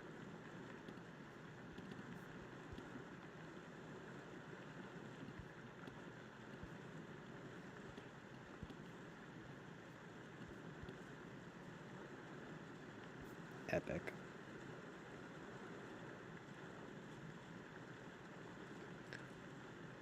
Purple Rain, lols.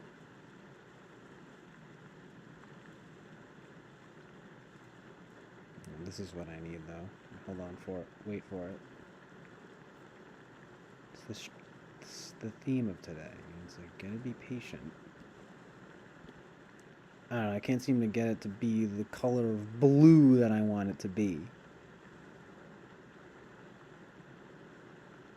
Which is, you know, kind of the Chill Island, Oasis of Truth and Reality color. That's right, we have a favorite color here. All the true legends do have favorite colors. I don't know. I guess this is as good as it's gonna get here. It's just not bright enough. It's not bright and good enough. Maybe if I pop a little bit harder here.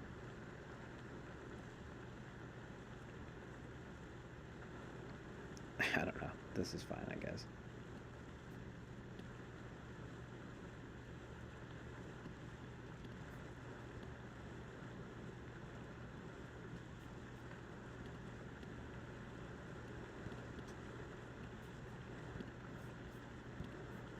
And then I gotta put someone up here. Gotta put a chick up here. I'm gonna have to just do Sybil Shepherd again. Last picture show, but it needs to be straight up good. No, but what it needs to be is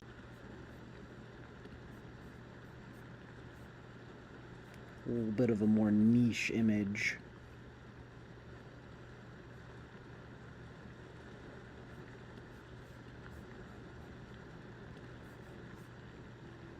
This is a good one. I cried. Uh-oh, I'm crying. What? Hold on. That's a great picture. I think I might have to go with this one, because it's at least cute.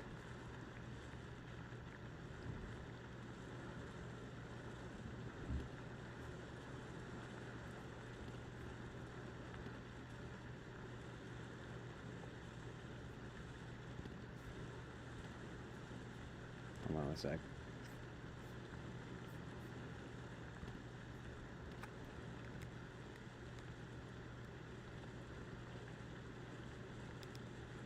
This one might be the best, but I don't know. I'm gonna do this one.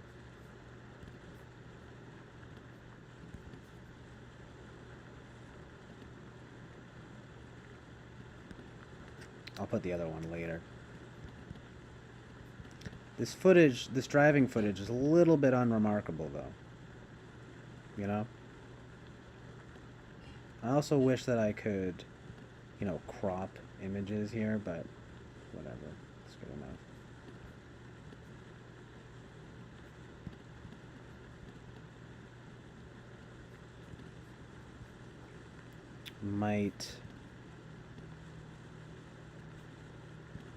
I'm gonna change the footage.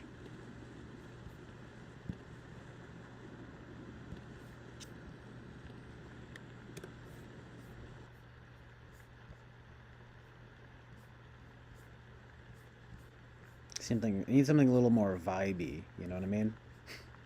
Ooh, during a heavy storm. Excuse me. This might go hard.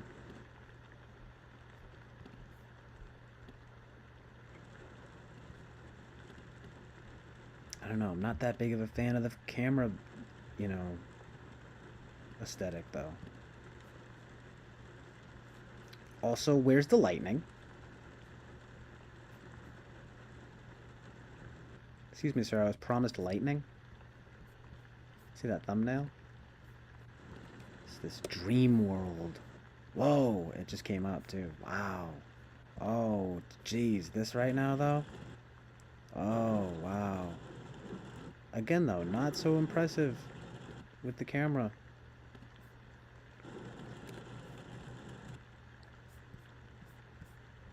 You keep reeling me in with the thumbnails. It's really not that good.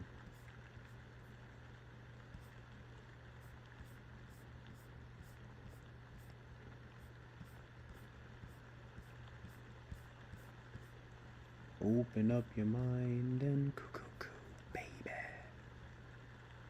Stardust vibes. Relaxing sounds.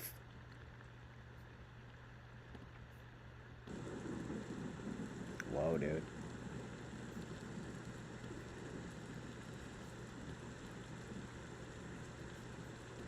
I could go for a nice lighthouse vibe right now. Hold on. I'll show you. Although this is kind of chill island right here. I'm into it a little bit. I'm feeling it. I'm feeling that. Sorry, guys. It's not only being gay, but retarded, which is a serious no-no. But every time I start messing around with stuff here, it crashes. Pain in the fucking ass, dude.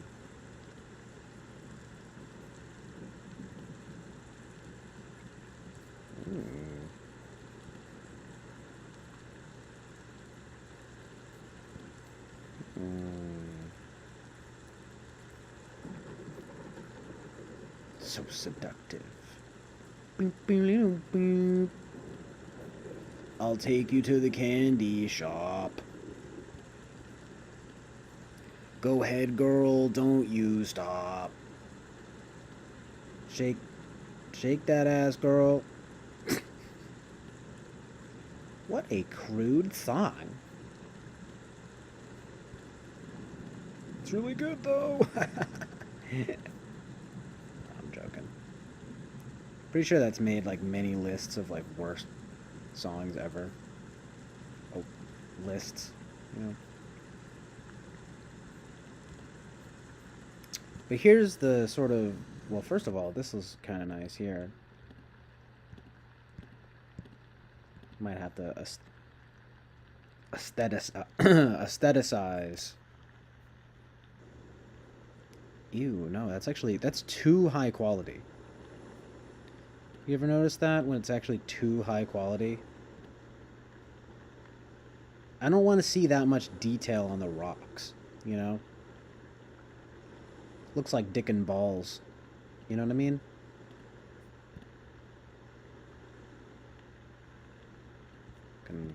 It's too much. I could sort of probably go... What's going on here? That's better. Oh.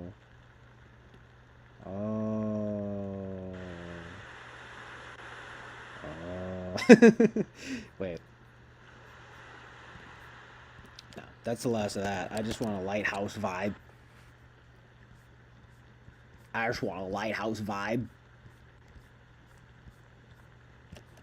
4K lighthouse footage 2023. No. Real time. 4K real time lighthouse 2023. I just want, you know, a one shot deal. No bullshit. Oh, it's that same vibe from... Because I keep thinking of the John Mouse We Must Become the Pitiless Censors of Ourselves album cover. Maybe I'll just put that as the background. Straight up.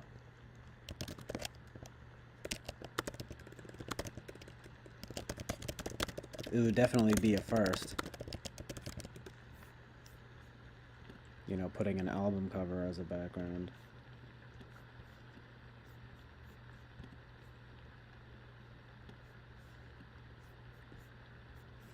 But hold on, I'm gonna try this. Oops.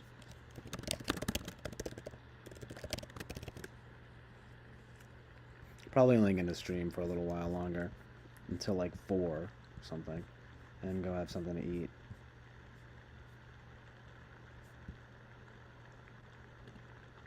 Whoa, there's a distinctive foghorn? No way. That's fake, though.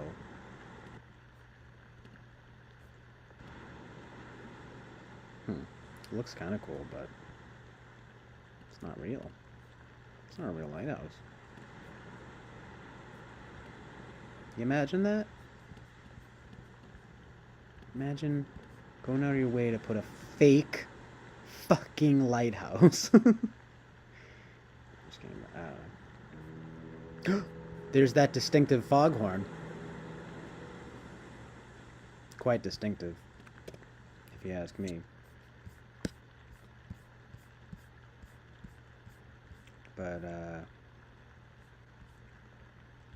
don't know, I have a sort of, you know, image in my mind that's not really being fulfilled here.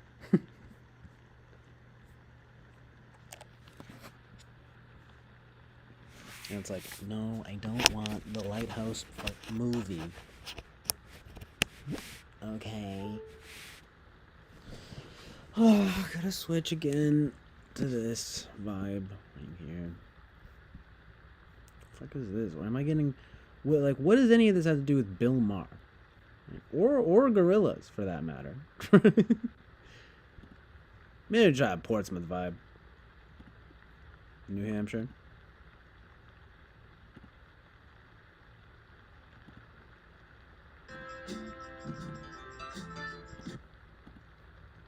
Eh. Eh.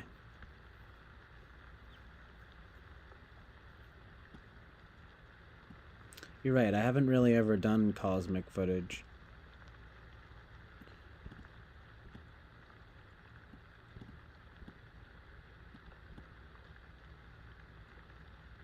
Because space is fake! I'm kidding, but that's a thing that's come up a few times. It's pretty funny. This is Sparta. No, but...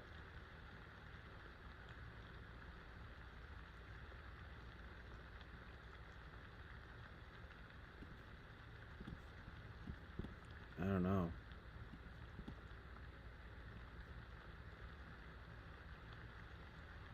Looks kind of bad.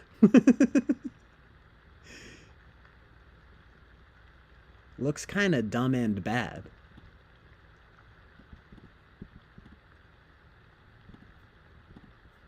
Wait a sec.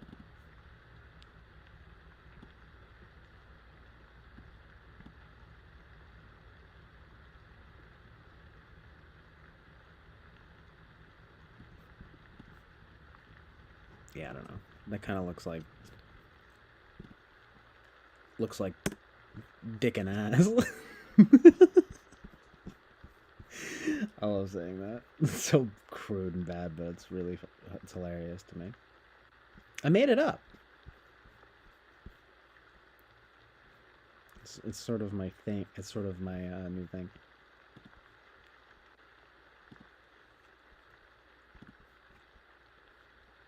Damn, this looks crazy. This is edgy as heck, dude. Whoa, that's edgy. You know what I mean? All this driving footage, super edgy. Edgy.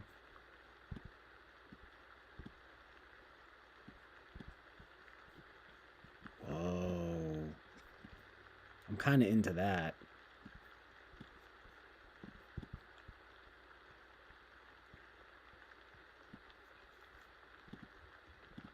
It just doesn't look that great. And I really want my lighthouse.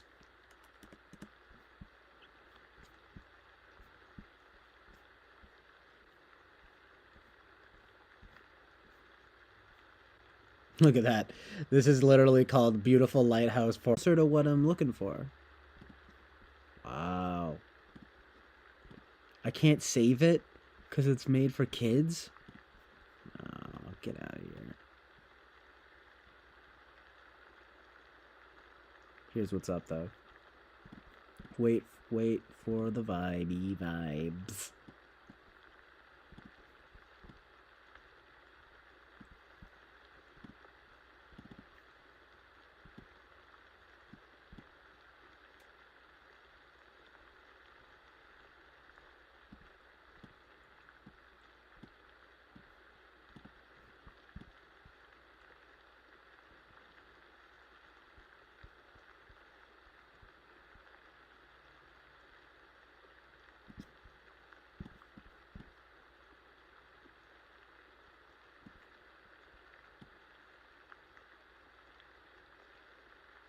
Meh.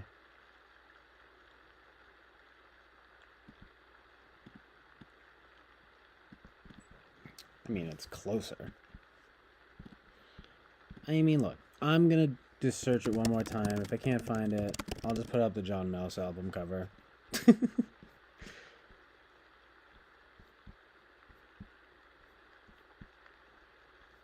Call it a day. Now getting closer to night here. Well, it's the afternoon here.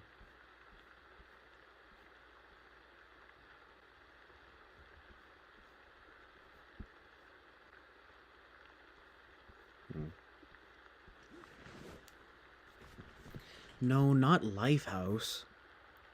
That might be kind of good. Lighthouse, though.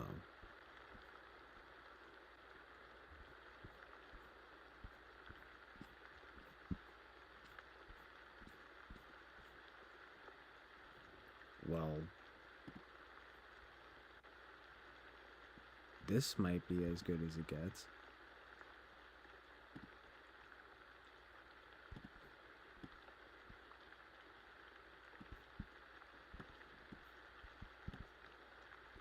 Honestly, this is decent. This might be, you know, basically as good as it gets here.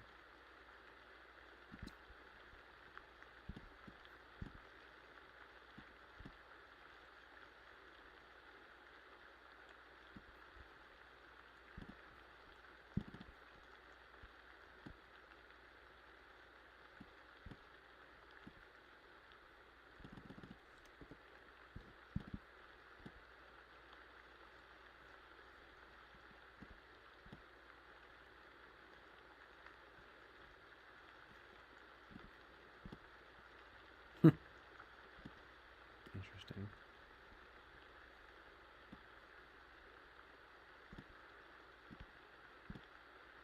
Hmm.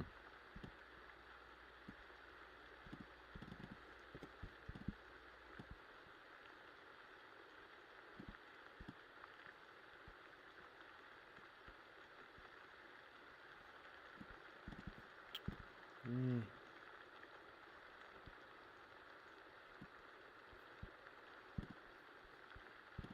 Almost there.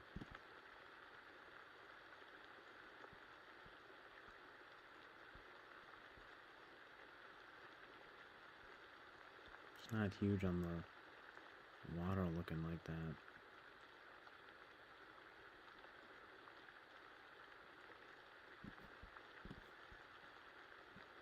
I don't know, it doesn't look very good.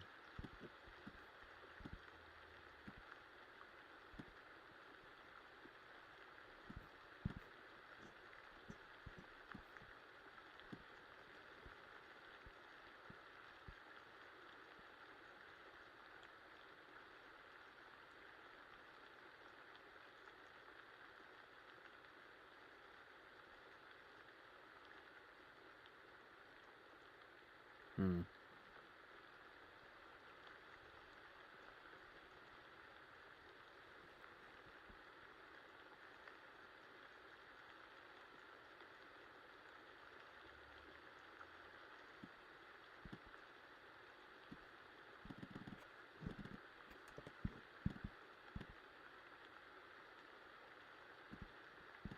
I don't know, it's like,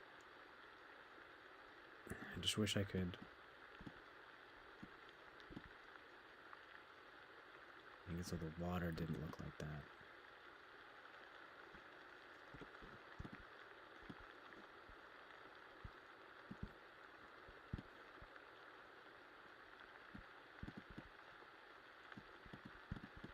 Honestly, it looks better in black and white.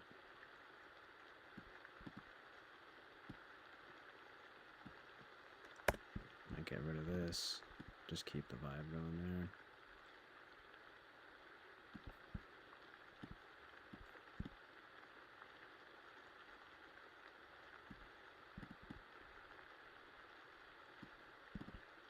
And she's in the water. Okay, this is I'm into it. I'm into this right here. I'm gonna keep this like this for a little bit. It's a little crisp, you know? In that way, because it's 4K, like, it's like, okay, I don't need to see every last motion of the water, but it's pretty good. Again, it's close to being almost too good of quality. But this is pretty good.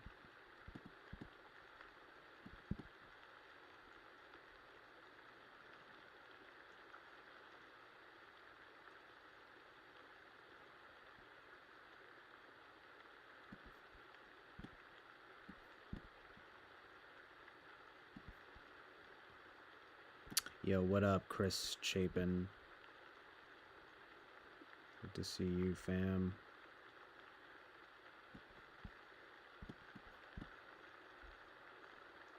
Just vibing out here, you know what I mean? Dude.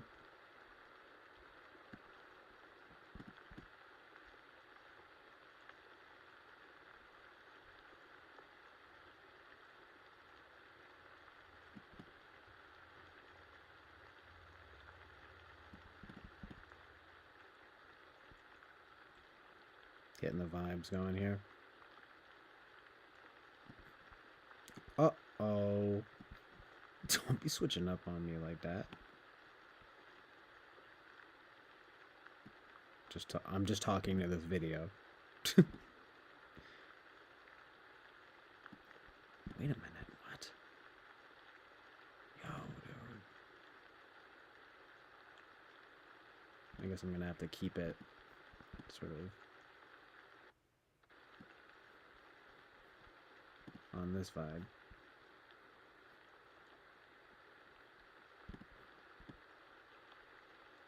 Yeah, you know, that's pretty good.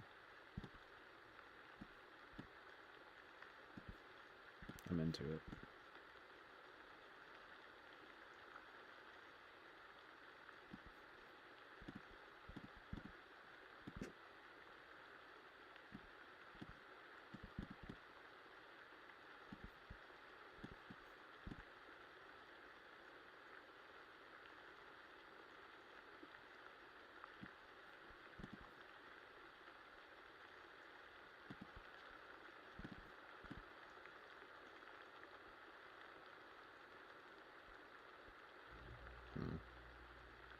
Okay.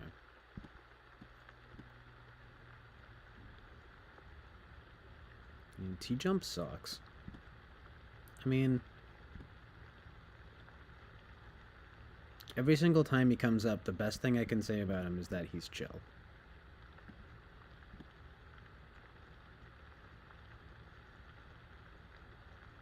But anyone that's trying to start an atheist church needs to get smacked around a little bit.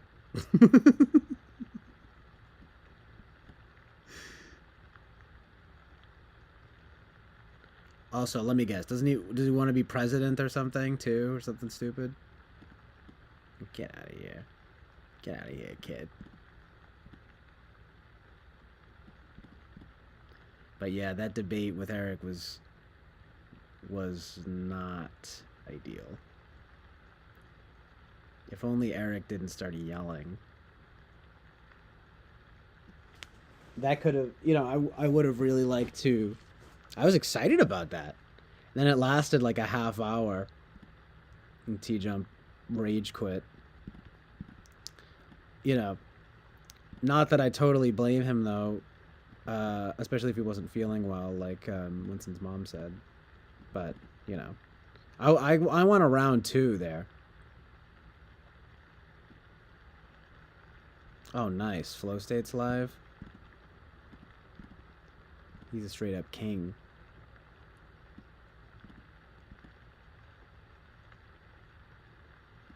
Yeah, they go pretty hard though.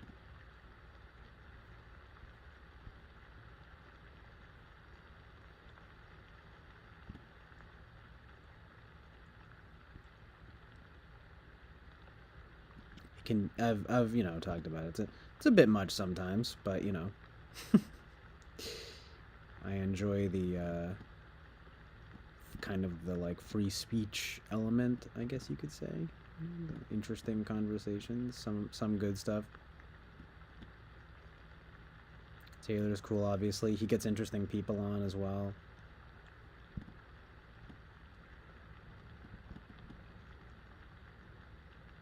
I enjoy the vibes.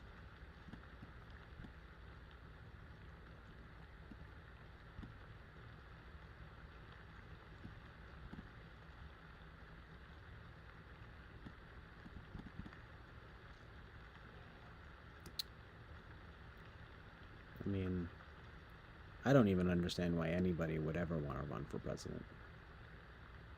Oh, so you want to be completely like corrupted by the government and try to run the country? You kidding me? As if that wouldn't give you a heart attack immediately and like age you by like 10 years the second your hair turns white and they tell you all the secrets and then you don't even have any real control. You're being like controlled by everyone else.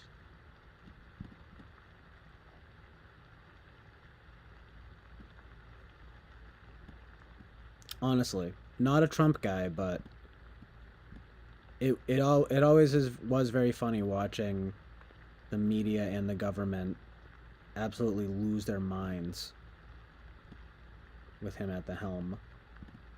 We can't have this.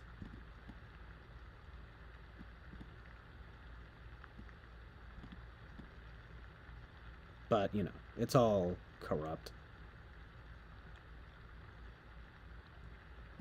I'd vote for Eric, though.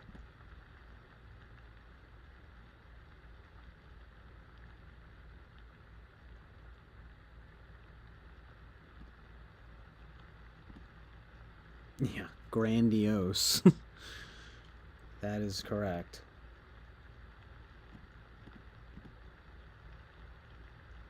I mean, just the idea, like, even like the notion that like that you could like handle it and that it would be like good, like for you and for everybody else, I think requires a bit of well, it's funny that you said that because I was gonna say it's like delusions of grandeur, you know.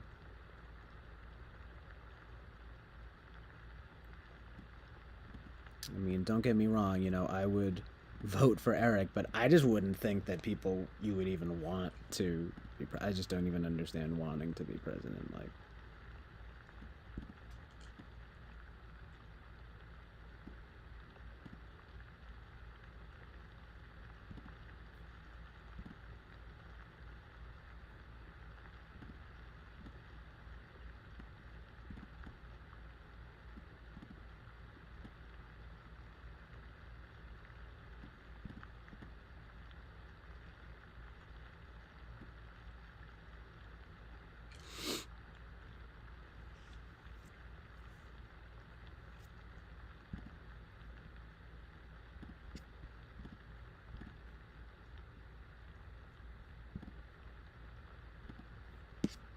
I don't know. We need some kind of new government system. I don't know.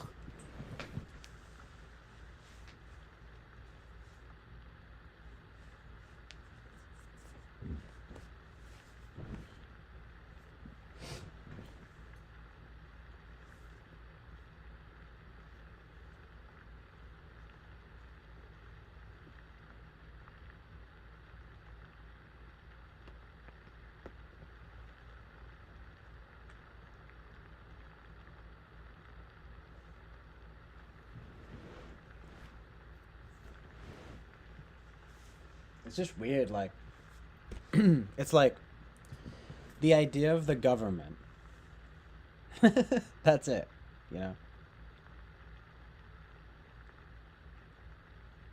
It's like the second you get groups of people together, it becomes crooked. Especially if they're, you know, controlling the finance and the law in the country, you know what I mean? And in the world. Finance and trade.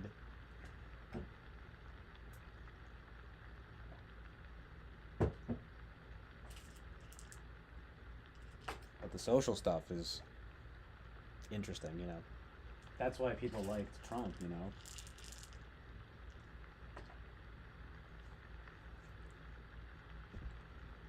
And then people freaking out over him only made people like him more, you know.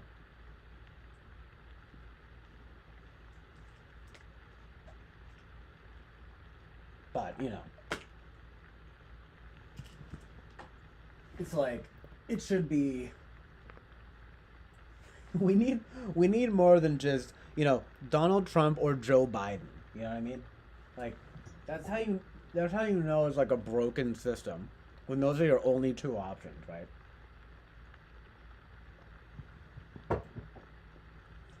Like either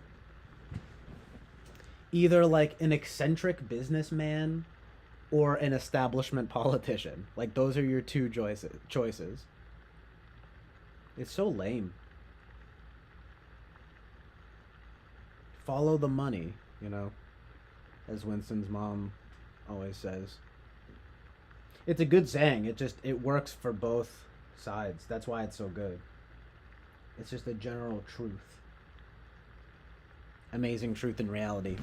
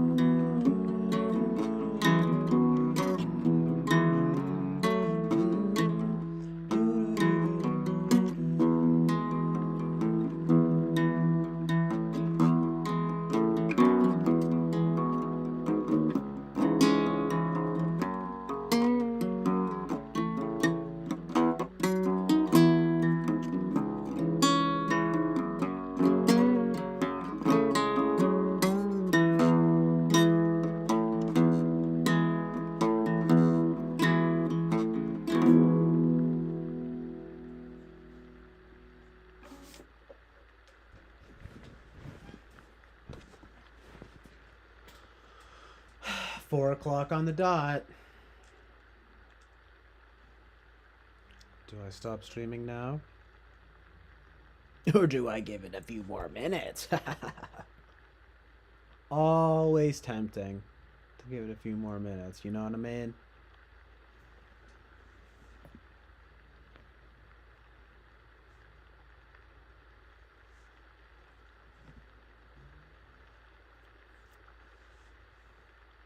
Maybe do just a handful of covers maybe or something before I go. I don't know. Keeping it free and good. Amazing freedom and goodness. Amazing truth and reality.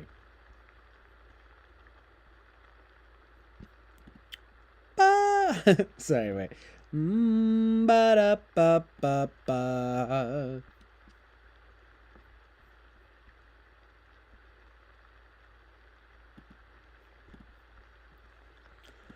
All right, but wait a second here.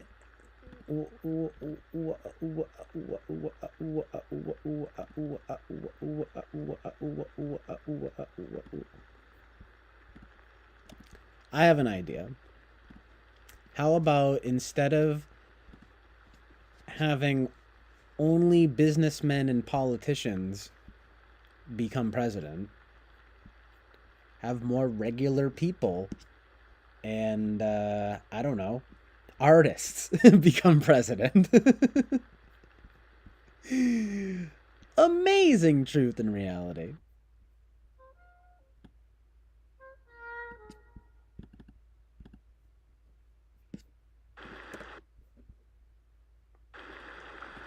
So tragic, the choices that were given by the government and the media.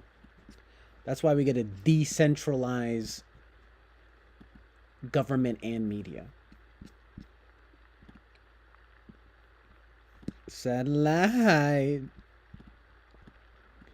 Satellite.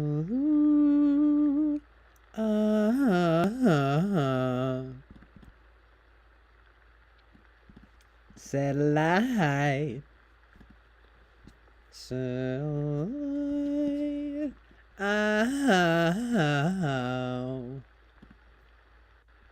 Satellite's gone way up to Mars. Do do do do do do do do. Shooby dooby dooby dooby doo. Yeah. Shooby dooby doo wop. Scabbity boop bop bop. Yeah. Oh, y'all already know what it is. What it is and what it does. Okay. It's the free and good stream. May 21st, 2023. Yeah. 4:03 p.m. What do you see?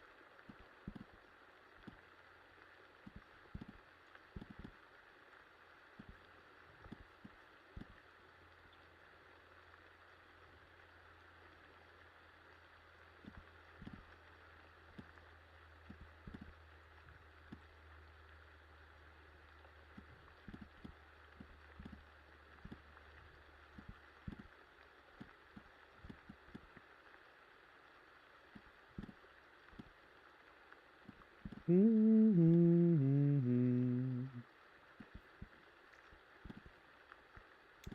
more picture from another. That's from John Mouse. It's not his drawing or painting, but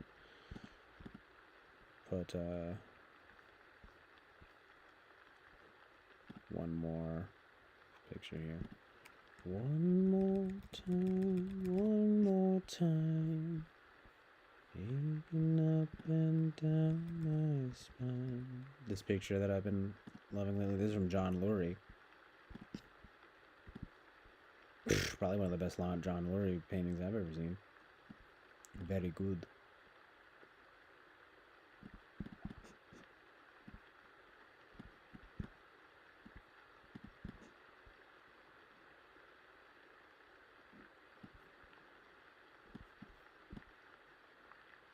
But you know, I think I gotta put the Northern Lights back up.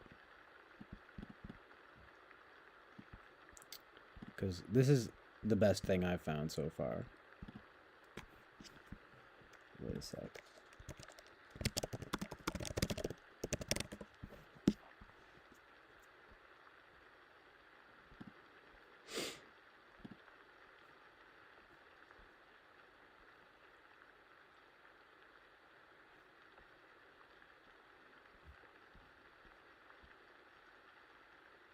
The two best channels, CN Lastro, Andy Whitman, and My Tranquility.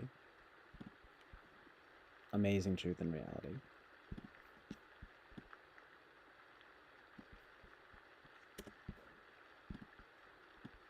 Oh, nice. It's already here.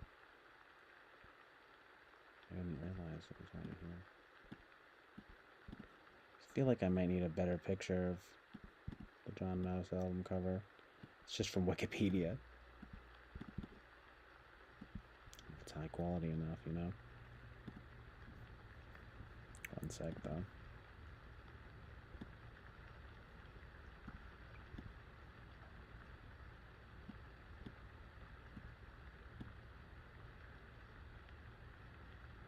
Oh, wait, no. The brightness sucks. But this is where it's at here.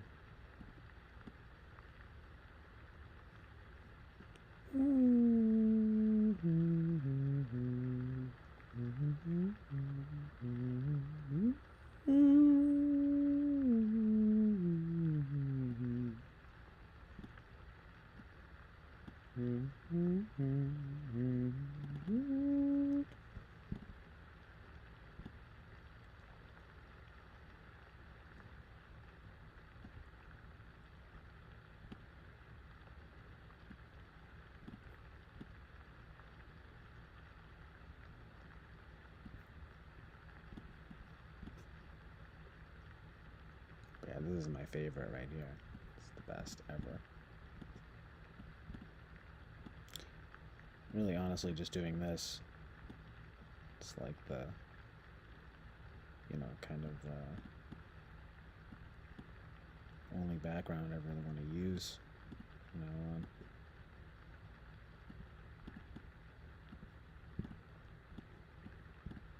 Kind of interesting cross pattern going on right here too. Very good.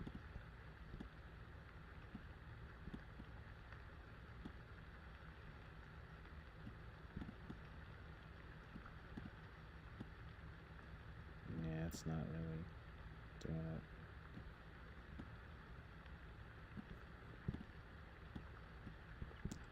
Hold on. This will be good enough here.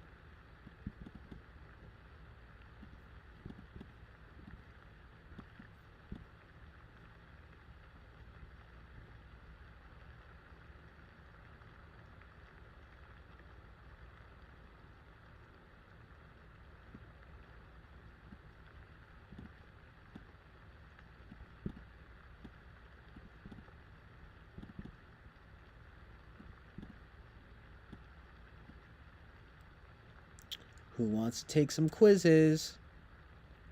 Me. I don't know about that right now,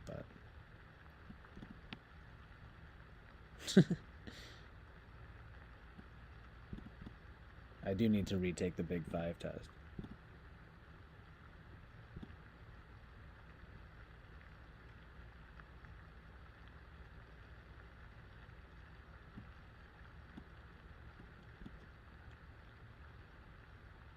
I mean, the thing about being well informed is kind of like, well, well informed by what metric, right? There's always going to be, I don't know, new stuff you don't know, I guess.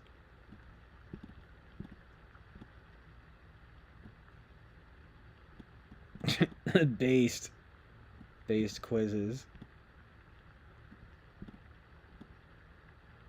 But yeah, not to throw a wrench in that. That's kind of, stupid. I mean, I do hear what you're saying. Being well informed. It's just kind of like, I don't know. People are always going to be like just informed. Like what do you mean informed, Well informed. I just don't know if there's even really a good way to know if you're really well informed. Hey, how about this? You only know what they tell you. You only know what they tell you. Bit of a Christian Slater and Jack Nicholson vibe.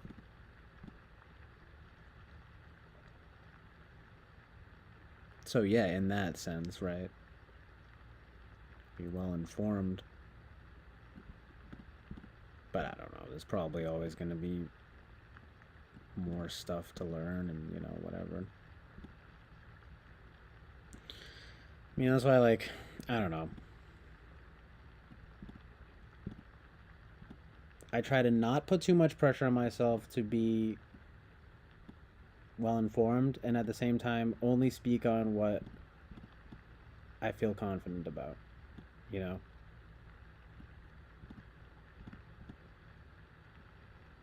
And that's more like, social type stuff.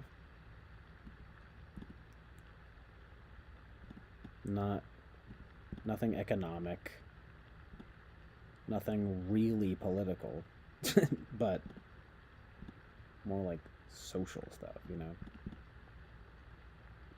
And even then, it's like,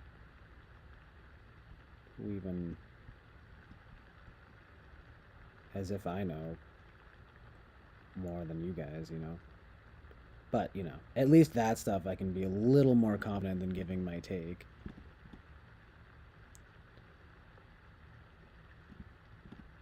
Hot takes. Get your hot takes. But yeah, it's always going to be, biased or whatever by my own perceptions. Oh, there we go. It's pretty dope here, dude.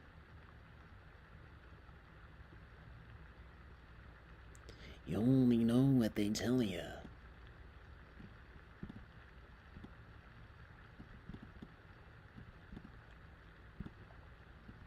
Well informed? By whose metric?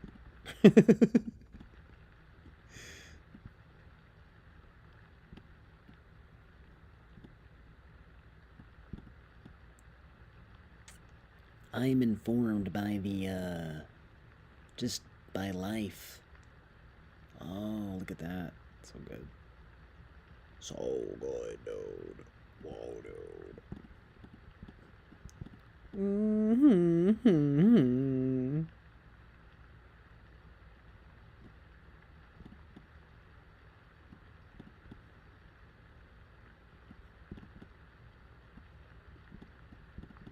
I don't know. I might need to get a better picture of the John Mouse album cover, or just get rid of it.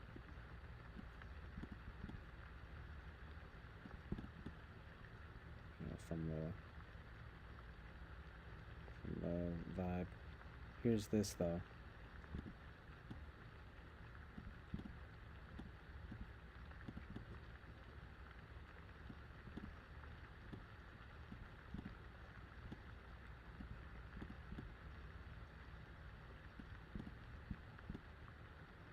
Yeah. Pretty chill vibes though right now. Thanks for being here, guys.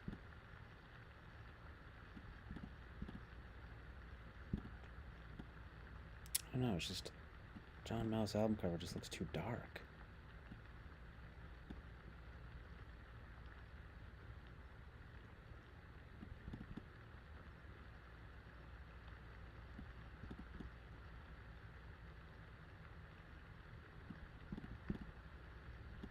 Here's what's up.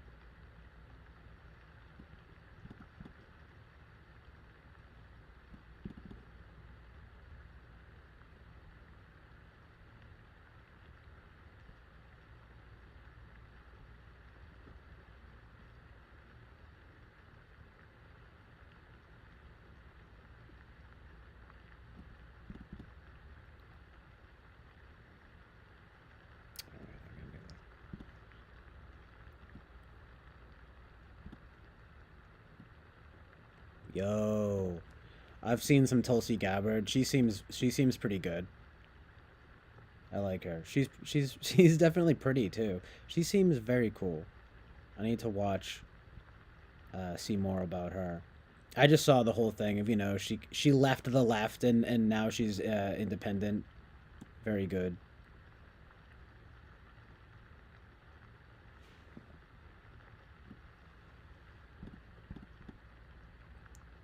I mean, if I was gonna hazard a guess, I would say she's, closer to the kind of so-called quote unquote politician we need right now. You know what I mean? I mean, who else even is there? She's probably one of the best around. Nah, EOC sucks though, and she's not hot. But Tulsi Gabbard is gorgeous, and it's just reflective. You know what I mean?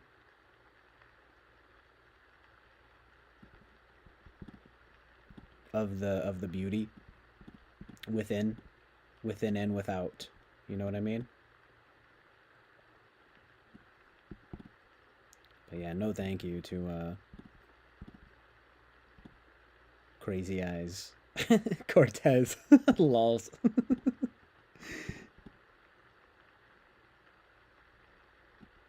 She's a weirdo. She's too like manic. You know what I mean? She seems like, I don't know. But I'm just being, judgmental. About how she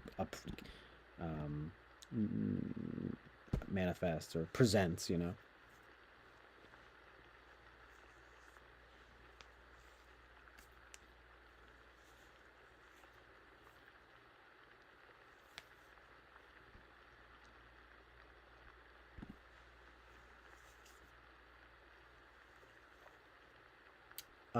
You didn't hear what?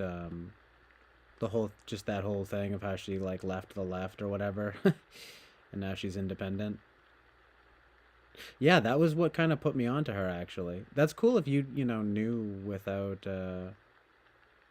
you know what I mean, getting put on by that fact. Because I didn't even, I mean, I knew who she was, but I didn't really get the vibe until recently when I learned that. You know what I mean? So, dude, honestly, maybe you're more politically savvy than me, which doesn't take much. I've never been very political. Seriously, honestly, it wasn't even until Trump and everything, the way politics just got so basic in this way, that I kind of felt like, okay, wow, I can kind of actually understand some of this stuff, at least socially, right? Throw in my 2 cents, but it's really not anything that, hardcore or whatever.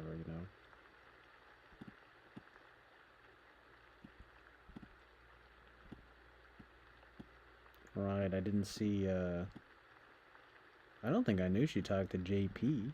It's kind of good. I mean, I'm not as into JP as I was for a while in the late 10s, but, he's decent. He's, like, I'm gonna say he's still decent, you know what I mean?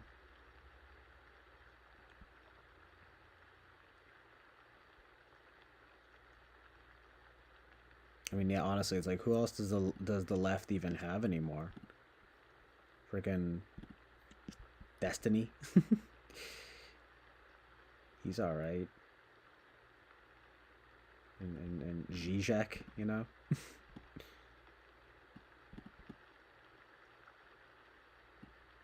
But I don't even really care either way. I'm just saying, you know how it is when interesting people, interesting and good people, you know.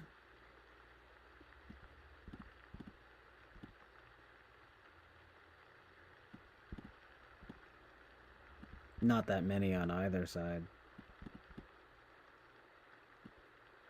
Not that interested in like political figures, you know. What's up, Carrot? Being here.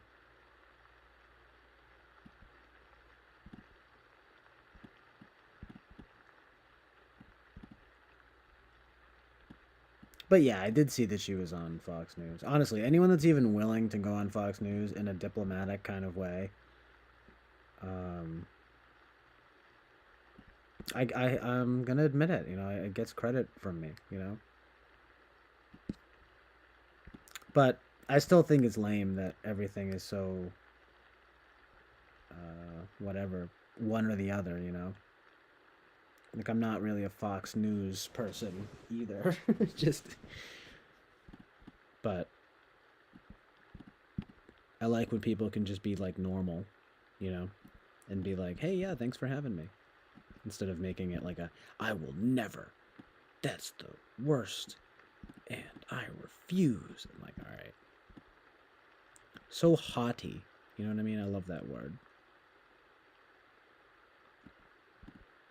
I mean, look, if you don't want to go on Alex Jones's show or something, sure, right? But Fox News, you kidding me? Honestly, you get way more respect from people if you just fucking do it, you know? You might put people on, right, to stuff that, you know, is good or whatever.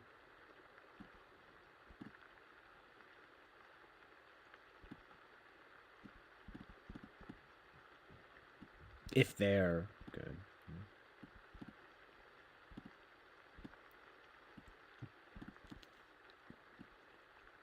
Oh man, Carrot, yeah, I hear ya. I mean, I was honestly just on that vibe earlier a little bit. There weren't that many people here, but it's like, you know, it's like which time, you know? I'm sure there's some specific time. But this, I was just talking about that kind of thing today. Today. Oh, it makes everyone look bad. No, it's just like a Tulsi Gabbard vibe, you know?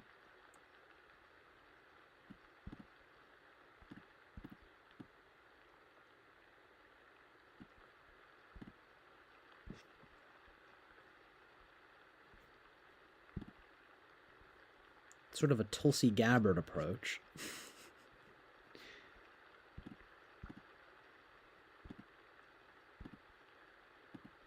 Well, sort of a little bit of a Tulsi Gabbard approach.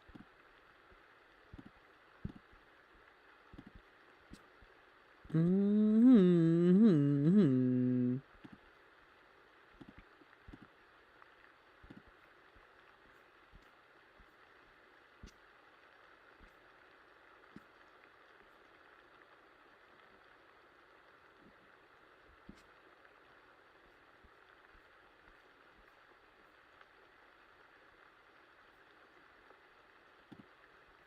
Oops.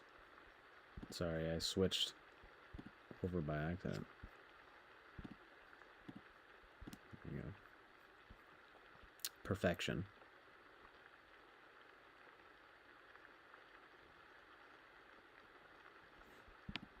It's an easy favorite color because it's the best color.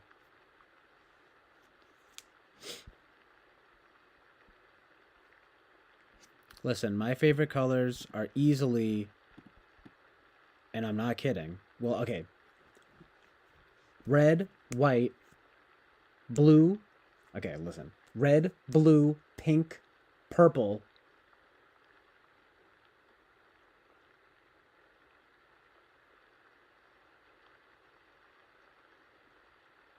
Wait, red, blue, turquoise, purple, pink, white. Wait, black and white. 7 colors. Amazing Truth and Reality.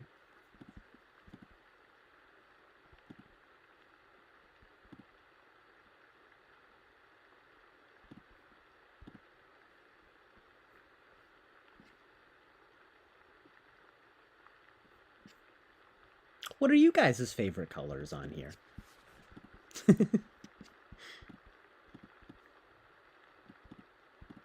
So good.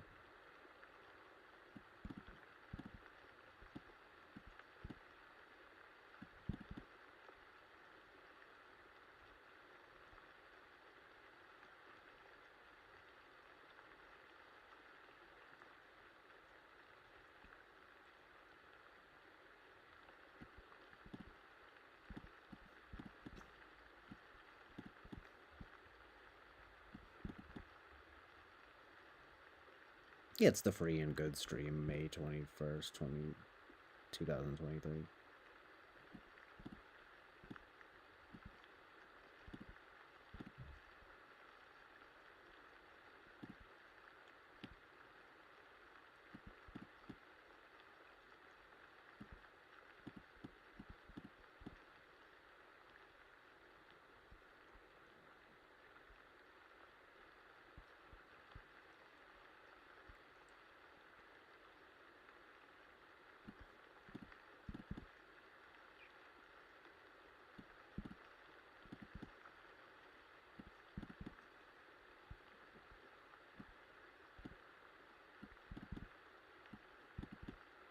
Schmazing.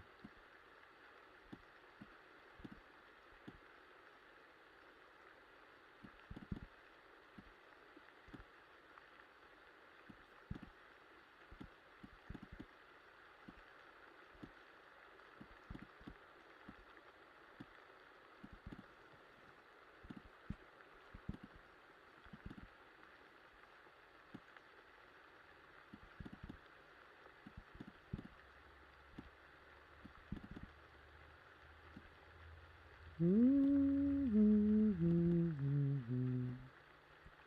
I just got it. Perfect. Nice.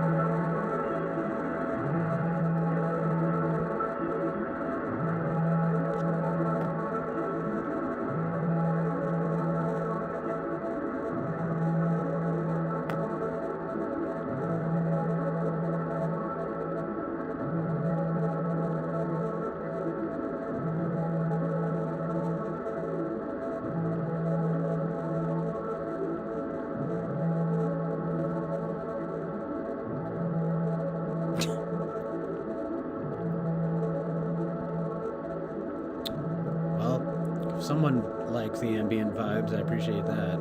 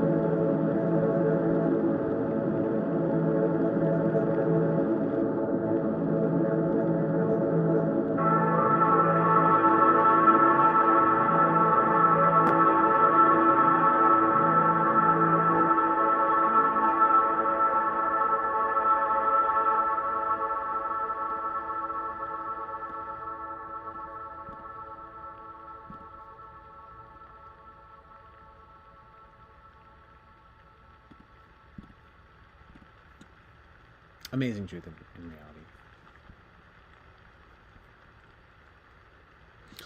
That's interesting, Carrot. I kind of know what you mean.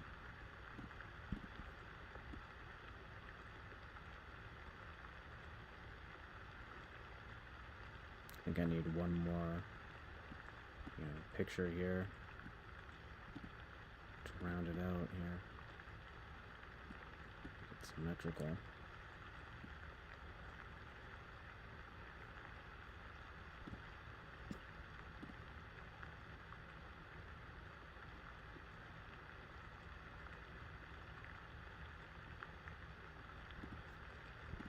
I don't really have anything on deck right now. Well, I do, but I don't know. Nothing too special.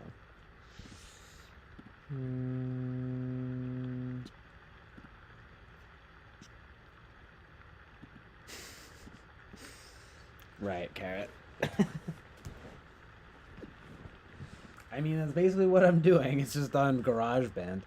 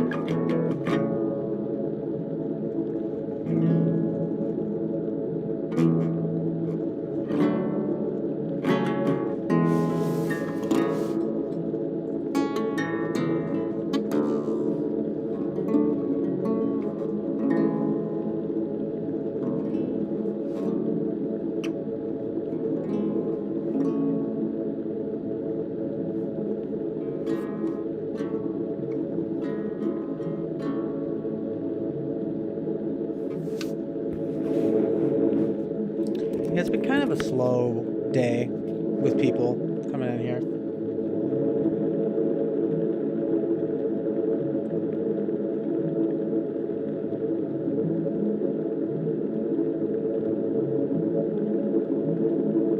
But thanks for being here, guys. Appreciate it.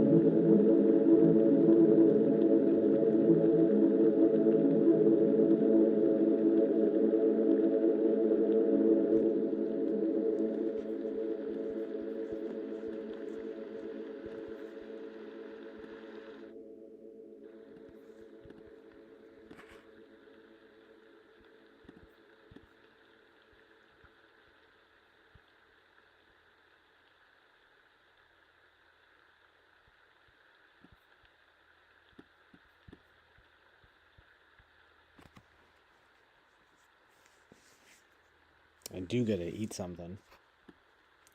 4:44 p.m.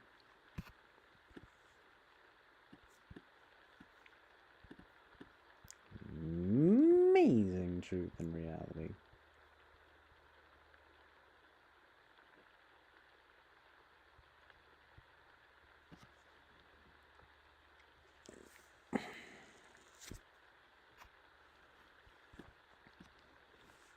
Listen, I can't really check links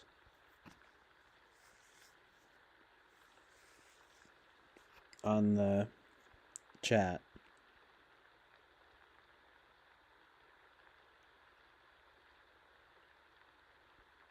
Not accepting links. Just kidding, but I'll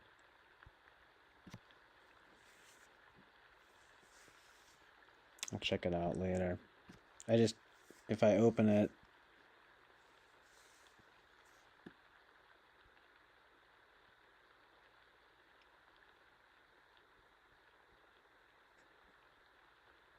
it might mess up the stream, but it probably won't. I can probably open it. Just give me a minute. Here.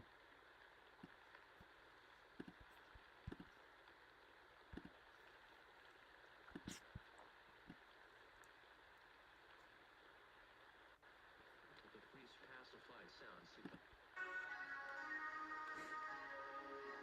I knew it was going to be some kind of music thing.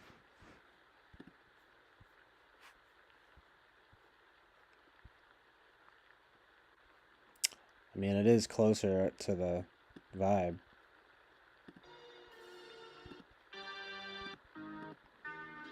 I don't know. I don't really need any of this stuff, though. Seem to be implying that I need, like, new stuff. I mean, it's like, it seems good enough. But I appreciate it. I mean, that's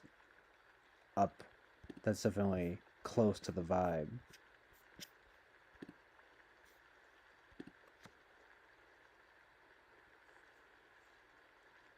Yeah, exactly. Yeah, angel numbers. Oh, gee, my angel numbers.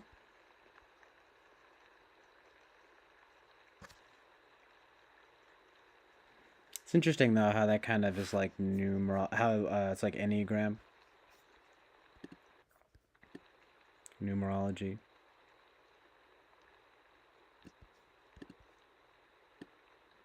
You know, like 4 being rebellious in some way. Just interesting connections there. I don't know how accurate any of them are, but it's interesting to know the archetypes. The archetypes of the numbers.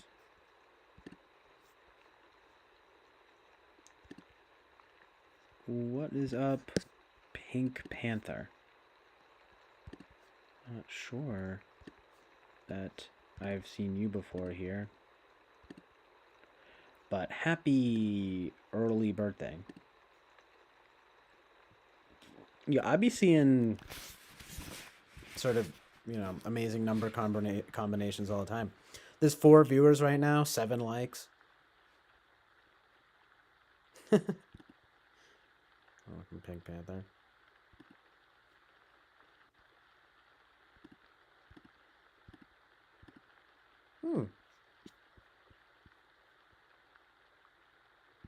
Are you new around here?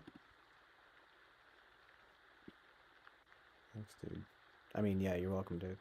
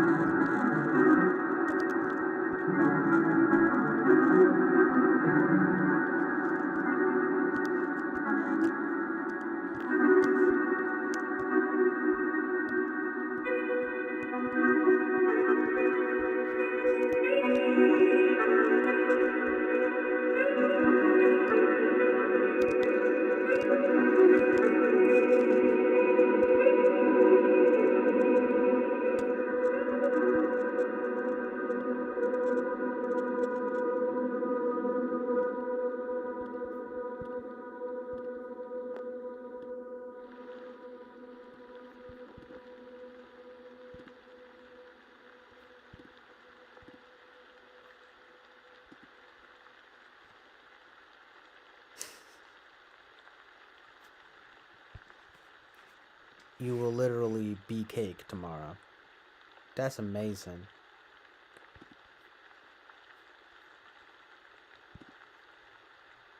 That's absolutely amazing.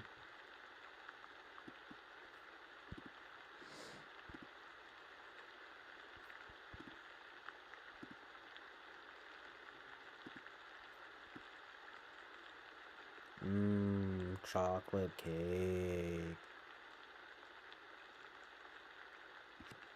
I do need some food in my life right now.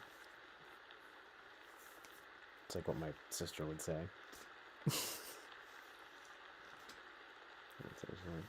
Kind of need some food in my life right now. It's so funny.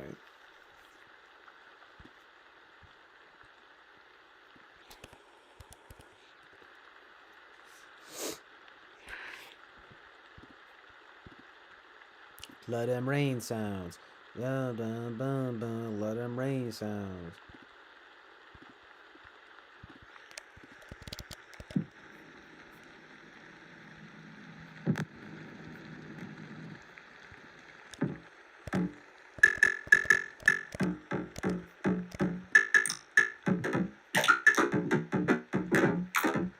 OMG, I'm Sophie.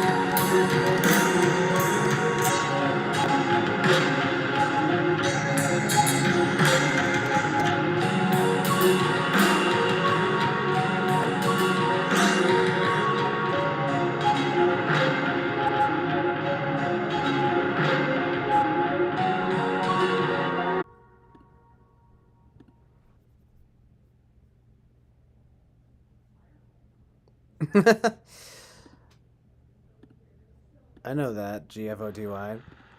She responded to me on Twitter once. I was like, "Yo, your music rocks." And she was like, "I'm just in my basement doing nothing." I never listen to her now, but yeah, literally though.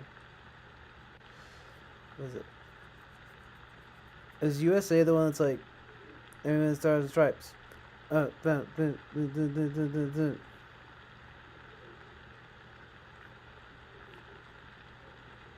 It's bad.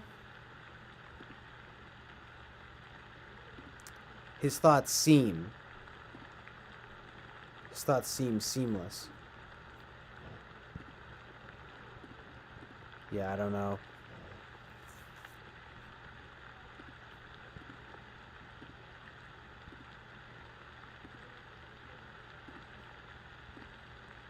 Hold on a sec, though. I just want to close out of some stuff. Try to free up some space here.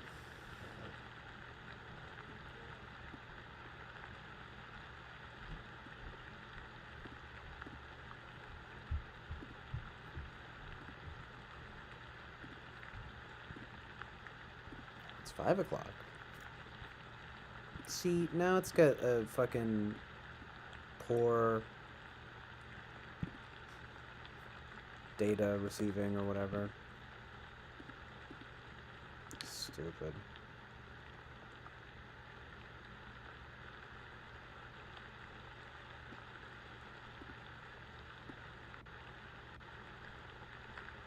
It's big.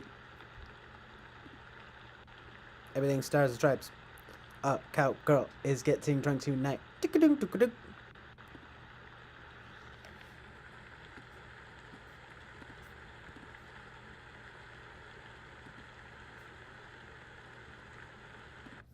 Tick-a-doo, tick-a-doo.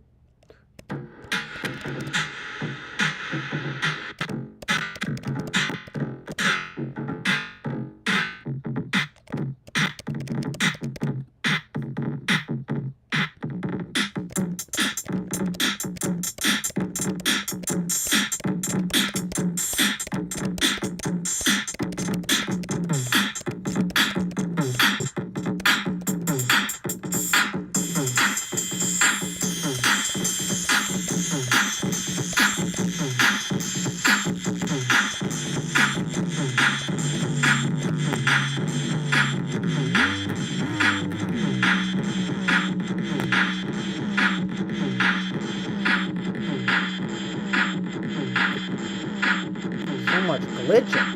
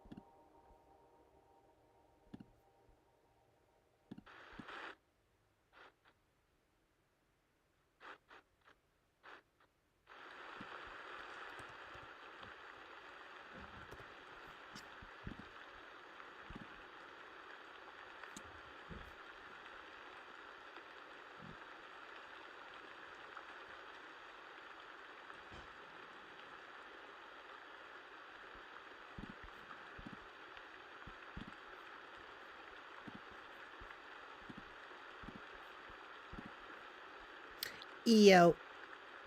What up?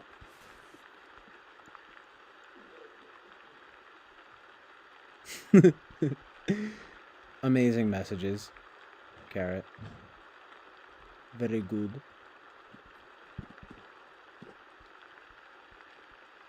Whoa, a cardinal? Say hello for me.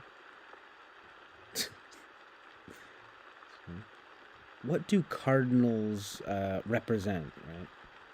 Symbolic, I would think.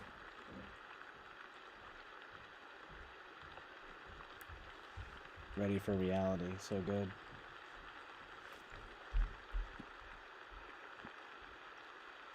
Yeah, Cardinal, though, say hello for me.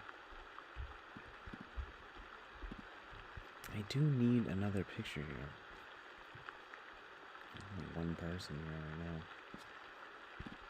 I'm probably actually gonna head out in a few minutes. Have something to eat. Maybe come back later. We'll see. But it's been 8 hours.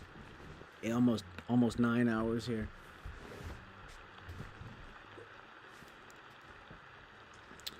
Do, do, do, do, do, do, do.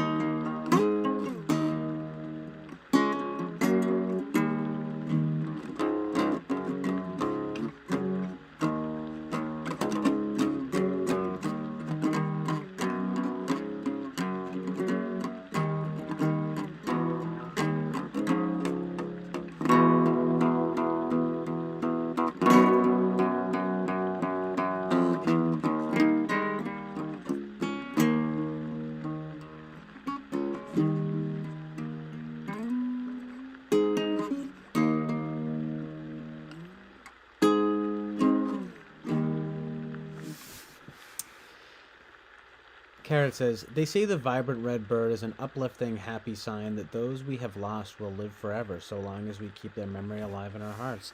As cardinals sing their pleasant song, people may recall cherished memories and better times. So good. Kind of sad, but good. I love cardinals. Chirp another cheep in the tree branch, baby. Lol. Amazingly loud. Amazing truth in reality.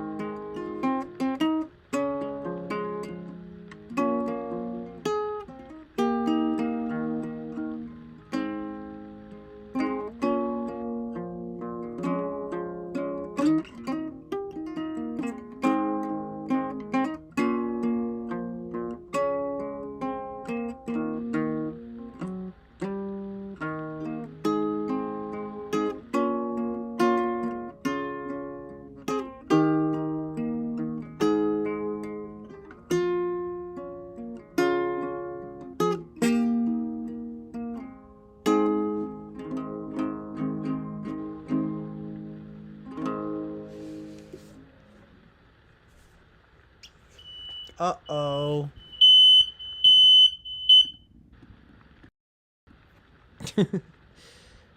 Making food. So someone's making spaghetti or something upstairs, and the smoke alarm went off. Sorry about that. It's pretty loud. But I actually am about to head out. Speaking of which, both you mentioned this and the food here, too. I'm, doubly, right? Double there. I am pretty hungry, too. I haven't eaten anything in, kind of a ridiculously long time, so Gotta take care of my CCs. S.I.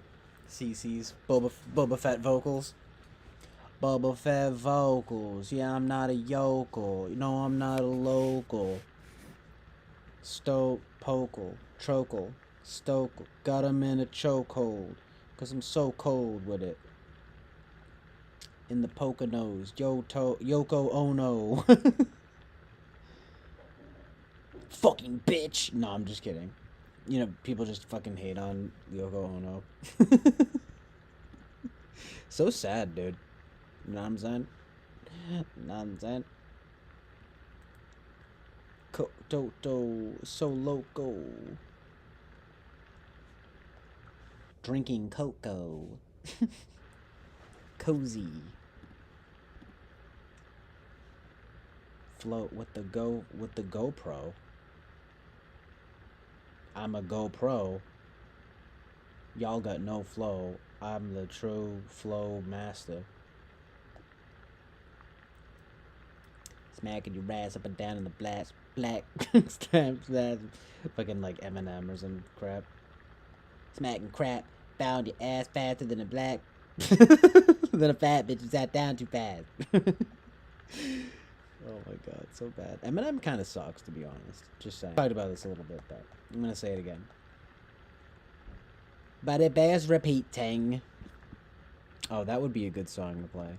Fell in love with a girl. Hey,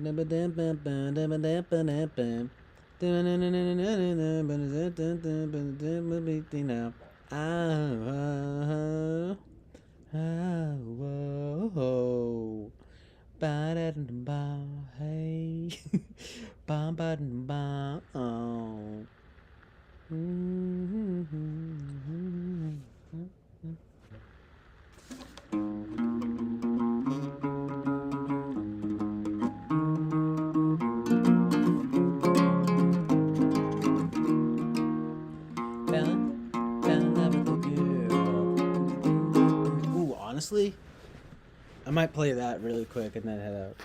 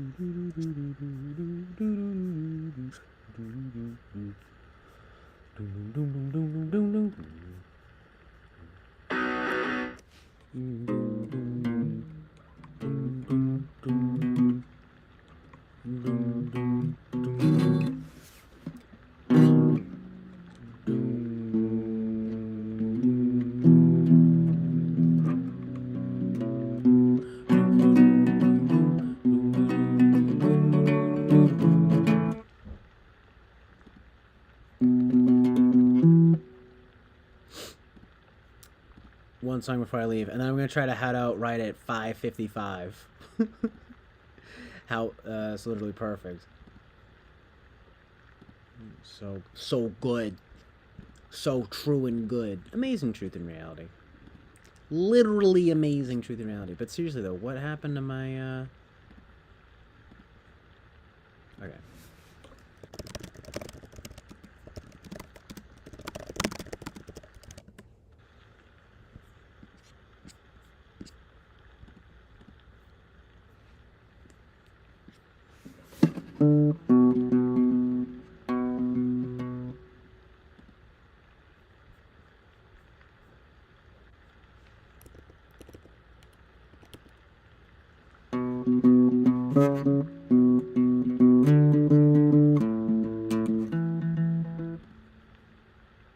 Just making sure I have that right.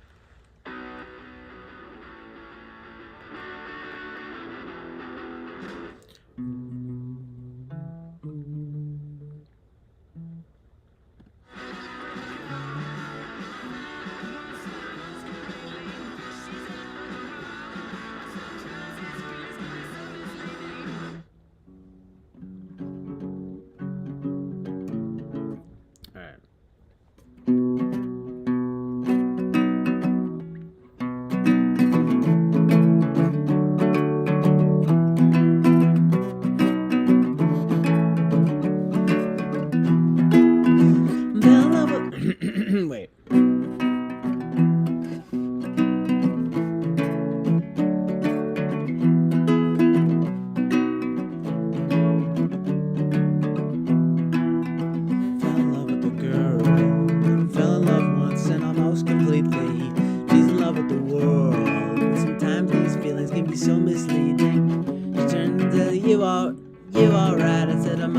fine, cause my heart's still beating. Come and kiss me by the riverside. But Bobby says it's fine, don't consider it cheating now. Don't never the curl, little roll for the flavor, and the eyes repeating. Can't keep away from the girl.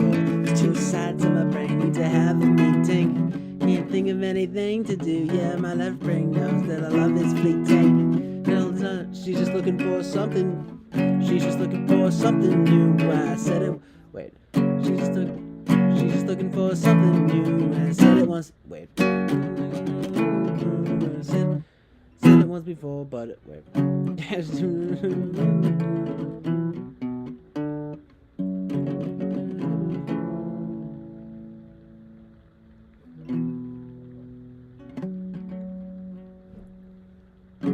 looking for something new. Yes, said it once before, but it bears repeating now. Ugh. She's looking for something new. She's looking for something new. She's looking for something new. Yes, said it once before, but it bears repeating now.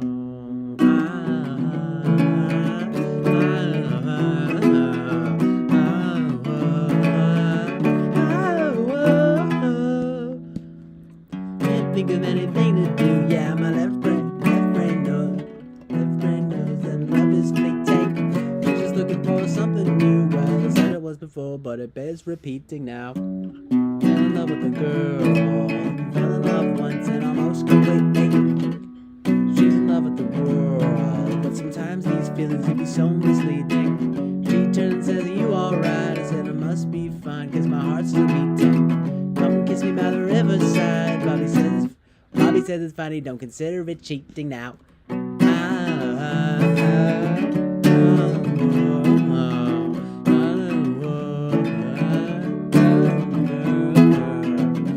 think of anything to do now. My left brain knows that our love is fleeting. She's just looking for something new. Well, I said it once before, but it bears repeating now. I'm